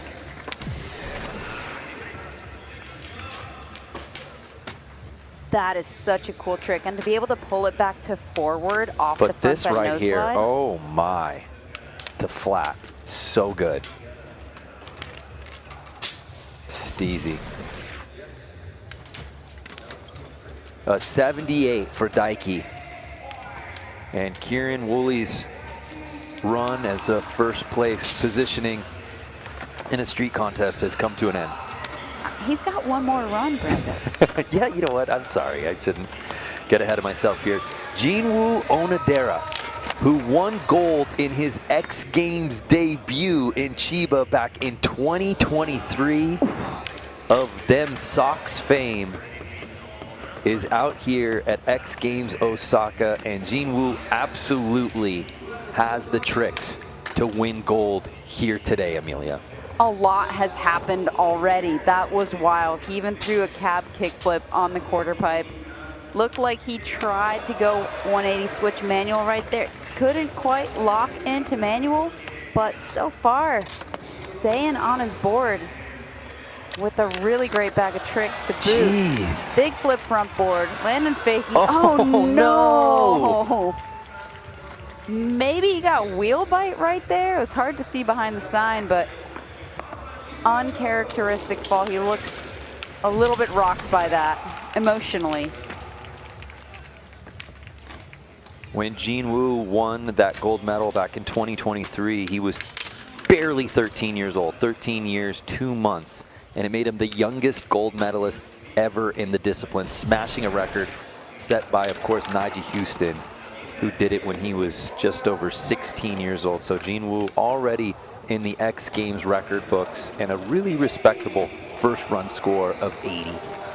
Wow, even with a fall and even with a missed manual attempt, that's a pretty strong score. I mean, there were a lot of trick combinations in that run, but someone else who will have something to say about that, Kelvin Hoffler, a very technically proficient skater, so many flip in, flip out combinations. We talk about so many of the skateboarders in this field year in, year out, and it always comes to fruition. Kelvin Hoffler is right there in podium contention every single year. He's so consistent, has his lines so dialed. He's won this event twice before, owns 7 career X Games medals. And consistency is going to be the name of the game with this format here. Loving the use of quarter pipes as well. Kickflip back lip. He is a smart competitor. He has developed a great strategy to keep himself on the top of that podium. A silver medal in Tokyo at the Olympics in 2021. Behind Yuto Horigome, who is not out here today, obviously, and is certainly a favorite in any contest he enters. Nor is Nyjah Huston, who's getting ready for X Games Salt Lake City, less than a week away. But a really strong first run from Kelvin. Yeah, solid back nose blunt. And then a front blunt as well. It looked like he maybe ran out of time before trying to hit the stair set again at the end. But looks like he's super proud of his teammate Sakura for getting back on that podium in Women's Park. Yeah, what a showing for her, earning silver earlier today in the Women's Skateboard Park event. 82.33, we have a new leader, Kelvin Hoffler, taking the top spot away from Jinwoo. Next up, a young man we're all very excited about out of Long Beach, California, making his X Games debut, just 15 years old, Julian Agliardi, skating for Disorder Skateboards. Starting strong with a kickflip back lip. Nice tray flip, back lipping the quarter pipe. Nice varial heel. Had an 8th place finish at the Street League Santa Monica Takeover just a couple of weeks ago. Big spin front blunt shove as well. Super strong performance. Wow. Right here. Wow, his first ever X Games run, and he's really putting it together. The back 3 off the top of the boat roof. So well done.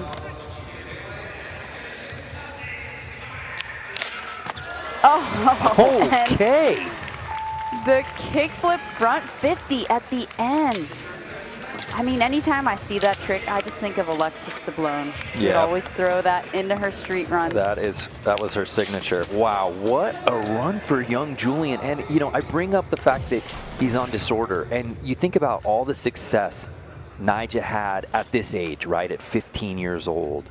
And for him to identify that in a young skater like Julian, that means something. If Nyjah sees something in a young skateboarder and he puts him on the way he is with Julian, I think we all in skateboarding have to take notice. Apparently he just ran into Nyjah at a street spot when he had first started skating. And wow, now he's moving into first place off of his first ever X Games run. That reaction says it all.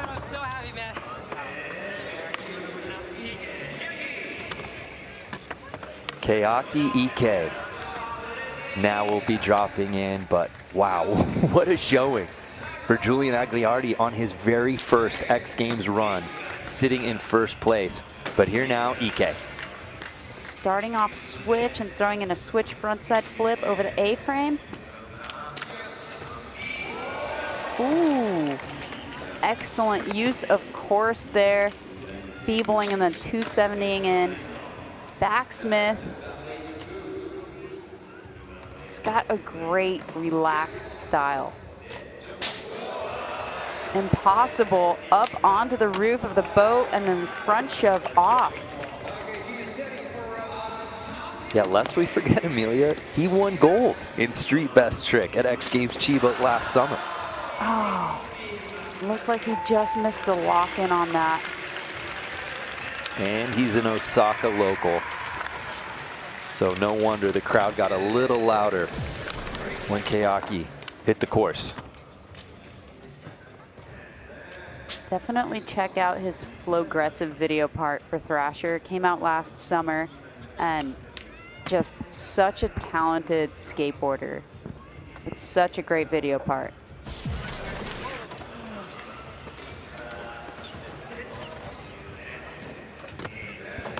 .66, good enough for 5th. Top 6 from this playoffs will be moving on to the final. We're halfway through our roster of 12 on run number 1. Kairi Natsuke. This his 5th X Games appearance. Earned a silver in this event last summer at X Games Chiba. Great way to start with the back nose blunt down the handrail and his signature cab heel flip on the quarter pipe. And then heel flip back lip. He is such a heel flipper, and I feel like that's kind of rare to see, as is the late big spin. He's the only one doing that. A lost art here in these street contests. So fun to watch because he just does it so differently than everyone else in this field. Once he got saved for his last trick. Oh, looked like heel flip back lip. Just getting stuck up there. Ah, that's a bummer, Amelia, because he was on one. He definitely was, but you know, that's the thing with this playoffs format. You have to go for a really strong run right off the bat. You got to go all in. There's no time for safety runs.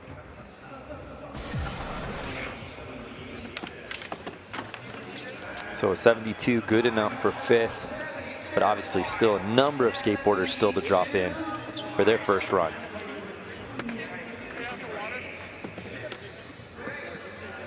We move on to Jake Ilardi, making his 3rd X Games appearance.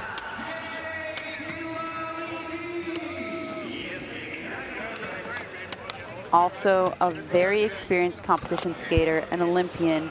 He always has a great strategy as far as competing goes. There's the big spin front blunt to start things off. Also a great transition skater. He could probably throw a McTwist on these quarter pipes. Tray flip over the A-frame. And I lied earlier. There he used the vert quarter with a beautiful backside air. Unfortunately, just missing the backsmith right there. Oh, the cab back lip out of that boat section. Last 10 seconds for Jake. Yup. Big flip front board. Landon fakie, putting it together. Blunt kickflip fakie. That went after the buzzer, but a nice little showing from Jake Ilardi. In 2021, he started a nonprofit, Skate City SRQ, to create accessible, fun, and safe adventure spaces and families for the visitors of Sarasota County and beyond. So he's done a lot of good in his home state of Florida. But Jake Ilardi trying to earn that first X Games medal. But first, he's got to get into the final. Repping that Tampa Bay Rays hat. 74.66, good enough for top 5.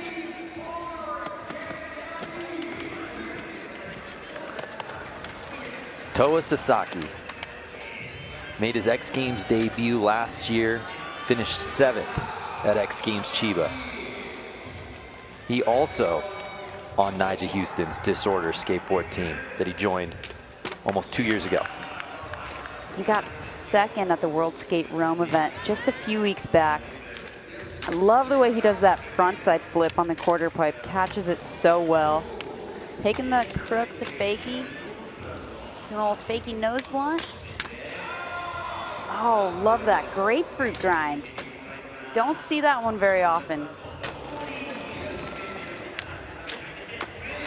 Nice backside nose blunt.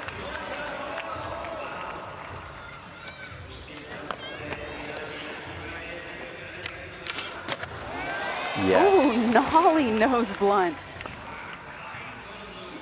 Can he get one more in? Oh. Yes and no. I mean, I'm not sure that that was within time because he wasn't really in the middle of a trick. He was just kind of getting to that back 3 right there. Yeah, that one might have been for us, but take another look. A lot to like from Toa's first run here in the playoffs. You remember his older brother Raimu Sasaki also competed at X Games Chiba last year. Now Toa here in Osaka. An 89 for Toa Sasaki, taking over first place. So the fall was after time. Clearly. He was not penalized for it. Now it's time for the big dog, Cordano Russell. All 6'4", 230 pounds of true skateboarder. The former high school football star is now big enough that he rides a custom toy machine skateboards that are built to withstand his extra abuse. He took a silver and best trick last year, and it's easy to see why, Amelia. He's so smooth on a skateboard. Honestly, super talented. Has a very unique bag of tricks that he brings to the table at every event. And unfortunately, just under-rotating a little bit and sticking there.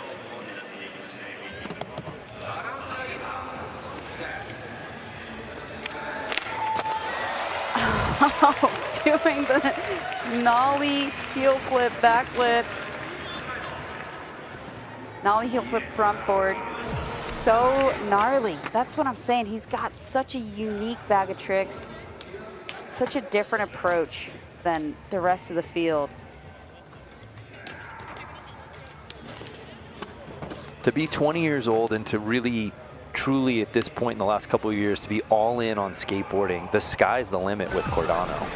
It's only a matter of time before he really becomes a podium contender every single event here at X Games. So 73, so even with that fall, a very athletic fall, mind you. No, I don't know if anyone bounces off of concrete more gracefully than Cordano Russell. He's like a spring. So here's the 16-year-old that Amelia was talking about at the top that we're all excited to see, the first ever skateboarder from Korea to compete at X Games, Juni Kong. Blew everyone away at Tampa Am. Last skater to drop into the finals and just made an incredible run. Such an emotional moment. Can he repeat it at his first X Games?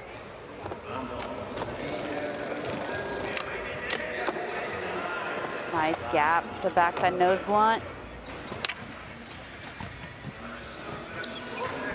A really well-timed run. You see him setting up here for his last trick. Sheesh. Nollie 270 nose slide. Strong run, strong finish. That's gonna be a really good score.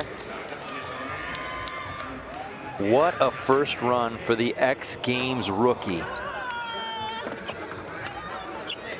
And as we said, the first skateboarder from Korea to compete at X Games.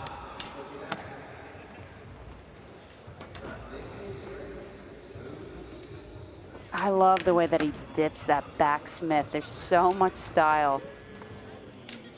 And this, a very Yuto trick. Nollie 270 nose slide. An 87 for Juni Kong, putting him up into second place. Juni now represented by Gifted Existence Management, which is the agency that Yuto started. So that influence front and center, certainly with Juni Kong. What a first run for him. Braden Hoban, 23 years old, out of Encinitas, California, a silver medal at Skateboard Street last summer in Ventura. He'll be the last skater to drop in here for his first run in the Monster Energy Men's Skateboard Street. Also thrown in the kickflip front 50 and a nice tray flip over the A-frame. Every skater's favorite skater.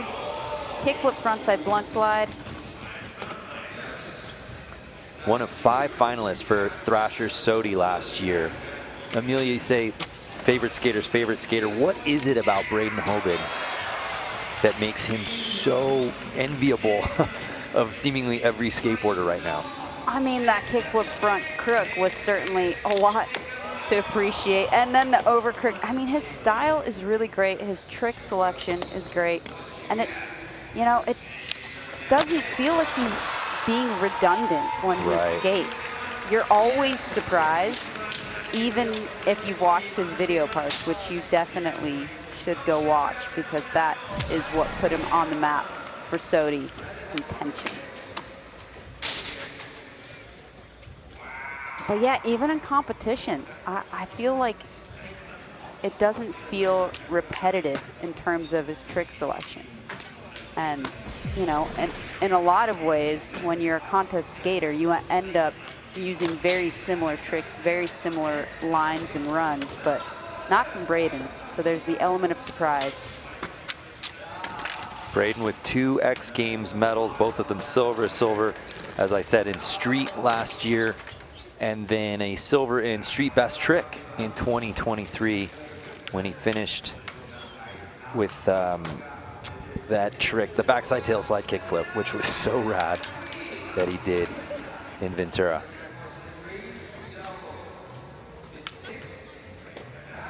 So run 1 officially in the books here at the Monster Energy Men's Skateboard Street Playoffs. We've got one more run. There you see the top 6 after run number 1. Braden Hoban clinging to that 6th and final spot. So keep your eyes on that bubble spot all throughout run number 2. There's some big names still on the outside looking in. A lot can change here on run number 2 in the playoffs. Kieran Woolley here for a good time. He obviously has Park after this event. We'll see how he approaches this 2nd and final run in the playoffs, Amelia. His style was very adequately described by X Games researcher Colin Bain as teetering on the brink of chaos. Oh, wow. All right, the way he went straight onto that rail into the nose grind was so impressive. And then the nose blunt. This is so fun to watch.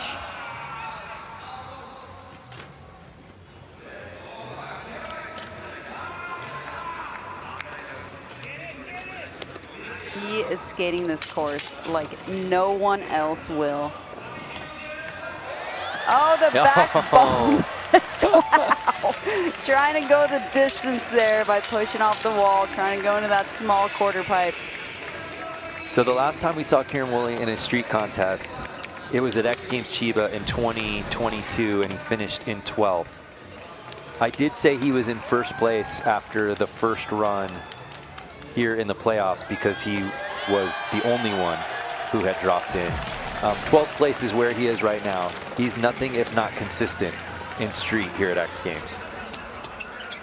Honestly, that nose grind was so rad. You heard all the street skaters cheer. See, look, he knows no bounds. Get out the way.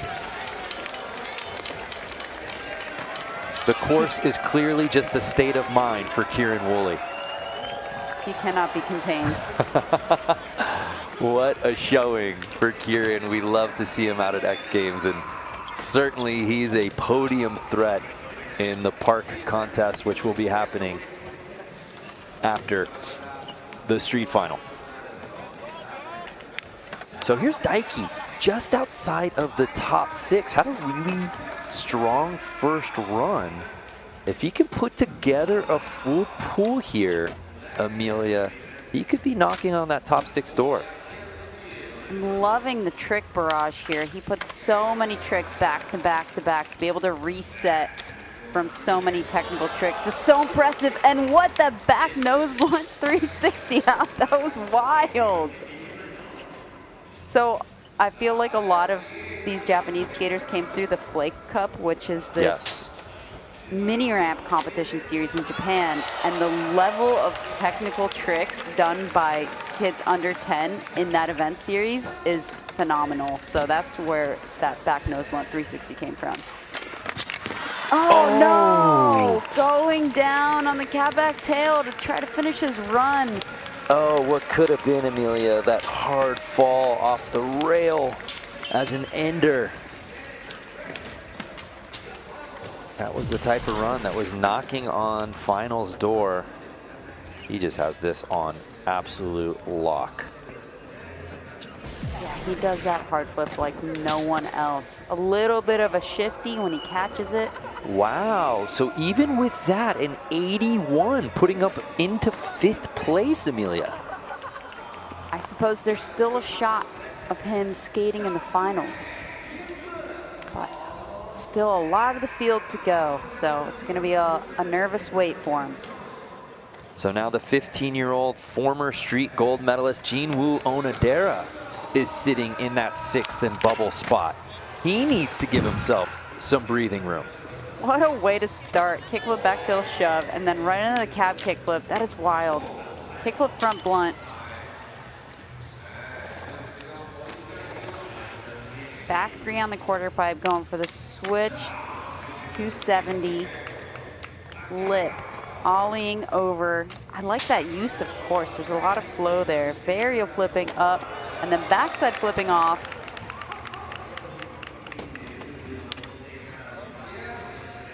Last 10 seconds for Jinwoo. Big flip front port fakie, and then there's the caballerial that got him last time. Blunt fakie, to end things up, and he's pumped. That is a fired up kid right there. Are you not entertained, Osaka? Jinwoo Onodera absolutely has to love what he was able to put down there.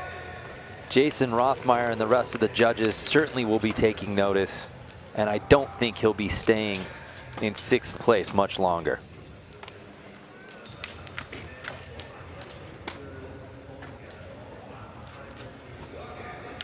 Very unique preload stance on a lot of his tricks, but it's certainly working for him. An 86 for Jinwoo, putting him up all the way in to 3rd place. Also, his gold medal run from 2023 will forever live in infamy, courtesy of a Shrimp Daddy edit from a couple of years ago. If you didn't get a chance to see that, it took the internet by storm. Still one of my favorite pieces of content ever. I digress. Here now, Kelvin Hoffler, currently in the top 5. Certainly someone we expect to be in that finals group, but he'd love to give himself some more breathing room, and uncharacteristically going down early. Just not quite getting the kickflip crook on the rail. Ooh, but the nollie back nose blunt worked out for him.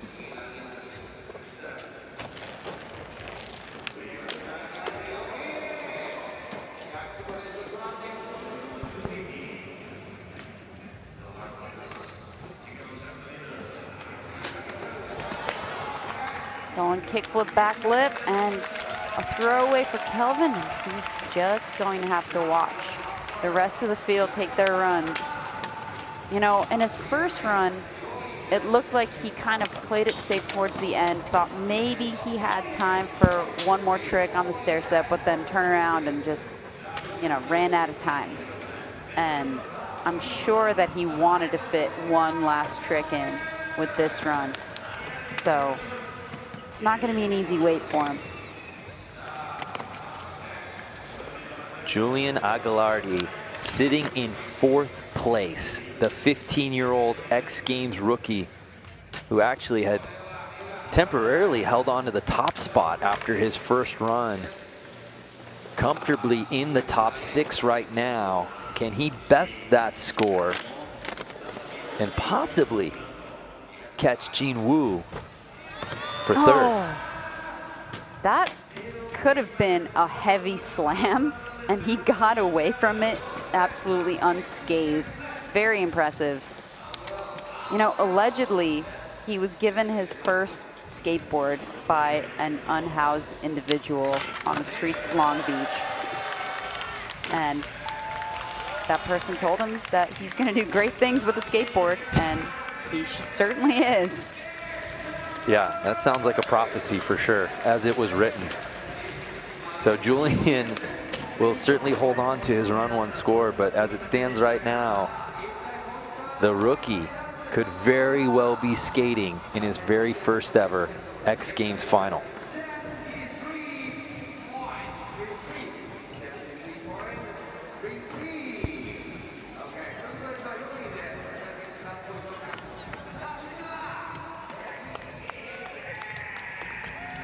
Kayaki needs a full pull, needs something huge here to jump up into the top 6.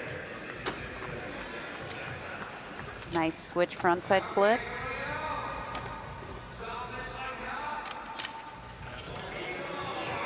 You know, and now Daiki is on the bubble. Ooh, back Smith, 180 out.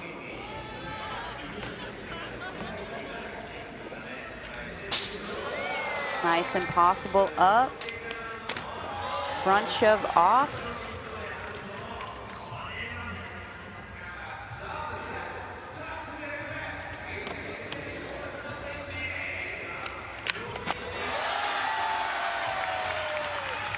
Nollie big spin, back lip.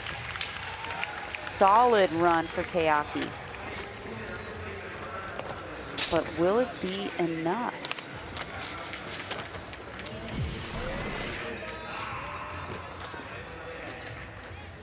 That thing, by the way, 36 feet long.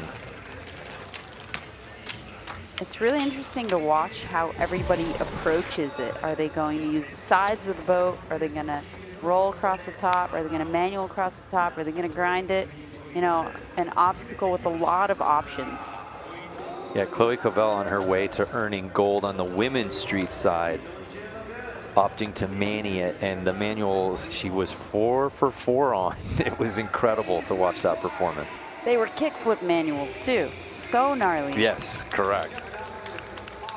All right, Kayaki Ike moving into that 5th place after that run, which means Daiki is out of the finals.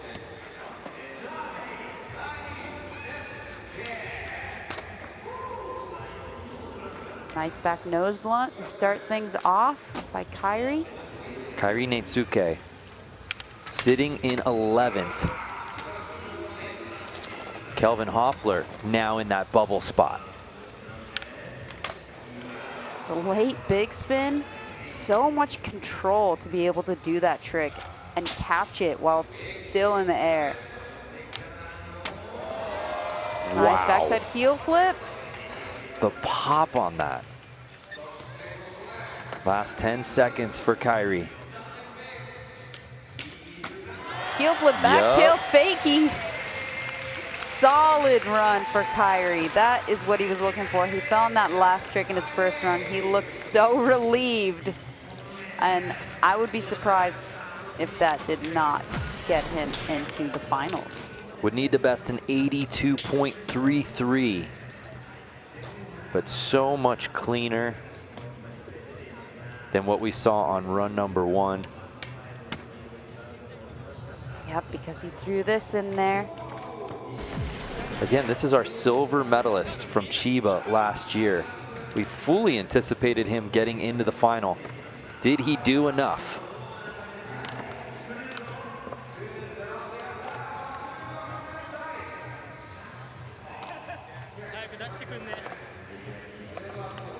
And he does. Wow, an 86.66 for Kairi, jumping him all the way up into 3rd. And with that, Kelvin Hoffler has officially been eliminated from finals contention.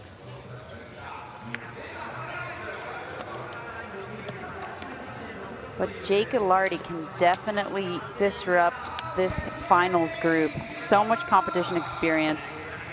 Also has the advantage of being able to use some of these bigger quarter pipes. Going big spin front blunt to start things off. Another front blunt on the quarter pipe. Keeping his speed, a nice tray flip over the A-frame. Backside air off the building. Back Smith.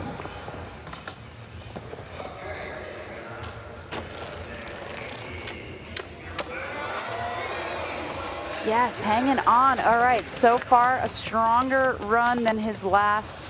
He got tripped up on the backsmith last time. So big flip front board. And he's got time for one more.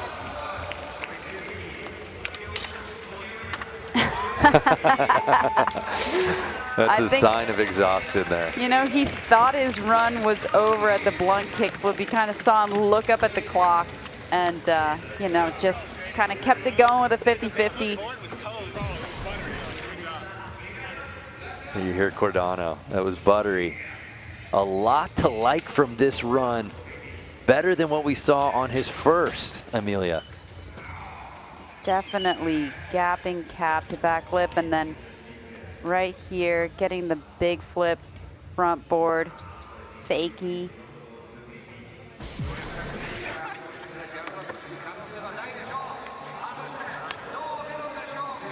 So try and replace that 74.66 from his first run.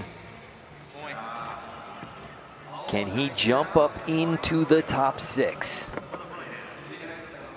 EK with that 83.66, holding on to that 6th and final spot. Might be tough, as you know, EK maybe timed his run a little bit better to end on a high note, and Jake kind of had that last 50-50. Yeah, that's a good point. Is that going to affect how the judges see his run?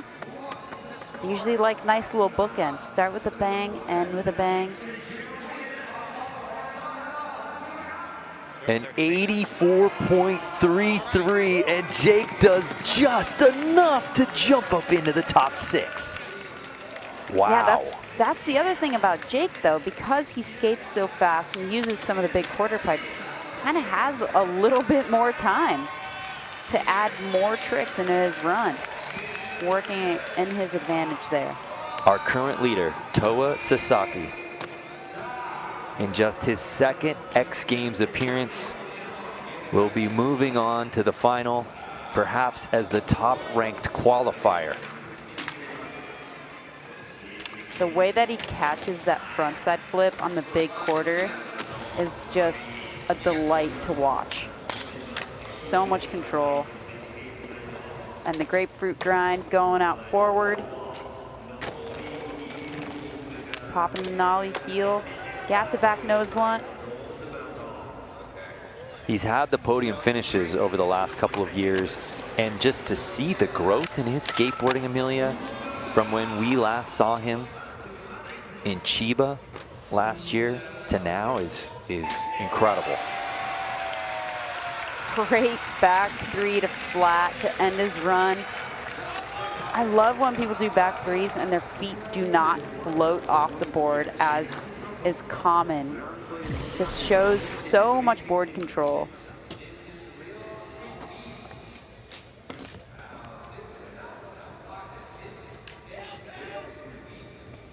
Wow. I can't tell if he was going nollie nose blunt or if he meant to lock his truck in, yeah. but either way, so impressive. So great to watch. Yo, Judges liked it. 91.33 for Toa.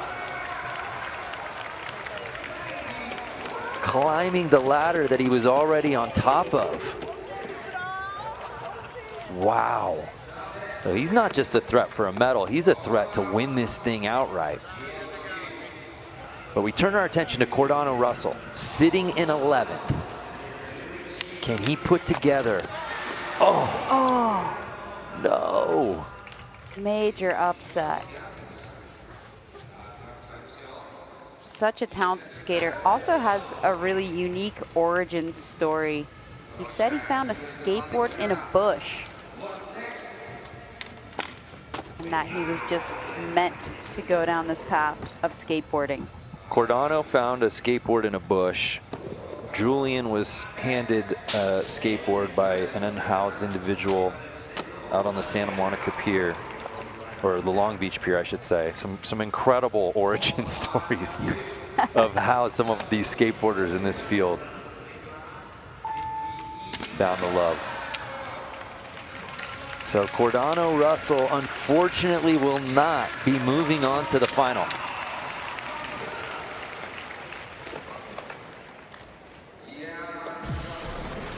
Very surprising.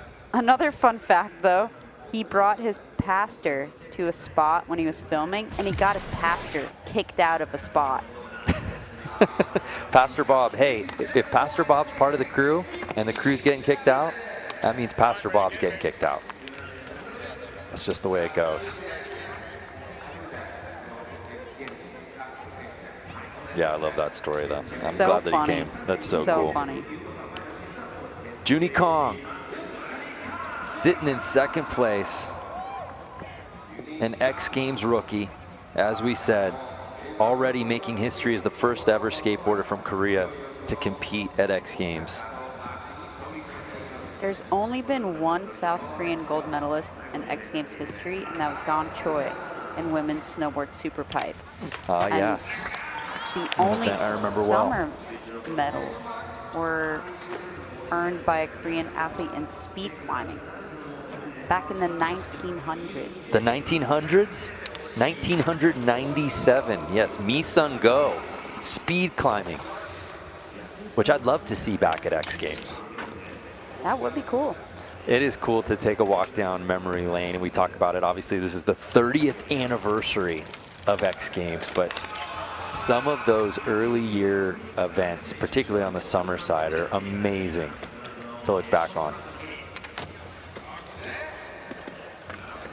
So Let's bring Junie back Kong, street luge. I would love to see that. Biker Sherlock is a name that always comes to mind when I think of street luge.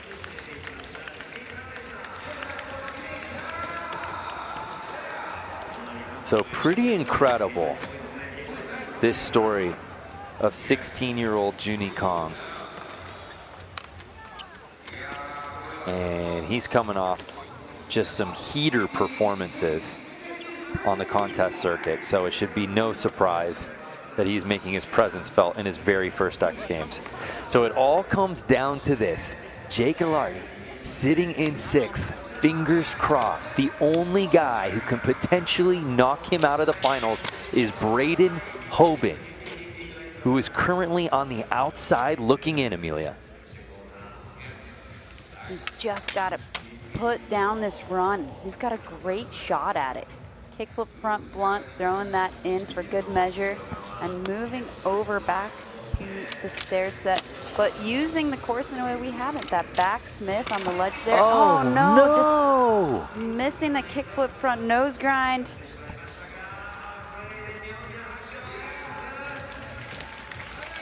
I think Jake is safe. Wow. But that back overcrook is still fun to watch. Let's see if Braden puts this one down for the Kia Ceradome. Oh. That hurt.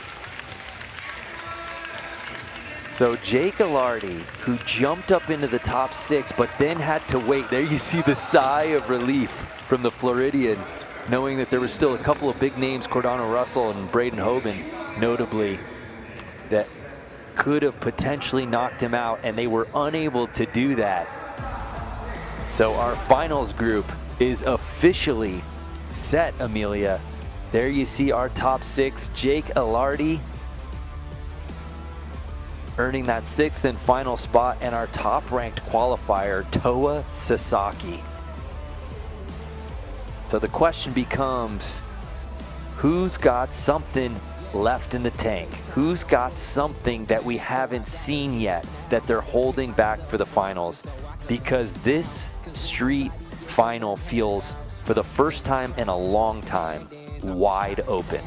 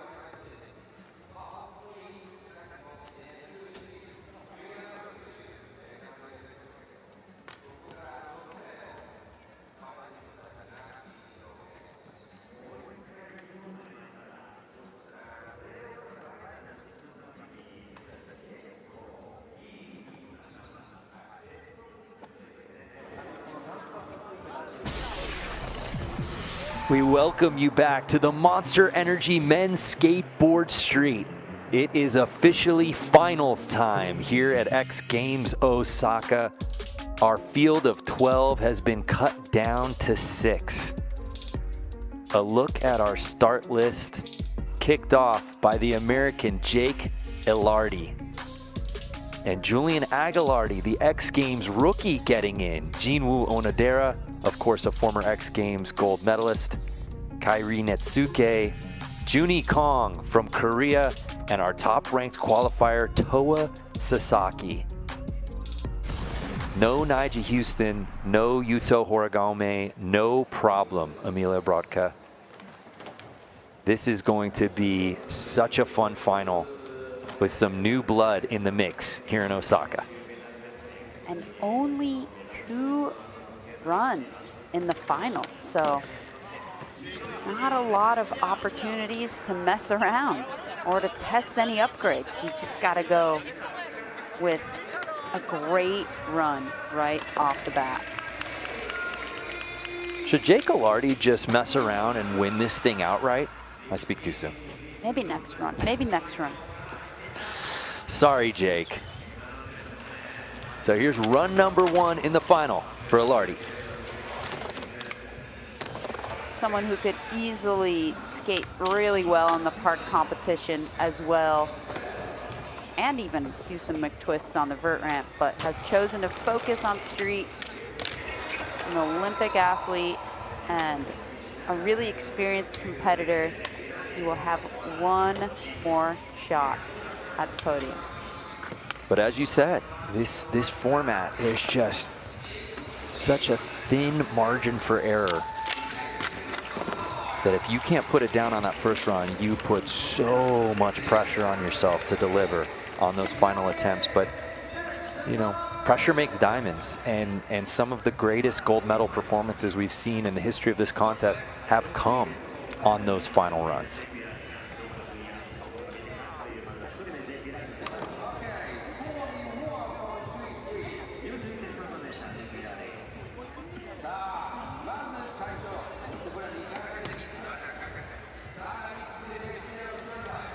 The 15-year-old Julian Agliardi out of Long Beach, California.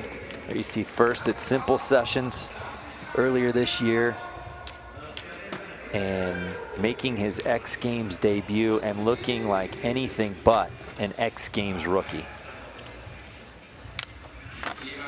Nice varial heel flip.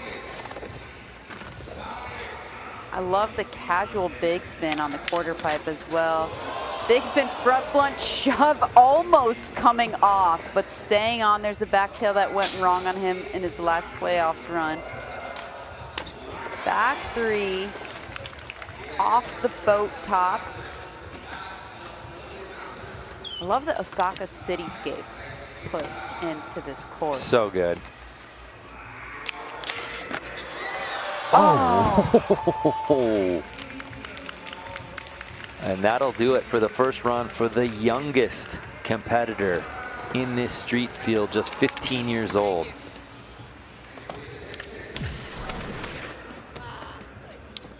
Saying thank you to the camera operator and all the viewers at home. Just super grateful to be at his first finals in his first ever X Games. Almost put together a really great run. He'll have another chance though. A 68.66 for Julian. So we move on. Jinwoo Onodera made history when he won X Games gold at just 13 years old back in 2023. So much board control. Yes, it's incredible how he sticks to his board, Emilia. 360 flip on the quarter pipe. Handspring over, varial flip onto the boat top. Backside flip into the bank. Remember, all he knows from this discipline is podiums. A gold in his debut, a bronze last year. Oh! And something we're not accustomed to seeing. Jinwoo not staying on his board.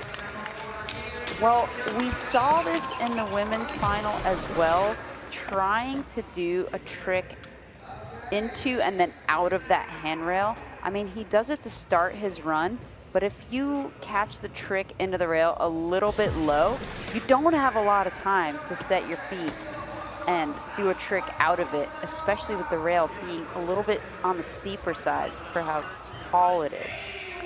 An 81.33, so still a really solid score for Jinwoo. So we're halfway through our field of 6. And now Kairi Netsuke.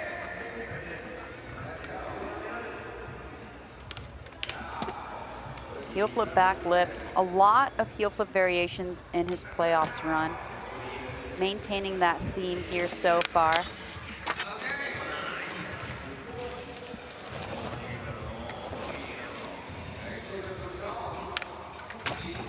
The late big spin.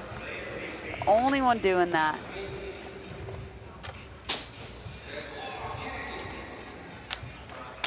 Backside heel flip, catching it so well. He's got a ton of pop.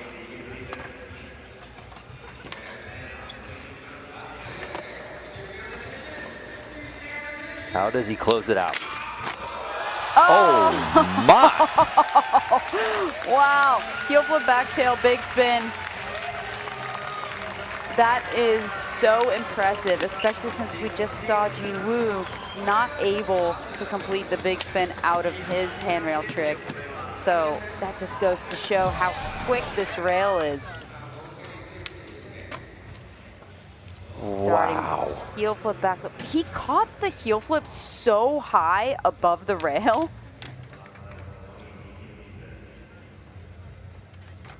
Here it is, the ender. Heel flip back tail, big spin. My! It just doesn't get better than that.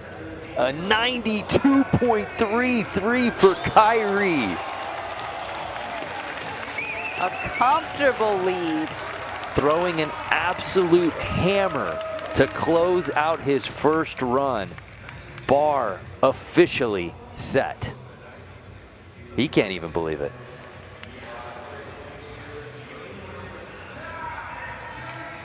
So what a story. 16-year-old Junie Kong already making history, just competing here today. But he doesn't just want to be a feel-good story. He wants to earn an X Games medal. Wow, switch frontside 360 over that A-frame. With so much style too. Frontside blunt.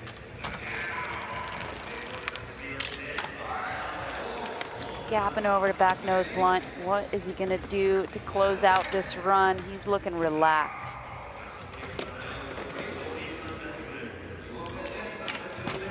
Oh, Nollie 270 nose slide. Whoa, oh no! No, Gets tripped up on the tray flip. Tries to go for the mandatory flat ground. He's psyched even though he missed that tray flip at the end. Because that was still a great run.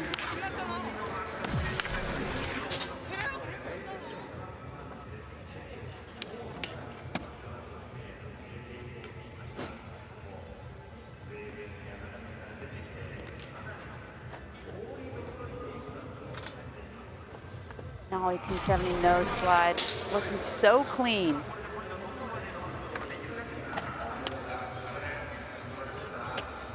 So Kairi with that ridiculous 92.33 on the previous run.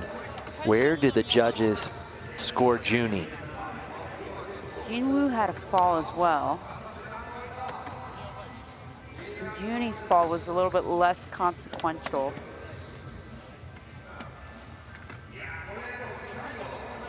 It's really not uncommon in these men's street finals for the judges to deliberate and really take their time on these scores. An 80 for Junie. Okay. So third place after his first run.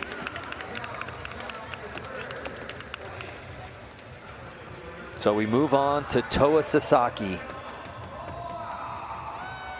the 18-year-old Japanese skateboarder, our top-ranked qualifier. Starting with a cab back flip.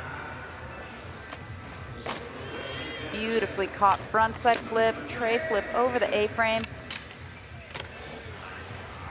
Gapping, crook, going to fakie. The grapefruit. Nice frontside blunt.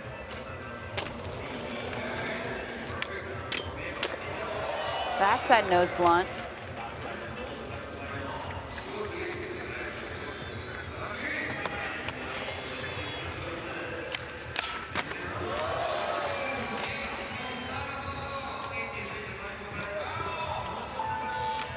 And he does it. Such a strong run. I believe that fall was after time. Yes. The nollie front 180 nose grind on the handrail. So I thought it was a nose blunt earlier from the angles that we've seen, but that is such a rad trick. A full pull for Toa, seemingly picking up where he left off in the playoff. This right here. He pops so high over the rail too, and then brings it back forward. An 84.33, so good enough for silver medal position after his first run. God, the stakes just continue to get raised here in the Monster Energy Men's Skateboard Street Final. We're halfway through. Kyrie in that gold medal driver's seat position, but that can all change here for the second and final runs.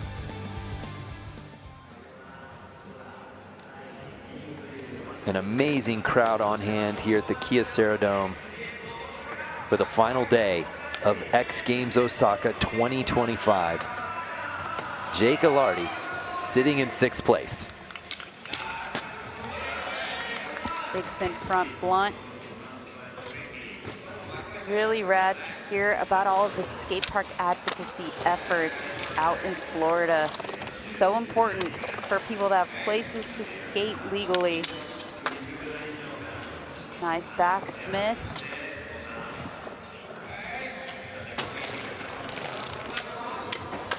Tap back lip, taking it to fakie, almost losing it, but reverting it around. Are we going to see a full pull from Jake?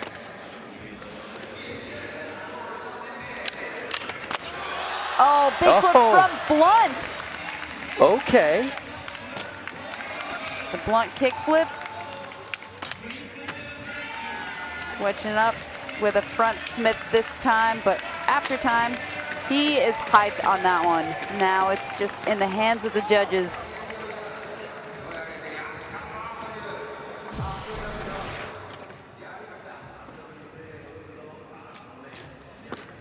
Great style on that back Smith. Right here, he almost lost it, and then he just recovered so gracefully. And then there was the upgrade from his elimination run, taking it to front blunt. The mouth completely agape. Wow, what a score for Jake Ilardi, 88.66, putting him up into the silver medal spot. Heavy. Could Jake Ilardi earn his first career X Games medal? We shall see. It won't be a comfortable weight though. No. There are so many rad skaters in this finals heat. Remember though, he earned a spot during the playoffs and he was holding on to that 6th and final bubble spot, and he had to wait for a number of skateboarders before he would even concede that he got into the final. And now he plays the same game here in the final. Julian Aguilardi now in 6th place. Big spin front blunt shove, looking very comfortable. Almost losing it on that heel flip. Saved it. Got the nollie backside flip. Upgrade from his run previously. Flip in, flip out. You love to see it. What's he do to end? Oh! Wow. Big spin front hurricane. He just looks so stoked, and rightfully so. An X Games rookie making it to the finals and putting together an incredible run. The energy pouring out of young Julian. I don't even know how, you hear him say. I don't know how, but I witnessed it. The unhoused individual on the Long Beach pier knows how. He knew it this whole time. I want to believe he figured out a way to watch this here tonight. This. Whoa. I don't know how either. That was so impressive. Big spin front hurricane. And then coming out forward. Such a short rail to do that trick on. So much style right there. He won't be in 6th place for long. And 86 for Julian, jumping him up into that bronze medal position.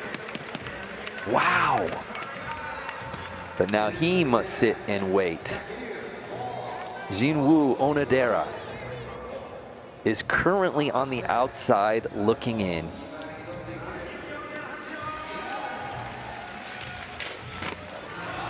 Kickflip backtail shove every try. That is so impressive. Cab kickflip. Kickflip front blunt big spin. Every trick is a combination of so many tricks.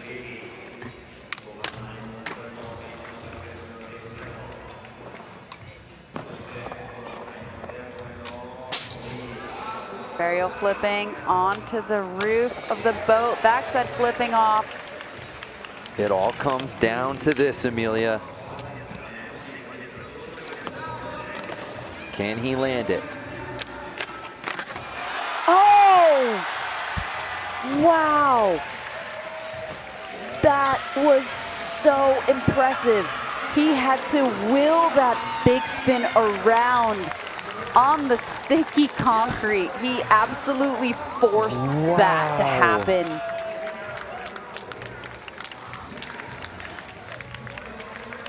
This is where being so light really helps when you're on sticky concrete and just trying to pivot a trick around.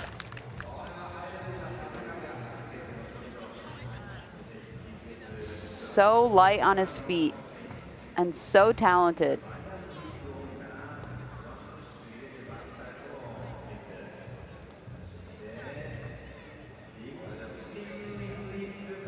Big flip front board, big spin, and then right here, oh, he almost lost that. That was so impressive. What a recovery. Looking at the crowd, who do you think you are? I am. A 90.66, and that puts him up in the silver medal position. I think he was expecting more. That's what it looks like. Kyrie also looks confused. Very interesting. Well, we will dissect that in a second, but Kyrie, our current leader. How do you best the 92.33, especially after that run that Jinwoo just put down? Can he incrementally clean things up? Or will he sit on that first run score? Yeah, maybe he doesn't have to.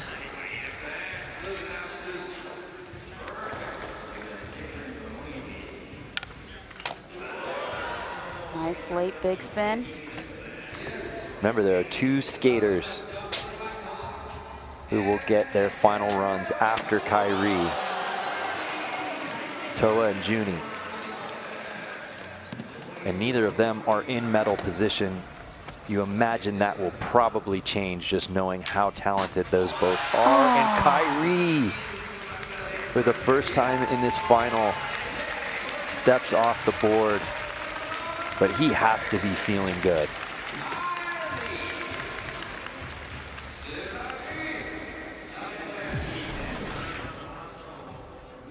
So he'll be guaranteed a podium. Yes. But will it be gold? The spot he currently holds. That was a wild inward heel variation. That was definitely an upgraded trick from his last run. Couldn't quite hang on to that ender, but Great showing from Kyrie. Junie Kong had an 80 on his first run. Sitting in 6th place. Would need to best Ilardi's 88.66 to get into podium position. Oh, that switch front 3 is so rad. Nice backsmith, popping out.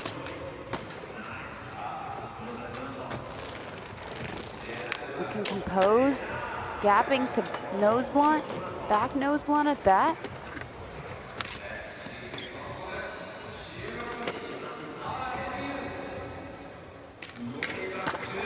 Oh, wow. There we go. He takes the nollie 270 nose slide a step further.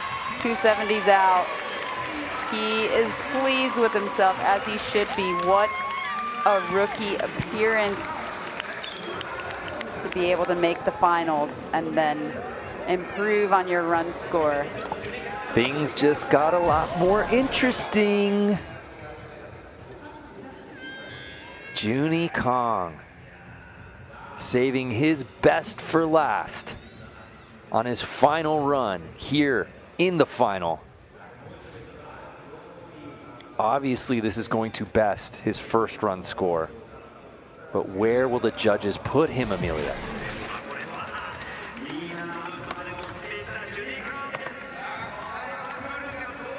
I don't know, but I'd hate to be Jake Ilardi right now. Kyrie and Jean Wu both in the 90s, sitting in 1st and 2nd respectively. Jake Ilardi in that bronze medal spot. Where does Junie get scored?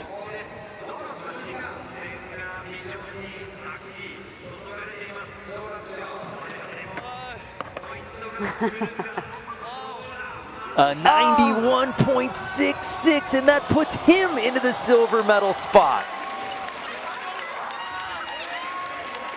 And Junie Kong, in his X Games debut, is guaranteed an X Games medal.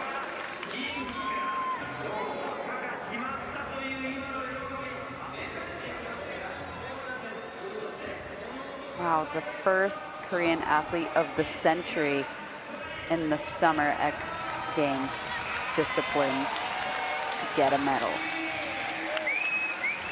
This is that moment. Toa Sasaki. Can he go from worst to first? He's sitting in 6th place with that 84.33. He's our top ranked qualifier.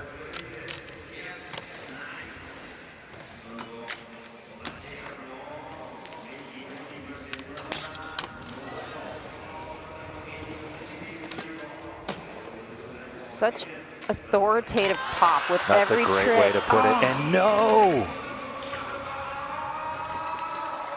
Wow! Just did not quite catch it. Oh, it was looking like such a strong run.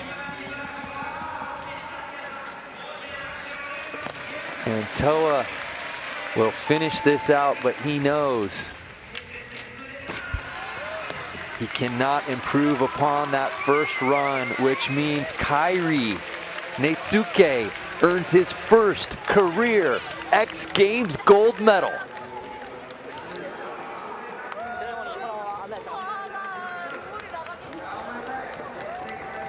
Wow, congratulations to Kairi winning gold, Junie Kong in his X Games debut earning silver, and Jinwoo Onodera adding to his collection of bronze.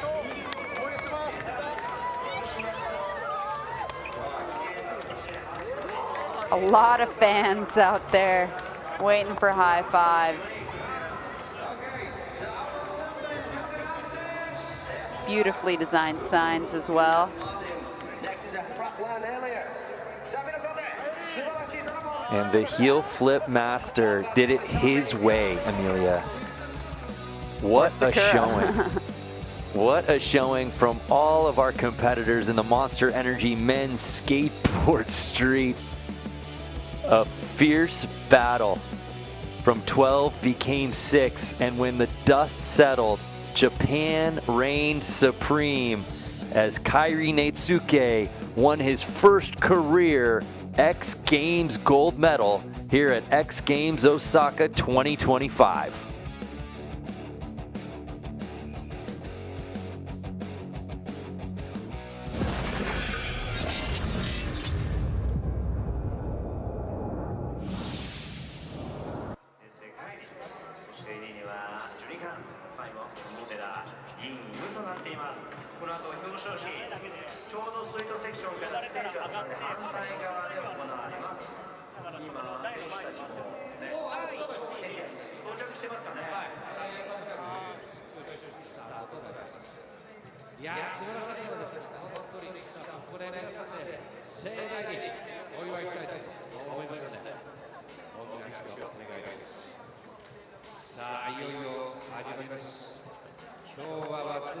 So we're getting ready to hand out some medals. Brando, I like your outfit. Yeah, they mic'd me up so I could be on the ground here. I think you should wear it more often. That is Mayaku, the official mascot of Expo 2025 Osaka.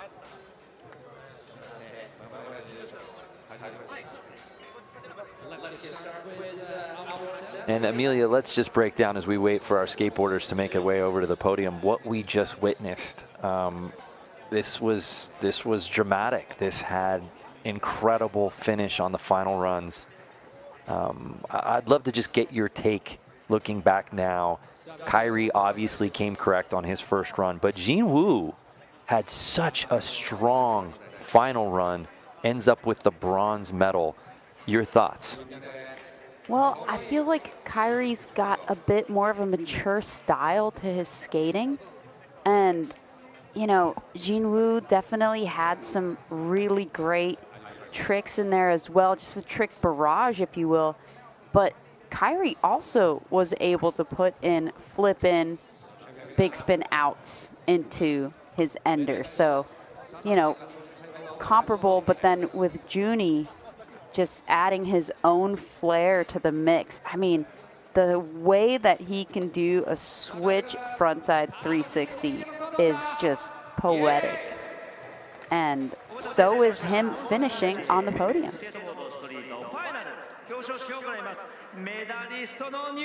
Please welcome our medalists. Come on! Let's get started with our ceremony. So coming up on the stage, our medalists. さあ、今メダリストの皆さんが徐々にこちらに集まってきていただいています。 So our skaters are making their way to the podium. Not sure where Jinwoo Onodera is. Maybe he's wearing the costume. Obviously, you saw his reaction. Obviously, he was surprised by his score, and then certainly Junie dropping in after him and ending up with that silver medal spot, bumping Jinwoo down into the bronze medal position. You know, you can't ask much more from Jinwoo Onodera, as you said, just the pure barrage and volume of tricks, the consistency at which he does it. But there were just so many different options and elements to this field, and style clearly prevailing as well. Please welcome now President, Governor of Osaka Prefecture, Hirafumi Yoshimura and Myaku really probably the true star of X Games Osaka 2025.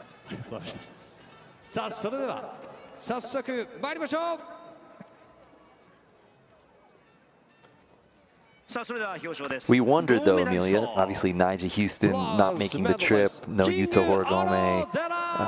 you know, what this event was going to look like. And I think all of these skateboarders delivered from the playoff to the finals. This was such a treat and one of the more competitive and compelling street finals I can remember. Yes. And to be able to adapt to a new format so quickly, you know, I mean, having only 2 runs in each section of the competition.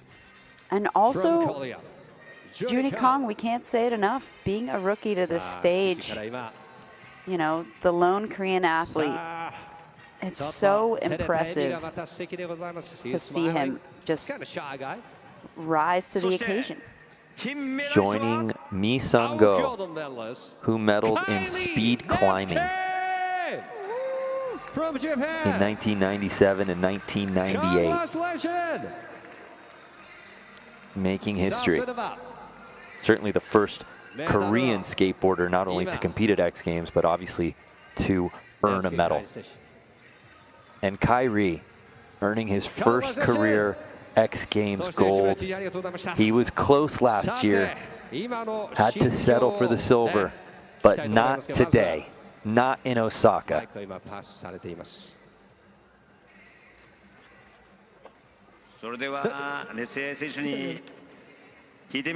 Okay, all right, let's jump right into the interview with athlete. それでは今の心境、いやおめでとうございます。どうですか、お聞かせください。いや X ゲーム初めての、金メダル取れて、しかもそれが日本で取れたことはもう最高にめっちゃ嬉しいです。He's so excited. He got the gold medal in Osaka, and especially Japan. 日本で初めて取れた、本当に嬉しい。おめでとうございます。ありがとうございます。結構今日はタフだったんでしょうか。Is it tough situation? どうでしたか、今日のこの振り返ってみて。いやもう本当みんなレベル高くて、自分もそれに負けないように、自分の得意なヒールのトリックで技決めれたのがすごい嬉しいです。本当に he said it's a tough situation right now. The competitor is so cool, but he finally got the gold medal. 大きな拍手をお願いします。ね、最後はもう金メダル取れたってことですからね。いやすごいコンペティションを制しました。おめでとうございます。では写真撮影参りましょう。Well, congratulations to our podium here in the Monster Energy Men's Skateboard Street Final. Kyrie winning his first career X Games gold medal. まず脈々と、そして吉村知事に今日来ていただいています。ありがとうございます。この大阪・関西万博で盛り上がる大阪。たくさんの方々がこの大阪に今来られています。その熱狂の渦、大阪・関西万博夢島と、そしてこの京セラドーム大阪で開催されている X ゲーム大阪。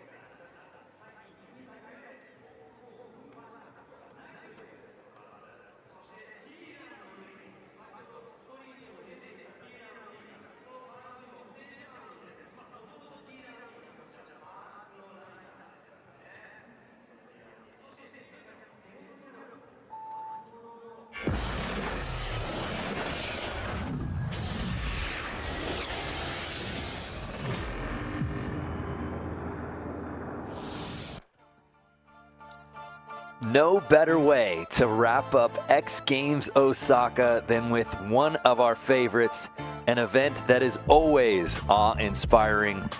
We welcome you now to the men's Skateboard Park here from the Kyocera Dome. What's happening, everybody? B. Graham alongside Amelia Brodka. And Amelia, I can't wait for this one. We've got such a stacked field, and this is an amazing course that I think really plays to the strengths of all 8 skateboarders. And so beautifully designed as well. You've got a little Osaka cityscape in there. You've got a metro train and just incredibly compelling combination of lines that could take you through the whole park. And these skaters are definitely all going to be taking unique approaches to it. A lot of mainstays that we always see here in our skateboard park at X Games. Our defending gold medalist from Japan last year, Tom Shar, certainly is one to watch, but you can never count out some of these guys that are household names in X Games royalty, like Pedro Barros and Kieran Woolley, fresh off of competing in the street event, is getting in the mix. Gavin Bacher, of course, Tate Carew, and maybe the most talented man in this discipline, Keegan Palmer. But they'll all be chasing Tom Shar, who won gold in Japan in this event last year. Tom Shar's been on an absolute tear, put out an incredible video part called Vert's Not Dead, where he skates transitions of all shapes and sizes, and sometimes even throws soccer goals into the mix. So that man can skate anything. An ATV for sure. So here's what we're playing on. We've got the playoffs, 8 skateboarders, 2 runs each. Count that single best run, and we cut it down to just 4 for the final. A look at the lineup. Again, Tom Shar is the defending gold medalist from this event. But of course, Keegan Palmer won gold at this event in Ventura last summer. So it will be really fun to watch those two especially battle it out here today in Osaka. Don't count out Yuro Nagahara, who's the lone Japanese skater in this field, but such an incredibly powerful skater and takes really unique lines in the park.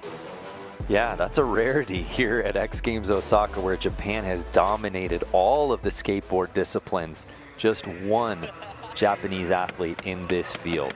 We kick things off from the Queen Creek, Arizona native Trey Wood, making his 14th X Games appearance, owner of 3 X Games medals. He's been at a ton of X Games, but we haven't seen him in too many competitions as of late. Mostly focused on filming, putting out various video parts. And he did compete at the Swamp Fest event where he was a standout. But to see him in traditional run format, it will be fun to watch what he's got in store for us. There you see Yuro Nagahara out of Hakuba, Japan. This will be his 5th X Games appearance. Still in search of that first podium finish.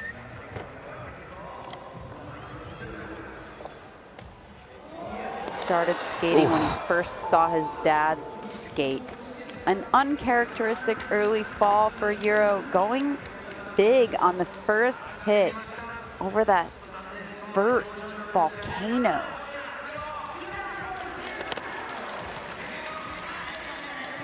And with this format, he's only going to have one more shot at it. Owner of 6 X Games gold medals. A bronze last summer at X Games Ventura. He has the most golds and most medals in this discipline. The one and only Pedro Barros. So much speed and power to start off his run. I love that alley-oop, lean air. Oh, and throwing in a manual for good measure. Frontside grinding his way over to the vert volcano. Transferring up the back lip, poking the frontside air. Nice backside Smith. Going right into frontside Smith. Such great use of the course. That's something to really admire about the way that Pedro skates. Not only is he powerful, but he knows how to work a park course. And ending with a bang. Huge 5. Had a little bit more time, but such a great first run from Pedro. Also, I'm going to crown it best helmet at X Games Osaka. Goes to Pedro Barros. I would have to agree. That is a great helmet. Pedro made his X Games debut 15 years ago in Los Angeles 2010, where in his debut he won gold in park. Certainly was a mainstay until about 2018, and then took a 5-year hiatus only to return in Ventura a couple of years ago and just missed the podium then, and then got bronze last summer. Then we move on to Kieran Woolley. He's won this event before, owner of 3 X Games medals. This his 6th appearance. He is a wild one to watch. Such great style. We just saw him in men's skateboard street where he put on a show for everybody, grinding the rails around the street course and really using the course well here. Oh, back boneless with his foot all the way on the top of that sub box.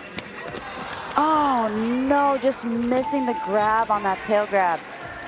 He fits so many tricks into that run because of how fast he goes and the lines that he takes. Yeah, it's controlled chaos to find. Oh, the kickflip Indy, transferring over and then missed a grab right after that.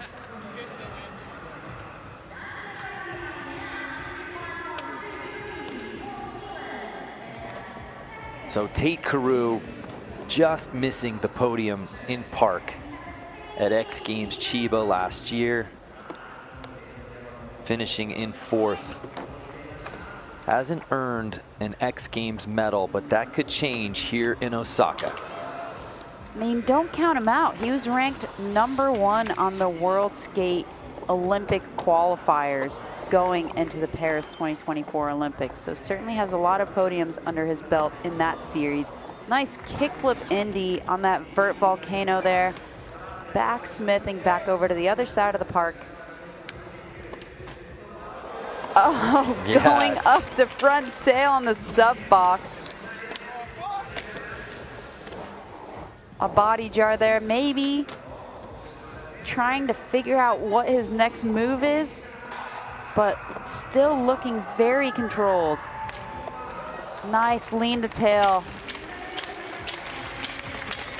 Putting it together on his first run. Definitely do not count Tate out of a podium contention. Well, a full pool matters when we've only seen one thus far. Again, top 4 moving on to the final. Can he get that solid score under his belt on his first run? Riding for Tony Hawk's Birdhouse Skateboards. He was surprised with a pro model by Tony himself, as well as Gons at the Paris Olympics. And sitting on a 78 right now. I think he could have a stronger finish to his run, but there were a lot of things to appreciate in that run. Gavin Bacher, now 18 years old. Gavo really growing up in front of our eyes on the X Games stage. We remember him from the Next X Am contest at X Games Minneapolis in 2017, 2018, 2019. And he's always right there. What? Wow. He went to frontside grind the bus and then turned it into a 50-50 and then sort of grabbed on the way out. That was just a unique combination of things happening there, as was that 360 1-foot lean air. Oh. And Amelia, you know, we talk so much about Keegan and obviously Tom Schaar, but Gavo has just sneaky been a podium finisher threat his entire X Games career. He's got 4 X Games medals, a couple silver, a couple bronze. So consistent as we take another look. Yet to find that top spot. But his skating just continues to grow, and he's really good in this format. He's got a very unique bag of tricks. Ones we don't usually see, like that 360 lean air where he kicked his front foot down, kind of like a Madonna. Definitely cool to watch to see what he brings to the table. Owner of 2 X Games gold medals, 2 Olympic gold medals, representing Australia, Keegan Palmer. Huge 540 right after the alley-oop 3 right there. Kickflip lean, also alley-oop. 360 lean as well. So stylish, even on that back Smith. Nose blunt on the vert Kano. Nice backside tail slide. Transferring over, looking really solid. Back sugar cane as well, and then the kickflip Indy fakie. Turning back around, how's he gonna end it? Nice lean disaster. Wow, what a strong way to start this playoffs. And Keegan doing Keegan things on his very first run here in the playoffs. Just blasting that 5. Huge. And then the kickflip alley-oop lean.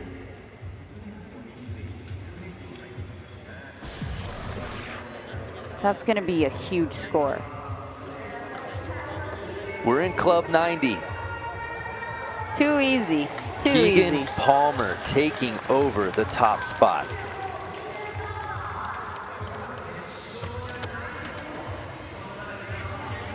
So Tom Shar, owner of 15 X Games medals, getting a bronze in vert yesterday. 3 golds in his career, including his first ever park gold that he won last year. All right, this run is incredible so far. I mean, he kickflip indied over the box jump the wrong way, and then now doing an alley-oop kickflip indie. He did a tail grab 5 from one side to the other of the park, and then this stalefish 360 right into a melon 5, looking really strong. What? And the nose stall on the sub box popping off and back in.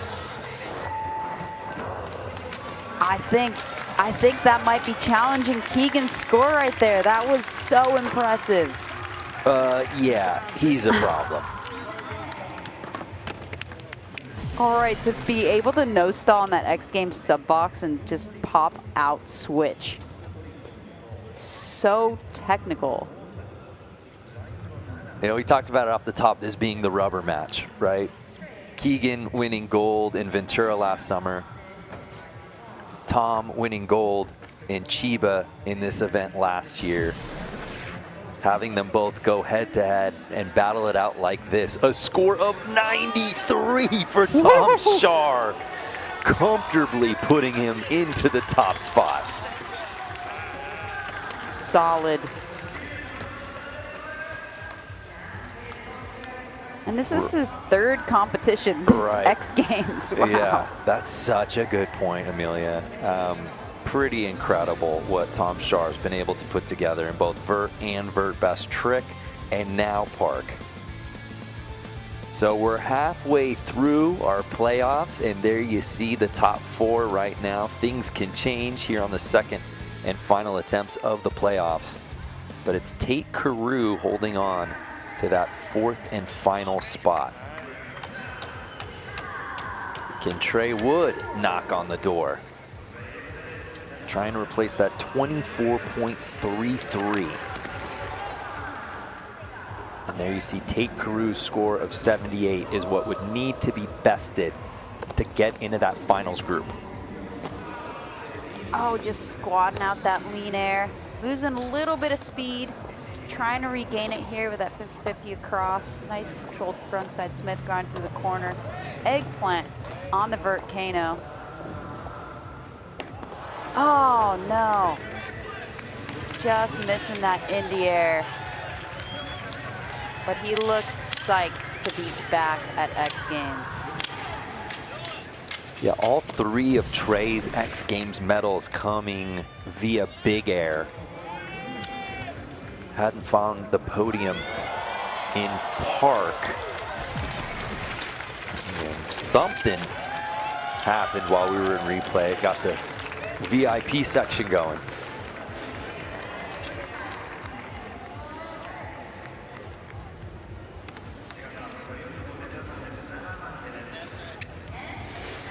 What a chain on Trey. Strong. That thing's heavy.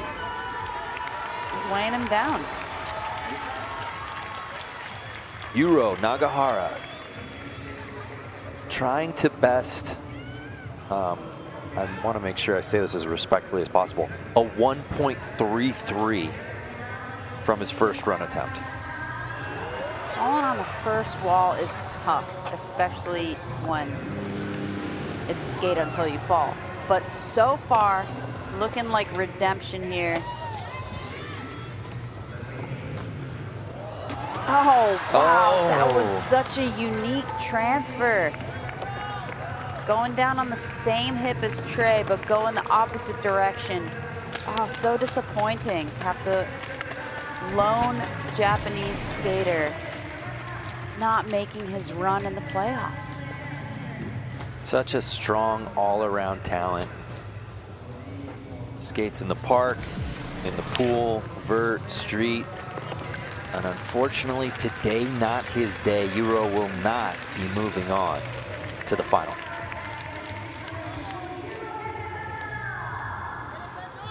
So Pedro in the top 4.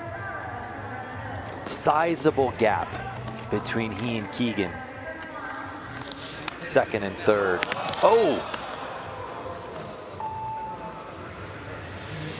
Would have loved to have seen him put that down and keep that run going. But now we have to sit and wait. There's still a couple of guys who could bump him. But as of right now, he's in the top 4. You see his dad, Andre, does so much for skateboarding in their community. Go Kieran. We've got some Kieran Woolley fans in the house here in Osaka. Right now, he's trying to get into the top 4. Skates so fast. And because of that, he can hold his grinds to really go the distance. And that is such a cool part of his run, to be able to gap onto that frontside grind and take it down the rounded escalator, and then be able to do that back boneless. Oh, just missing the kickflip mini this time. Ah, so disappointing not to be able to see a full Kieran run. But he's gonna go for it anyway. Oh, that front nose grind. I would have loved to have seen that. He did a front nose grind in the street competition, which just blew all the other skaters away because of the way that he got onto the rail, just completely ollied over the top of it. And everybody lost their minds.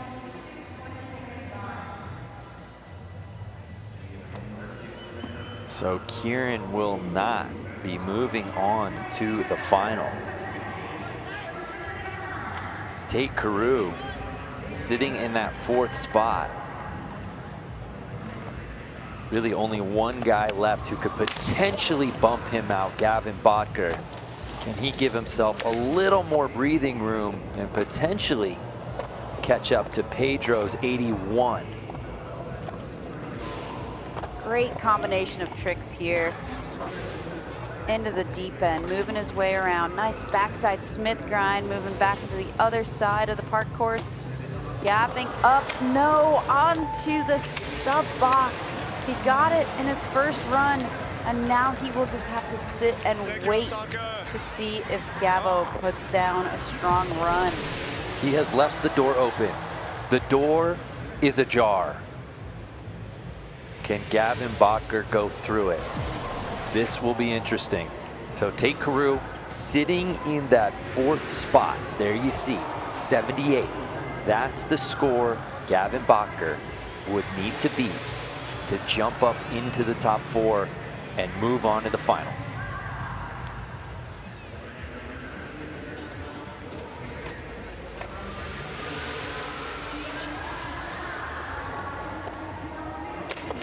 Huge Madonna to start his run.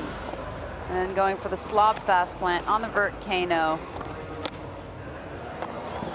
Big padless 5, getting a little squirrely, but saving it. Wow. Frontside air disaster. Alley-ooping. Huge stalefish.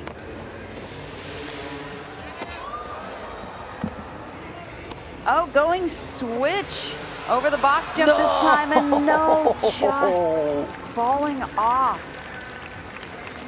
Unfortunately, not able to complete a run, which Tate Carew is relieved about, I'm sure.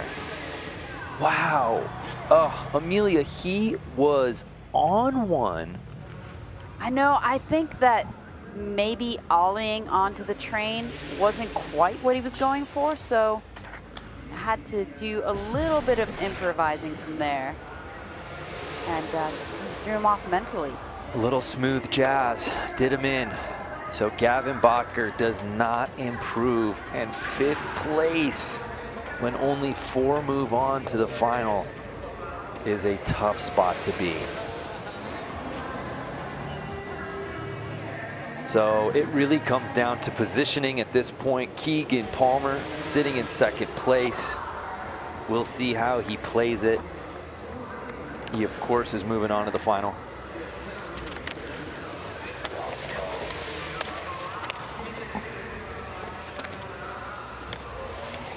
Big alley-oop in the air. Backed up by a big melon 5. Oh. Switched it up that time. Unfortunately, not able to make it, but still very comfortably in 2nd place, which means that Tom Shar will be the last skater to drop in our final. It's an enviable position to be, especially with this roster heading into the final, to have that last say, to be the final boss. It will be Tom Shar. So this run, purely window dressing. Just a huge first run from Tom Shar, setting the pace here in the playoffs. And he is just covering so much ground. Oh, not enough ground on that backsmith, unfortunately. But has come such a long way from such a supportive family. His parents built him a vert ramp where there were none, and it's really paid off.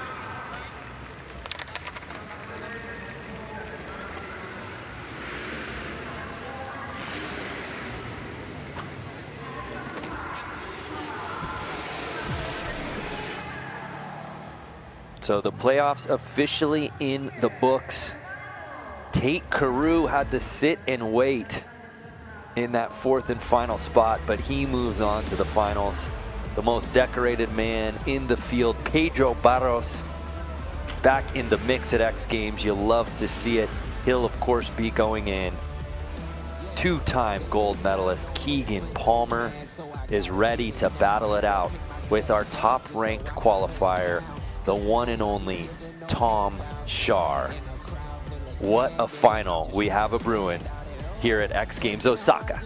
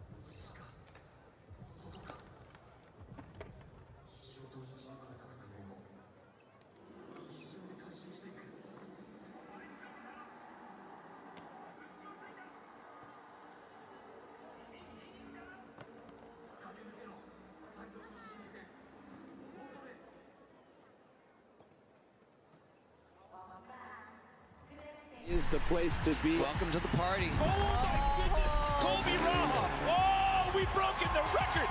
Arissa True. The game done changed. Kevin Peraza. The flare whip. Is he Hannah Roberts, the first ever women's BMX Park X Games gold. Is Nigel Houston about to make history? Unbelievable. The answer is yes. Shout out X Games. We love y'all. Just 5 days away, X Games Salt Lake City. But first, we wrap up X Games Osaka. It's now time for the men's Skateboard Park final. Brandon Graham alongside my partner Amelia Brodka, and we've got just 4 skateboarders left to duke it out for X Games gold. It's only 2 runs each. They are gonna need to just send their best run right off the bat. No time for safety runs out here. There you see our start list. Tate Carew starting us off. Tate, the only one in this field without an X Games medal. Pedro Barros, a legend, more medals than anyone in this discipline. Keegan Palmer, 2-time gold medalist in this event. And of course, Tom Shar, our top-ranked qualifier, owner of 15 X Games medals. Welcome to the Park Finals. It's the final event of X Games Osaka 2025. What an incredible place, incredible venue. Our first time here at the Kyocera Dome. Can't say enough good things about the hospitality of everyone here, Amelia. We've loved our time here in Osaka. I don't want to leave. I know we have to get on planes and get to Salt Lake City eventually, but I am going to spend as much time as I can here in Osaka. That's a great plan. Just 4 skateboarders in this final. And I love the battles that we've seen over the last couple of years between Keegan and Tom specifically. And I can't wait to see what both of those guys put down when the lights shine brightest here in the final. Tate Carew getting ready to kick things off. 20 years old, the Point Loma native, making his 6th X Games appearance, still in search of that first podium finish. Can he earn a medal out here today? Oh, wow, what a great way to start.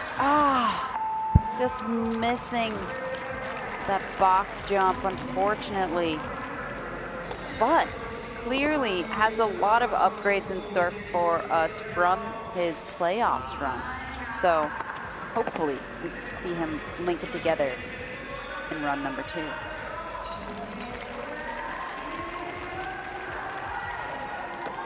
Pedro Barros, now 30 years old, hit the X Games stage when he was just 15, winning gold in his debut event back in 2010. What a story it would be if he could reclaim the top spot 15 years later. So much power behind his skating. Gosh, everything is just blasted. Ooh. And when it's that blasted and there's no flat bottom between transitions, it's easy to loop out.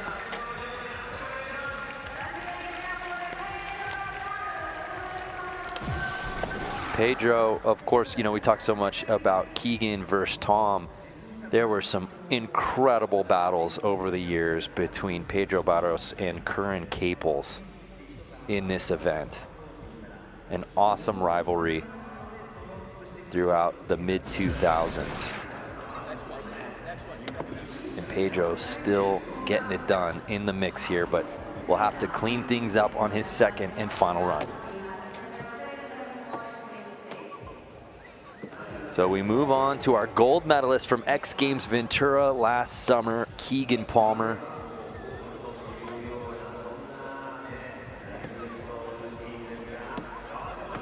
Had a 90 in playoffs, which we thought might be the high score until Tom Shar laid this course aflame, becoming the top-ranked qualifier. But here's Keegan. Nice melon 5. Kickflip alley-oop lean, done so beautifully, and then right into the lean 360 over the box jump. Taking the backsmith through the corner, so controlled. Nose blunt on the Vertcano. Backside tail slide around the cityscape. Whoa, going the wrong way over the box jump. Deck checking a little bit. Lean air transfer, getting kind of wild on him.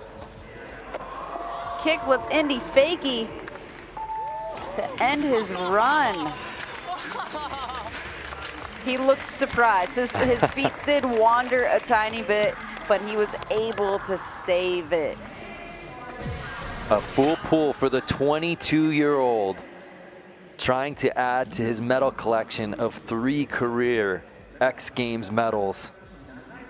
And can he earn a 3rd career X Games gold? The way that he and Tom just kind of play off of each other's energy is so fun to watch.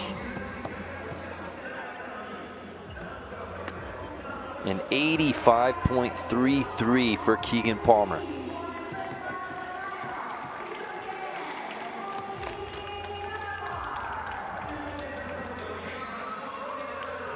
And now our top-ranked qualifier, our gold medalist from X Games Chiba last year, Tom Shar. One of the most talented transition skaters of all time. This guy can skate anything, whether it's mega ramps, vert ramps, park, just such an incredible force. The tail grab 5 going around the cityscape, and then the front blunt on the Vertcano. Alley-oop kickflip Indy right there. Tail sliding around that love seat. Stalefish 360. Melon 5 looking like a really strong run from Tom. And is he gonna get this nose stall? Yes, he is, and pop back in to the transition. And then a fakie 5-0 at the very end. Just such an excellent run from Tom. And you called it, partner. The way these two feed off of one another. Keegan puts down a strong run, and it's contagious for Tom Shar. So sick. That Stalefish is so fun to watch. Just the tweak on that. All those bong rims. Oh, fuck, right on live TV. I said shit yesterday. A 90.33. Tom and Keegan discussing words they can't say on television. And just like that, Tom Shar picking up where he left off in the playoffs. Taking over first place. Run 1 of the final officially in the books. And it's Tom, Keegan, and Pedro rounding out our top 3.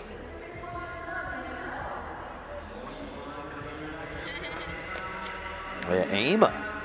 The cool part about this is the last event, right? So you get to see so many of the athletes who have been putting it down all weekend coming and converging all to watch this final one together.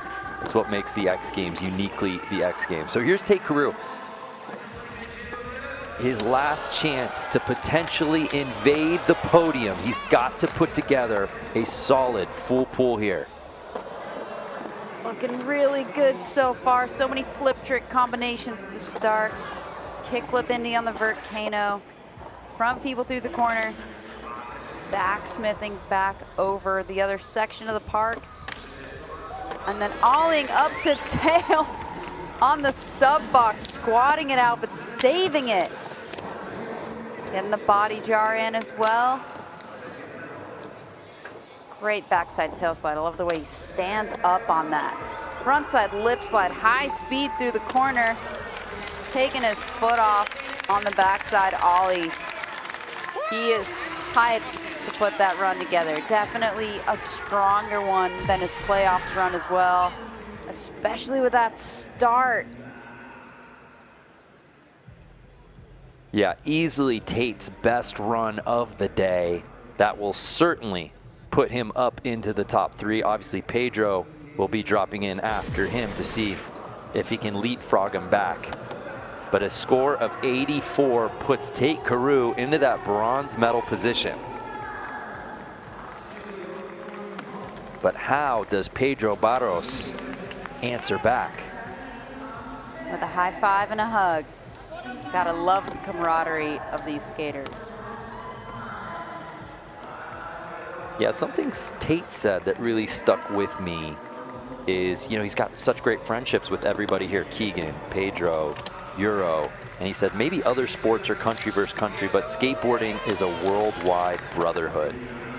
Clearly on full display here. So can Pedro put one of his signature runs together here in the final?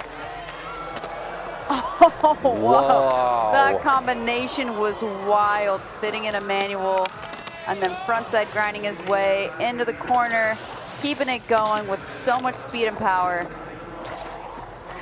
Front Smith through the corner, going to the distance. Oh! What? Okay, that's a make. Contest make right there, going for the varial flip. Alley-oop 3. Let's count it. So Pedro somehow staying on his board, Amelia. But I think we're gonna see Tate get a podium, get a medal. That would be the first of his X Games career.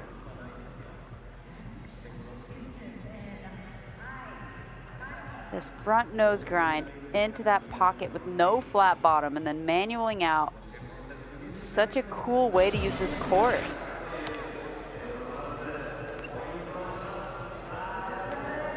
So a score of 79.66, which means Tate Carew will earn his very first career X Games medals. But now all eyes on who's going to win gold.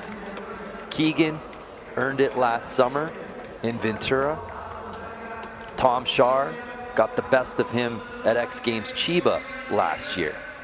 Now Keegan sits in that silver medal spot. He drops in. How does he best Tom Shar's score of 90.33 here on his final run? His playoffs run did land him in the 90s. I wonder if he's going to repeat that here. Looking powerful on that melon 5. Oh! He was trying to blast that kickflip alley-oop lean and unfortunately just not getting it, which means we get a Tom Shar victory lap. What a treat. So Keegan Palmer will have to settle for silver, and Tom Shar goes back-to-back in Japan. Please. So after earning a medal yesterday in Vert, he wins gold in men's Skateboard Park.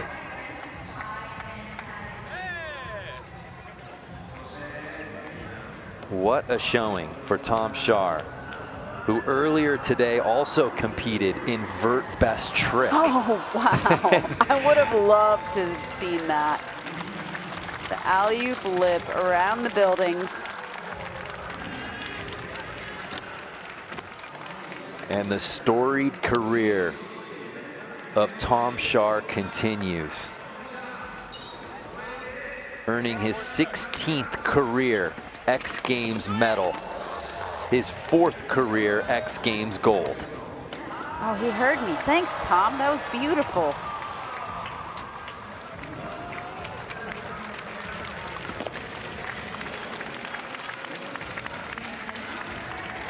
Congratulations to Tom Shar winning gold. And Tate earning bronze. Birdhouse teammates right there. Tom Shar wins gold, Keegan Palmer with the silver, and Tate Carew earning bronze.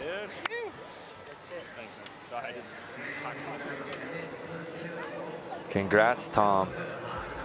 That looks just like him. That's a great caricature of Tom Shar.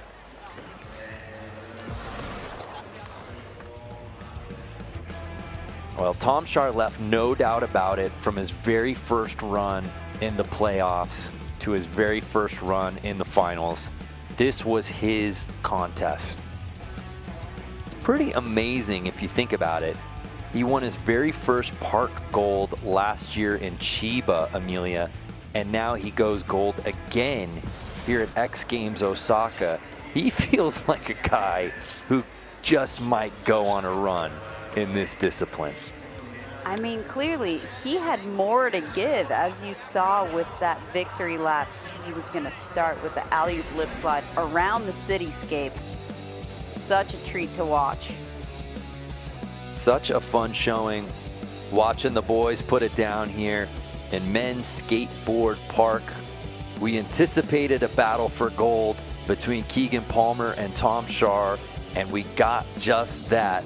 And when the dust settled, it was Tom Shar going back-to-back, winning gold here at X Games Osaka.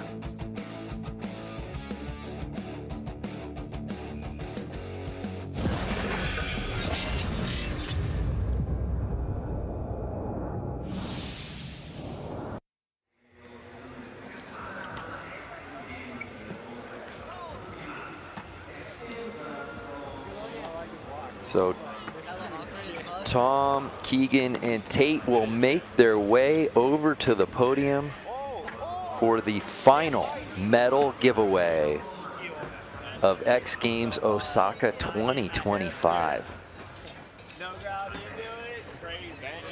Such a fun couple of days, Amelia, and I'm glad that we got to cap it off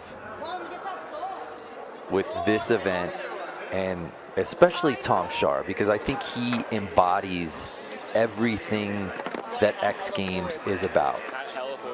Versatility, incredible talent, humble work ethic, and just is a force in every contest he competes in. Vert best trick, park. So to win gold here on the final event in Osaka shouldn't be a surprise to anyone. He certainly embodies progression. I mean, coming off an Olympics podium and then filming arguably one of the best transition video parts of all time, already putting him on the short list for a potential SOTY this year. I mean, I am just so psyched anytime I get to watch Tom skate in whatever form. We first saw Tom in Los Angeles, 2012. Competed in vert and big air at the time, no park. We of course remember when he won his first career X Games gold medal back in Austin in 2014 in big air. And to see the career that he has carved out since then, to become such a force in both vert and park. And of course, that doesn't even speak to all of the filming that he does and all the different projects. He's as respected and all-around skater as you will find on planet Earth.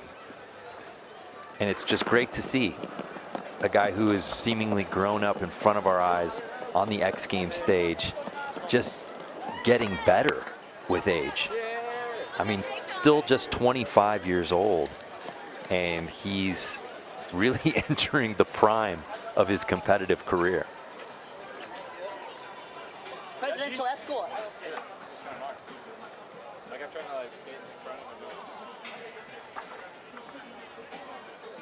And Keegan Palmer, I think, also just going into the battles together. As you said, they just seem to bring out the best in one another in this discipline. And it was so great to see that today as well, just kind of going run to run, and didn't quite work out on Keegan's last run. But I mean, seeing these two battle it out through the whole Olympic qualifiers and in Paris, and now back at X Games. It's just so fun to watch. I spent a little bit of time with Keegan in Salt Lake City earlier this year. We were doing some promotional stuff and press conferences for X Games Salt Lake City. And I have to tell you, Keegan has quickly become one of my favorite people because he is like an all-time storyteller. You can never have enough like people with great stories in your life. I could just sit there and listen to him tell stories about anything. Please welcome our I would say Tate's story in itself is great as well. I mean, his father grew up skating at the Upland Skate Park.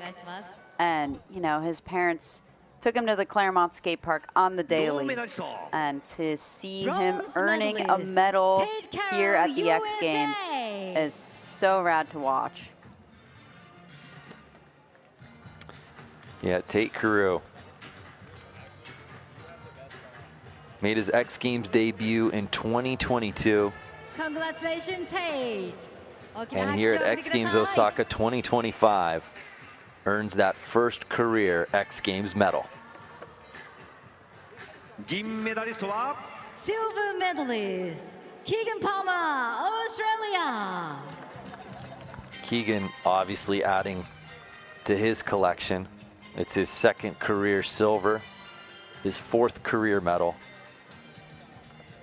And again, I can't wait to watch these two battle it out in Park Congratulations. next weekend in Salt Lake City.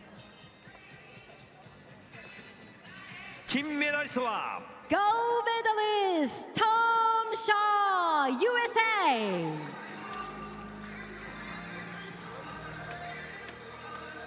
And Tom Shaw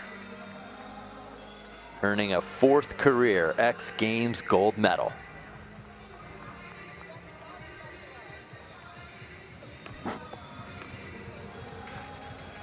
Saあそれではまたまたこの X ゲームズのメダル数を増やしましたトム・シャーに話を聞いてみましょう。リベカ。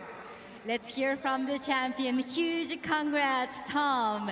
And how did you enjoy the competition here in Osaka? I love it. Thank you, Osaka. もうとにかく大阪でのねコンテストものすごく楽しみました。And now you have another gold here in Japan, and you have another gold. How do you feel? もうたくさんの金を取ってそして日本でまた金獲得となりました。どんなお気持ちでしょうか? I'm just happy to be here skating with my friends, and thank you, Osaka. It was a very fun time. もうとにかく、仲間たちと一緒にこうしてまた大阪、日本に帰ってきて滑れたことが一番嬉しいということでした。Thank you so much. Once again, the gold medalist of the men's skateboard park is Tom Shaw from USA. Congratulations to our podium. Tate Carew with the bronze, Keegan Palmer with the silver, and Tom Shaw earning gold here at X Games Osaka.